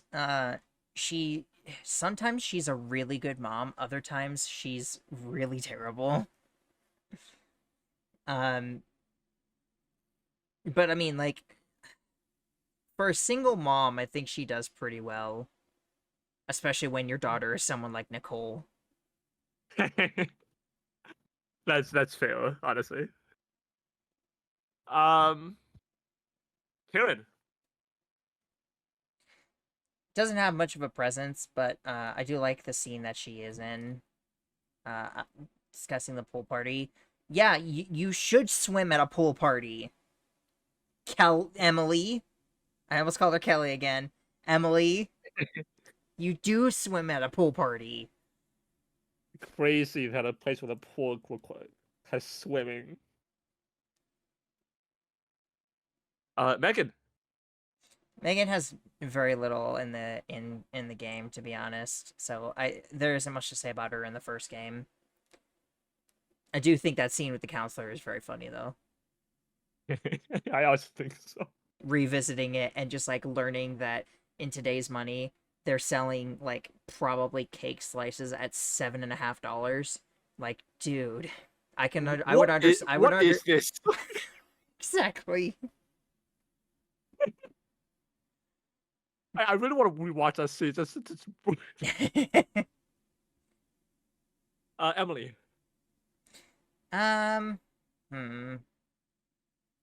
She has a little bit more to say and more to do than the others.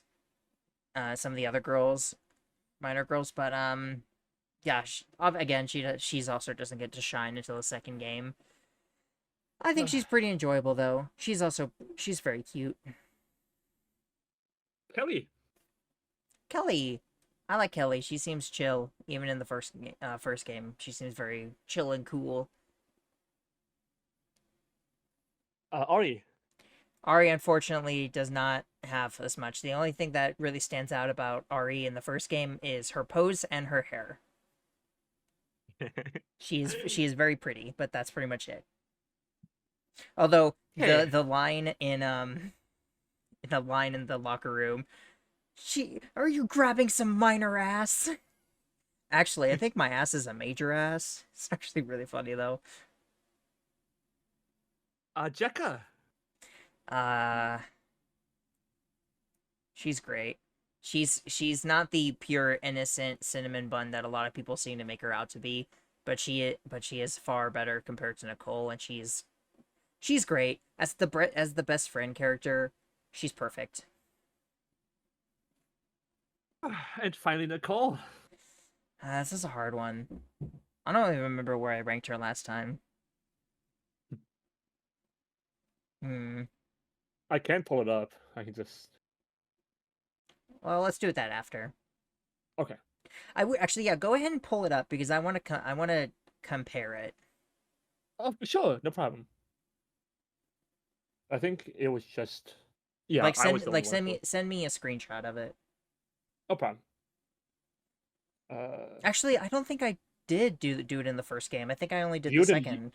You didn't do the first one. Okay, never mind then. We'll save that for the second then. Because you said you'd be biased. You said you'd be biased because you finished Rehab, so you did want to start for the second one. Yeah, okay, that makes sense. Nicole. It's gonna be either A or S, but I don't know which one. She's a fantastic protagonist. She's a horrible, horrible person, but she is such a good player, like a protagonist character. She makes all the interesting stuff happen. She's more intelligent than she lets herself be given credit for. Phenomenal. Just everything she does, for the most part, is pretty smart and cool. But she's also a horrible person and a manipulator, but that also just kind of adds to her character. She's very excellently written. I think I'm gonna put her... Actually, yeah, no, I think I'm just gonna put her at the top, because I think I like her the most. Maybe it's because we spend so much time with her. She's the most fleshed out character, but you know, she's just very memorable. Okay. Well, I hope my tier list that comes that's going to redeem my placements for the first time, because I know a lot of these placements are going to change. Okay. Here's a final look at my current tier list for just based on the first game. Yes. Yeah. Okay. Where'd it go? There it is. Okay. For mine, make a tier below D. You want me to label it as die again? No. Whoops. I did the thing wrong. Whoops. You get blue. Becca Suawato, since I didn't know Cole Suawato last time. Yeah.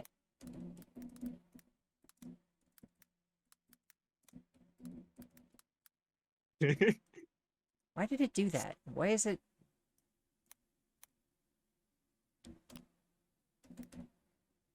What the fuck? Okay, I'm just gonna redo that. What up? No, I'm bothered.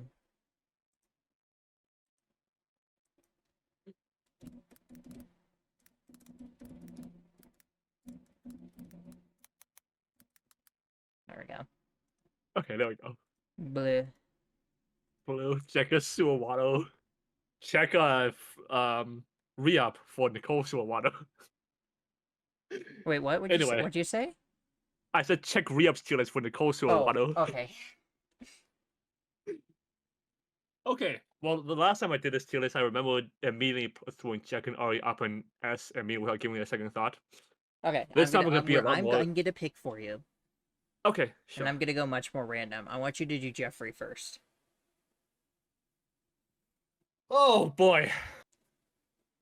Yeah, I'm giving you a heavy hitter to start.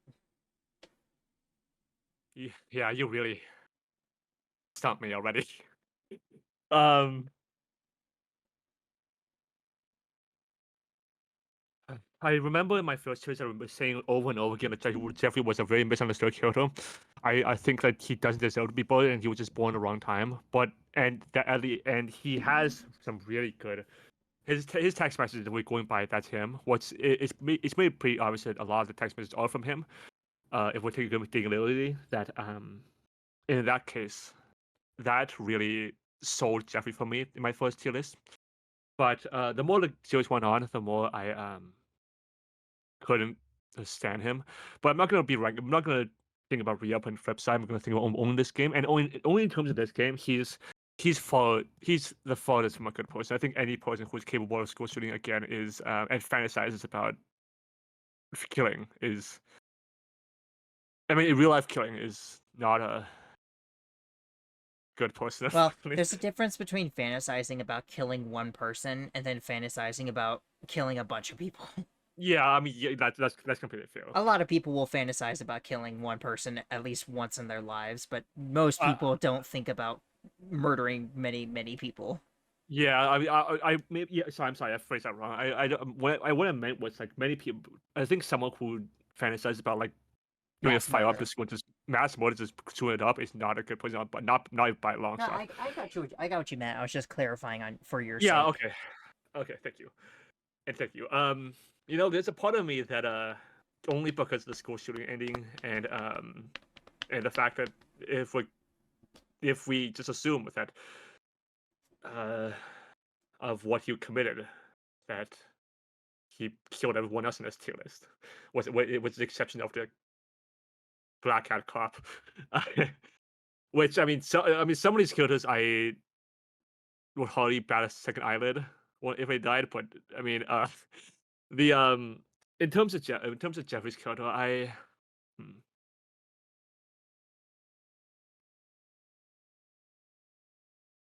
I think last time I put him 8 just because of the text messages alone. This time I can't. He's not a. I don't know if it's just like residue from finishing the entire series, just seeing him again. But even though I liked him again, even though I like him the most in this game, I can't put him as nearly as high as I once did. I'm gonna put him in uh C this time. See? Dang, that's Yes. quite a drop. It is. The mother. I will repeat what you said. Sometimes she's a really bad mom. Sometimes she's a really good mom. And I think the argument I made last time when I did this tier list was because I excused her because when you deal with someone like Nicole and her kid brother, you do end up being cranky, and she does have good statements that I can't get behind most of the time. But there are other times where she just is not supportive and is high key a hypocrite and abusive, which I mean it kind of balances out like all the times where she was a good mom to me.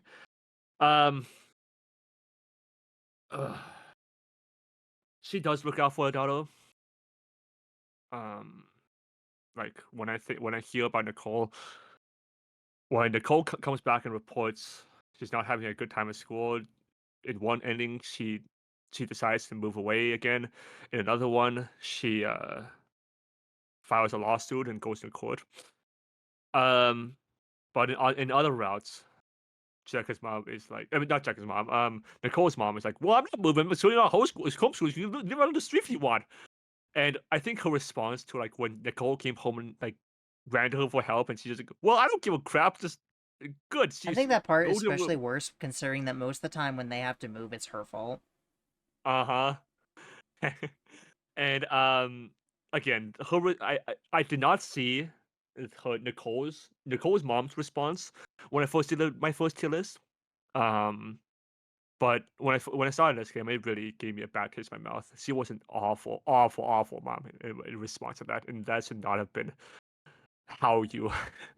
Like I know Nicole's not a good daughter, like not by any stretch, but you don't talk that way to your daughter. Like, come on. Plus, she also abuses Nicole in the statewide expulsion ending. Yeah, and I do remember the ending crawl. Nicole did say he hits her to relieve her fierce disappointment. So we have confirmation that she got physical. Bottom of C. I'm not gonna put him with her in D because there are some people who with like less presence that deserve to go there more. But I mean, it just she's for me she's more she's more of a bad mom than a good mom in my opinion now. Now I have a more clear headspace.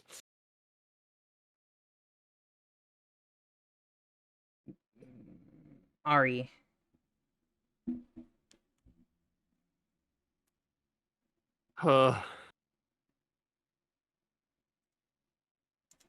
This is gonna hurt because I have to push away. You have to push away Rehab. All of my feelings from her that was gathered from Rehab and partially flip side.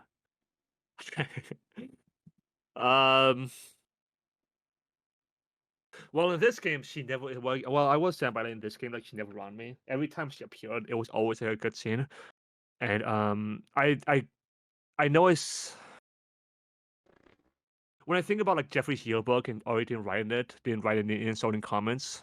When I think about like every scene where Crispin got bullied or Jeffrey got bullied and Ori never appeared, so like she wasn't involved. When I think about like the That's true. scene Ari with never bullies. yeah, exactly. And when I think about like the scene in the locker room where like Ori like runs in from Nicole, and every time she shows up, it's just always like I just always enjoy seeing her, both from her design and from like what she says, and from the fact that she doesn't bully, and like she's like a really normal student alongside like Karen. Seemingly. I know, seemingly, before re-up anyway. Uh, I know last time I put her stream as well, giving it a second thought, but I'm not. I'm gonna hold off my bias because she. Yeah, I'm gonna hold off my bias for now. Um.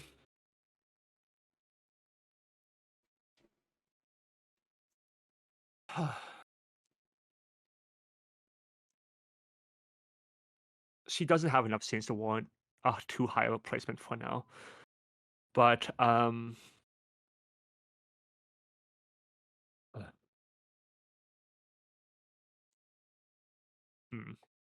do think she still deserves low A. So I'll slip on A. Tyler. Oh boy. um, I know I say a lot, but in my last years, I still remember saying that he is so dumb that it's not even funny, and the whole thing with like Nicole saying, "Well, if you kill yourself, I actually like you," and he actually does it is so dumb to me. But no, that's his whole joke. And in a twisted way, I can't see the humor in it. I can see the humor more than last time, at least. I do think in this game I do agree that thinking of Re-Up and Cripside, that in this game he's the funniest. And I think it speaks a lot that some of the only CGs in this game are involving him. I think I give him like some credit for that. He is funny, and making friends is awesome. Make it friends. It does give me like a smile on my face and a chuckle the second time I viewed it over. There was definitely like much too harsh in him. I think I don't think he well below Ari in A.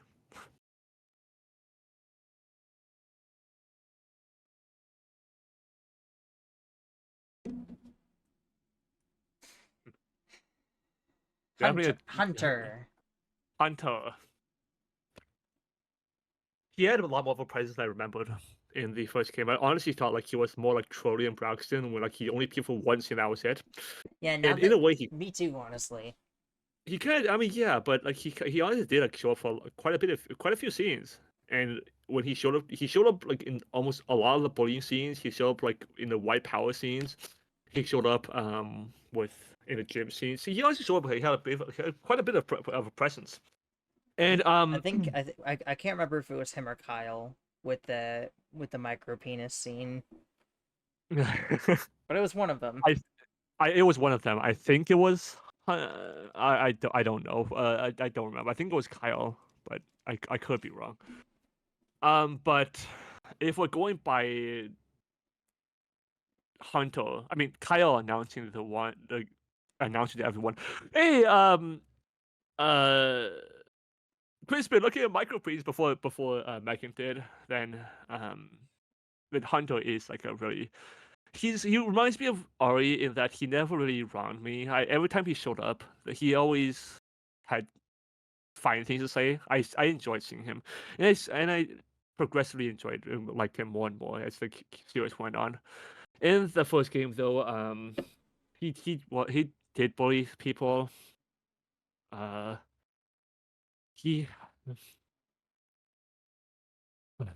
gonna put him in B because he he had less of a presence. He's not as funny as Kylo, but I still enjoyed seeing him. And he's like a character that never wronged me like Ori, but he just had less of a presence, and I just didn't like him as much. Colby. Jekka Suawato. Still. Yes, I'm going only So, by the first. by the way, Dorian actually pointed out something very interesting to me. Yeah. Colby might not be expressly a pedophile. He might actually be more of someone who just takes opportunities. That's very true. Because, like, remember how we always talked about how it feels weird that he asks about the characters' moms? Yeah. That would make a lot more sense if it was someone just trying to take advantage of a situation instead. Yeah. I honestly he apparently seems more like a character where the age of somebody doesn't matter. If they're available, he'll go for it. I fully agree with what Dorian said, by the way. You can tell her that. She brought up that's a great point, and I honestly wouldn't have thought of that myself. But she's absolutely right in that he does take opportunities, and he's not openly a pedophile, but he does take opportunities, and I think that's completely true.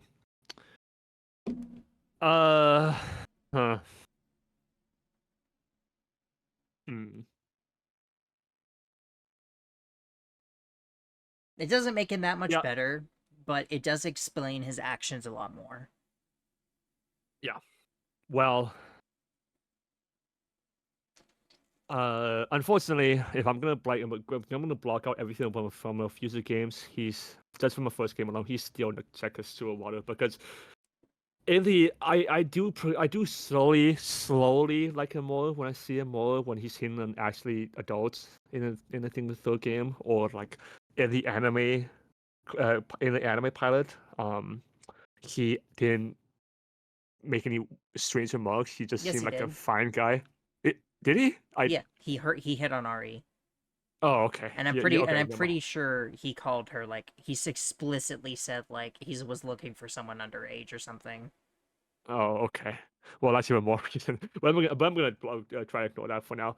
But yeah, the fact of the matter is that the choked out ending. The anime, I think, is fair game because it's kind of outside the games. Okay. Well, I guess maybe not, because that would give too much to, like, Ari and Emily. Yeah, Ari, Emily, Kelly, Jekka, and Nicole would all move up quite a bit if we take into account the anime and forget that then. Yeah. Okay, then let's only count the anime after Flipside. Okay, sure. Okay, Jekka. I mean, not Jekka. Jeez. The choke. I mean, he's not expressively a pedophile, but he still is one, and he takes opportunities. And the fact that he takes the opportunities at ultra here minus is already makes it like a piece of shit to me. It's not in completely ignoring the fact that if he only took opportunities with adults, he would be fine. Yeah, he would be fine. In fact, if he only took opportunities with adults, he would honestly be like B or A minimum. But it's the sad reality because other than that, he's pretty funny. He honestly is. The way he talks is very funny. Honestly, I fully agree. He has a nice voice. Yeah, I did give more credit towards the choked out ending in my tier list, but that does not excuse his actions. And in this one, he is still Jekka Suawato just from that alone. Brother.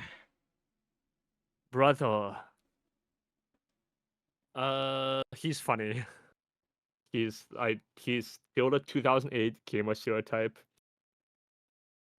He's still a pedophile too. He still freeloads off Nicole's mom. He gets arrested multiple times. He has very little value aside from just comedy and getting arrested multiple times. He goes into he's a staple detail if I ever seen one. What'd you say? A detail. Sorry, I think you got cut off at that when like right as you said it. Oh, sorry. That's Megan. Well, she only has two scenes. The first is that she's publicly announcing her bullying of Crispin. The second one is genuinely funny. and where she's I think that scene is funny. what The way she says the line is hilarious. honestly, I can kind of see it. Can you do you think you can voice that for me? Everybody's oh wait, hold on. Literally everybody's seen your micro penis. Yeah, okay, that is pretty funny. Yeah,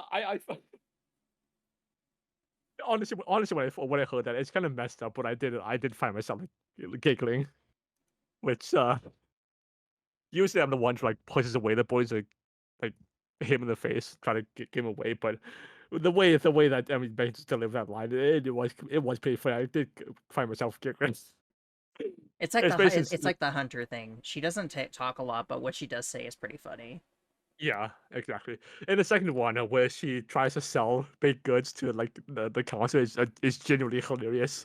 It's I find it so funny how we paid like that scene like 0 mind the first time, and then the second time it's gotten stuck in your head. Yeah, I think it's just because like what I brought up, just the council's response. I think also the fact that I was like I did the joke of inflation. Yeah, and she's like $5 in 2008 is $7.50 in 2025. Yeah, do you want to have a slice of cake? It's only $7.15. What is this? Oh, fine, $4. Okay. You know what? Both scenes are really funny. I can give him like she doesn't have much scenes, but the scenes where she does have is genuinely funny. Honestly, speaking of only from the first game, if we're going just based off that, I honestly really liked her. She goes beside Hunter and B, which is a huge jump, but I mean she did. Mr. Yeah. White. Actually, wait, before you start. Okay, we're back. Mr. White. Mr. White, the Czechoslovakia. This is I ranked him too high last time, and I think the last time I ranked him in D, which is already saying a lot. But this time he competes with the council for the worst character in the possibly the entire series. I despise the white power ending, and in one of them he's an openly a terrorist. So yeah, and then he's the reason the jail ending happened, and he's the reason everyone got joined a cult, and he's the reason Jekyll potentially died in the school burning down. Well, everyone potentially died in the school burning down. He's the reason Jekyll got tattooed up, and well, all of it, most of all the students got tattooed up and wore like these plain ass shirts. Yeah, and saw this cult. Yeah, he's so bad. His voice his voice fits, but it's not safe for me. Every time he shows up on screen, I just roll my eyes or just tap out because it just feels like a fever dream. It's a bad fever dream. I just want to wake up from. That's it's quite a description. It is. I have a strong feeling. Kyle. Well, it is going by the fact that it's Kyle who now it's Crispin's micropedic. But he did show a couple times. What I mean, he's not funny, and I had more of a problem with him in this game than Hunter, and I can't say that.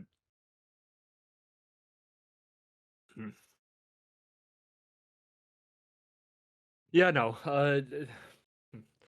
In this game in particular, he doesn't have much of a presence. Top of detail, and he one of the things he does have. D. Top of the D is being bullying Crispin. So speaking of Crispin,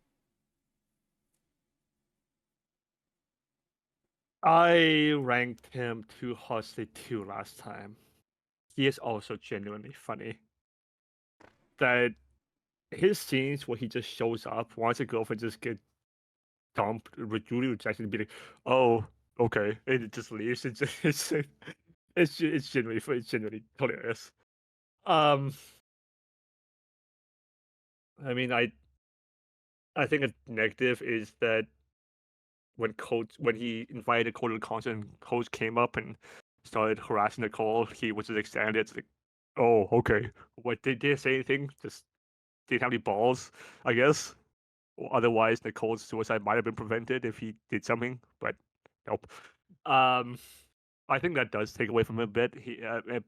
But he is funny. Hmm.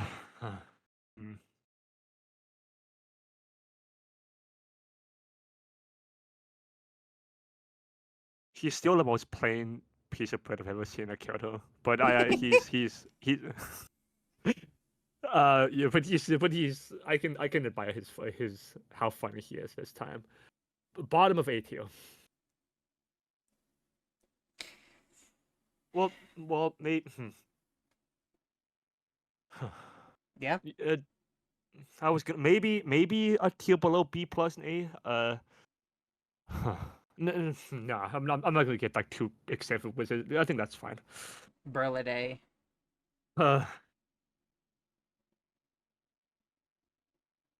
He's by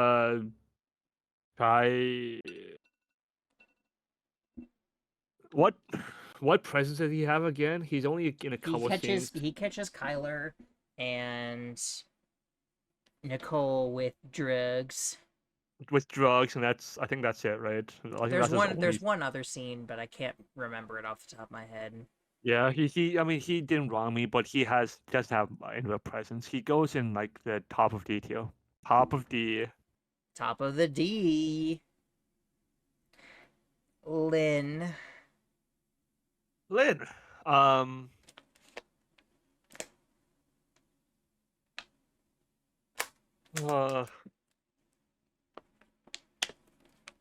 don't know if this is a hot take or not, but I'm gonna throw her an S this time.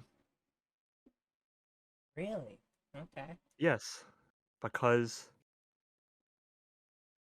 all of the scenes she had, with the exception of one, which is the one I'm still skeptical on, I think she... I don't know why. I think I explained what she was talking about pretty well. I know, but... I think that's how you're supposed to interpret it. Okay, well, for the purpose of this tier, I'm gonna go based on that, and that only cements like her placement, because in all the scenes she's in, she either has great commentary. She has one of my favorite interactions with Nicole in the end, where she says she's just like me at my age, and it's crazy that's honestly really deep, and I really respect her for that. It honestly cancels out the rest of the times where she was like, oh, just because Jeffrey likes weird kinks doesn't mean blah blah blah. That's not. Yeah, that is her being very. What's the word?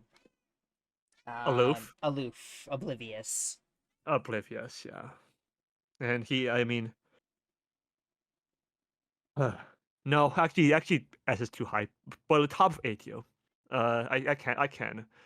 I like her. And that interaction with Nicole is great, and she has some great moments that I absolutely respect her with.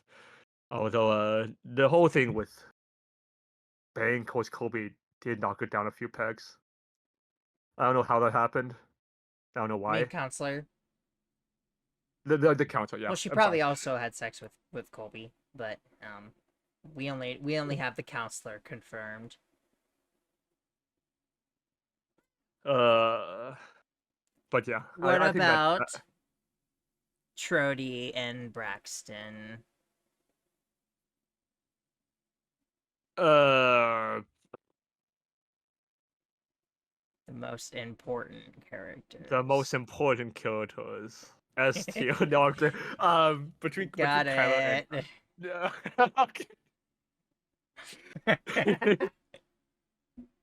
Could you imagine showing someone this tier is like unironically just like what? But no, more serious between like Kyle and the Cole's brother. They have no presence, but they never had like any wrong exchanges. Mr. Cop. Mr. Cop. This one is a good cop because he shows up diligently. He performs his duty well. He arrests the counselor. He arrests the coach. I put him in S last time because of that, and this time I'm still gonna put him in S. Throw him up there. He's a good cop, unlike a certain other one we'll meet later. The one in the second and the one in the third. Unfortunately. Corinne. Sorry? Corinne. Corinne, okay. Corinne. She had one scene. Her scene was a bit strange in that water is not supposed to swim in a pool party.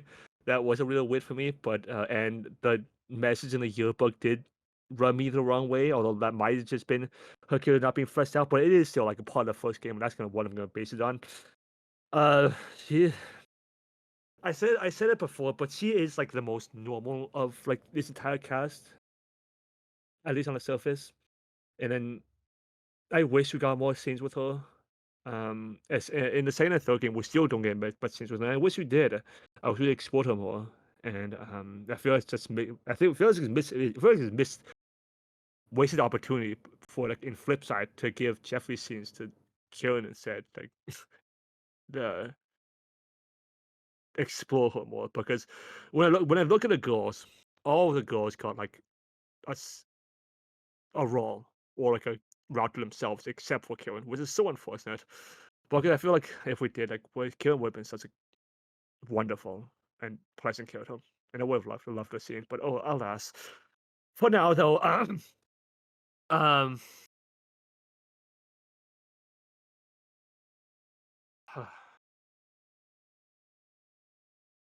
top of B tier. I think that's a good place to put her. Because I enjoy seeing her. I enjoy seeing when she's around. I enjoy seeing her interactions, and her interaction in the first game was fine for the most part. Her yearbook message didn't stand out, like didn't. It was mean, but I mean everyone bullies Jeffrey, so okay. Kelly. Kelly, I cannot tell you what scenes Kelly got in the game. I'm trying to ignore the second and third game again. She barely got anything in the first game, to be honest. Yeah, Kelly got like nothing. That's why I summarized her as like one sentence. Yeah, so I think the only scene which she got was like when she wanted to sit with Nicole and Jagger, and like they refused, and she was like, "Okay, bitch," and just left, and that's it. And then the cult route, she was like, "I'll trade my shirt in for a swastika."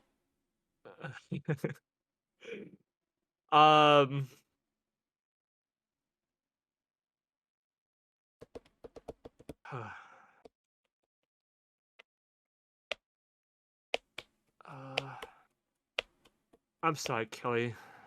I love you later on, and the kill list later was short, but in this game, I can't. I can't. You had no presence either. Top of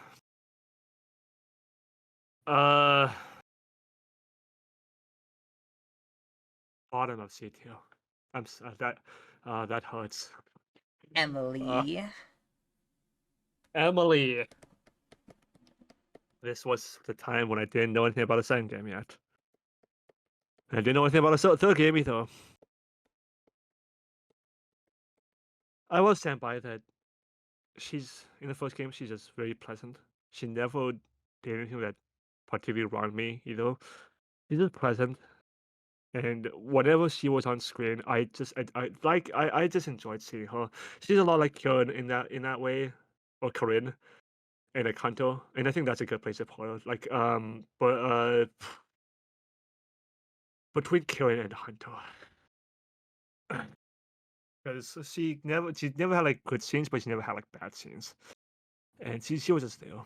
And I think when I see the re-up, when we get a re-up and we see the second game, I hope when we get her route, I'm gonna like her, and I'm not gonna be as harsh on her and see like the redeeming qualities of that route, because that route in of itself more or less ruined Emily for me. But I can't see myself still liking her and seeing the positives of that route when I'm going to it for the second time.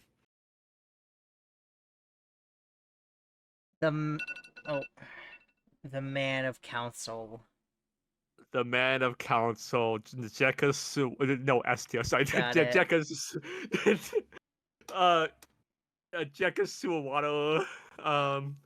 His I wish I could be a person to see the humor in him, because if I did, he would most likely. I would most likely see the same thoughts as you. He would be really funny for me, and for that reason, he would probably, funnily enough, also go in AOS for that reason. But alas, he doesn't. His voice sends me raging. Anytime that he's on screen, you just want him to die. His lines, I want to tackle him. He does have good lines, but then he follows up with like openly pedophilic lines and just ruins it. Like if it was just one, I mean, if he just had the good base lines, then he definitely would have ended up in like, again, in A or B. But alas,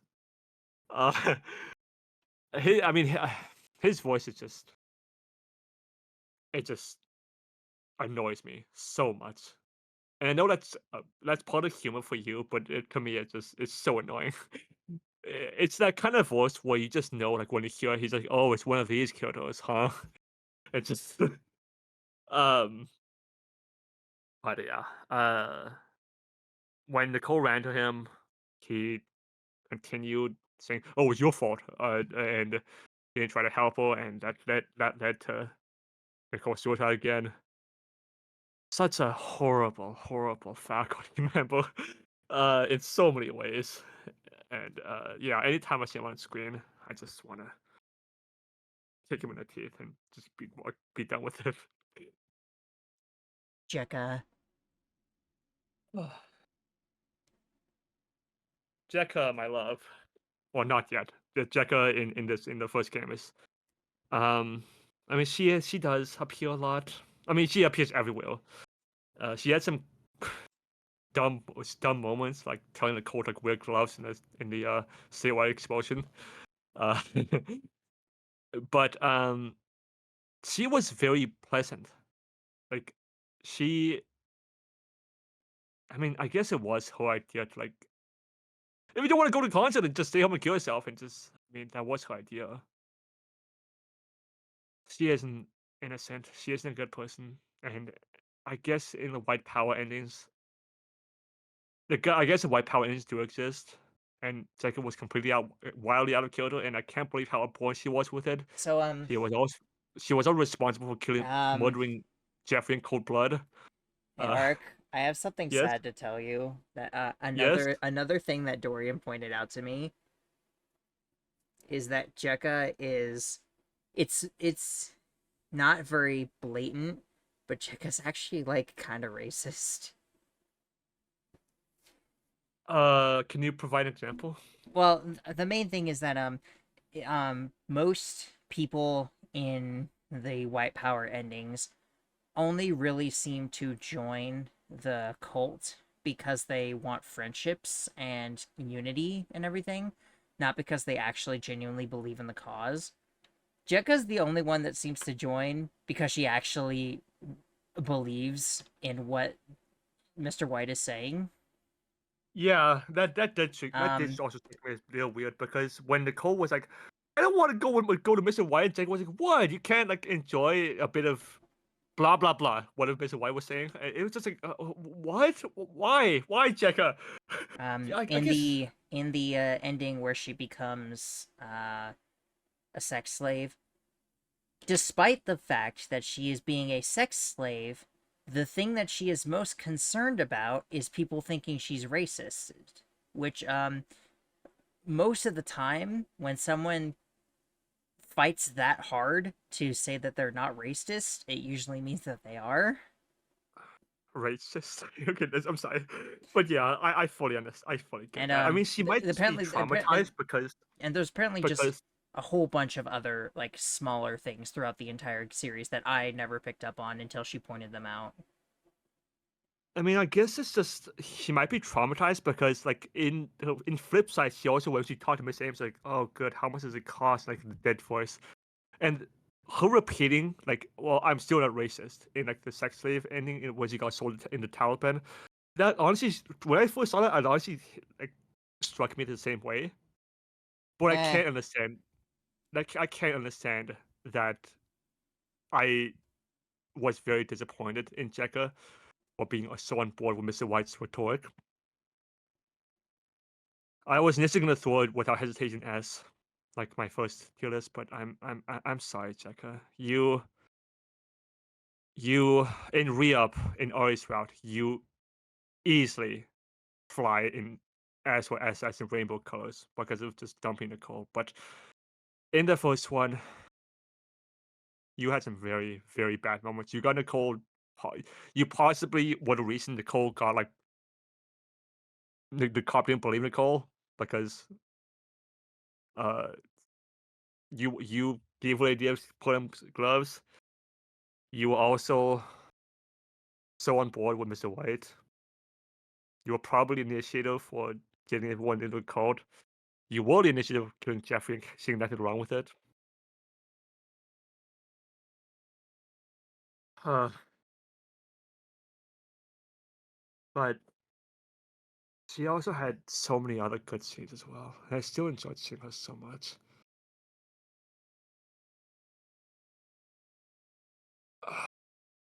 But between Ori and Mistland,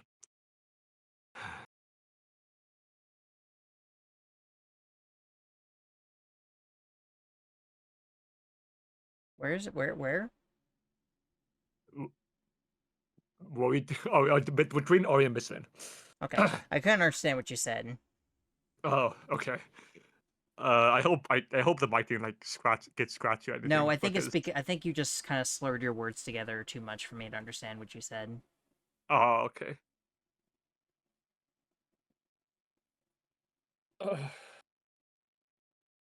And last but not least,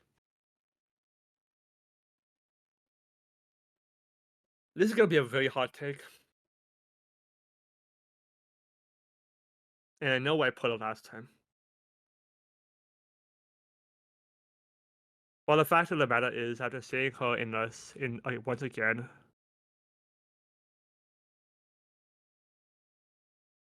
every route,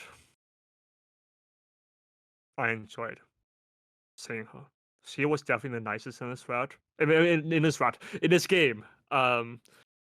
She talked Jeffrey out of committing the school shooting. She is actively concerned for other people in some of the routes.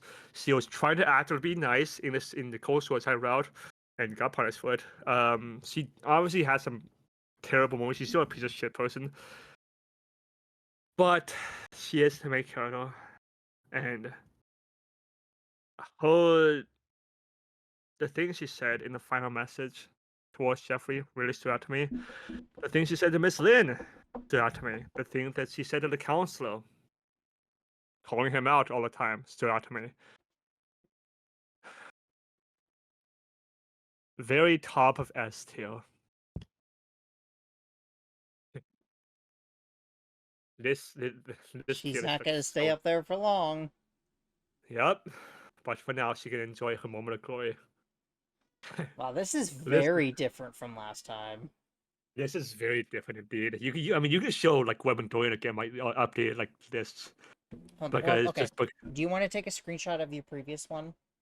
Yes, I already have it. I can send it to you. Okay. Here. And I'll put it in the thing.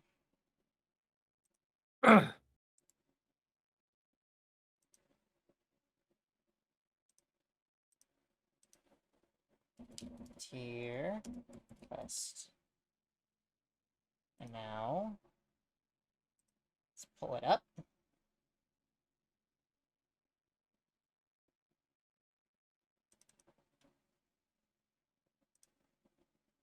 And then...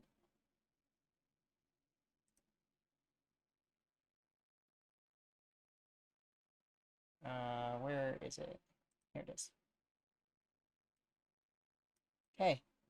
So the viewers can see it. Okay. This is the comparison. So, pretty different.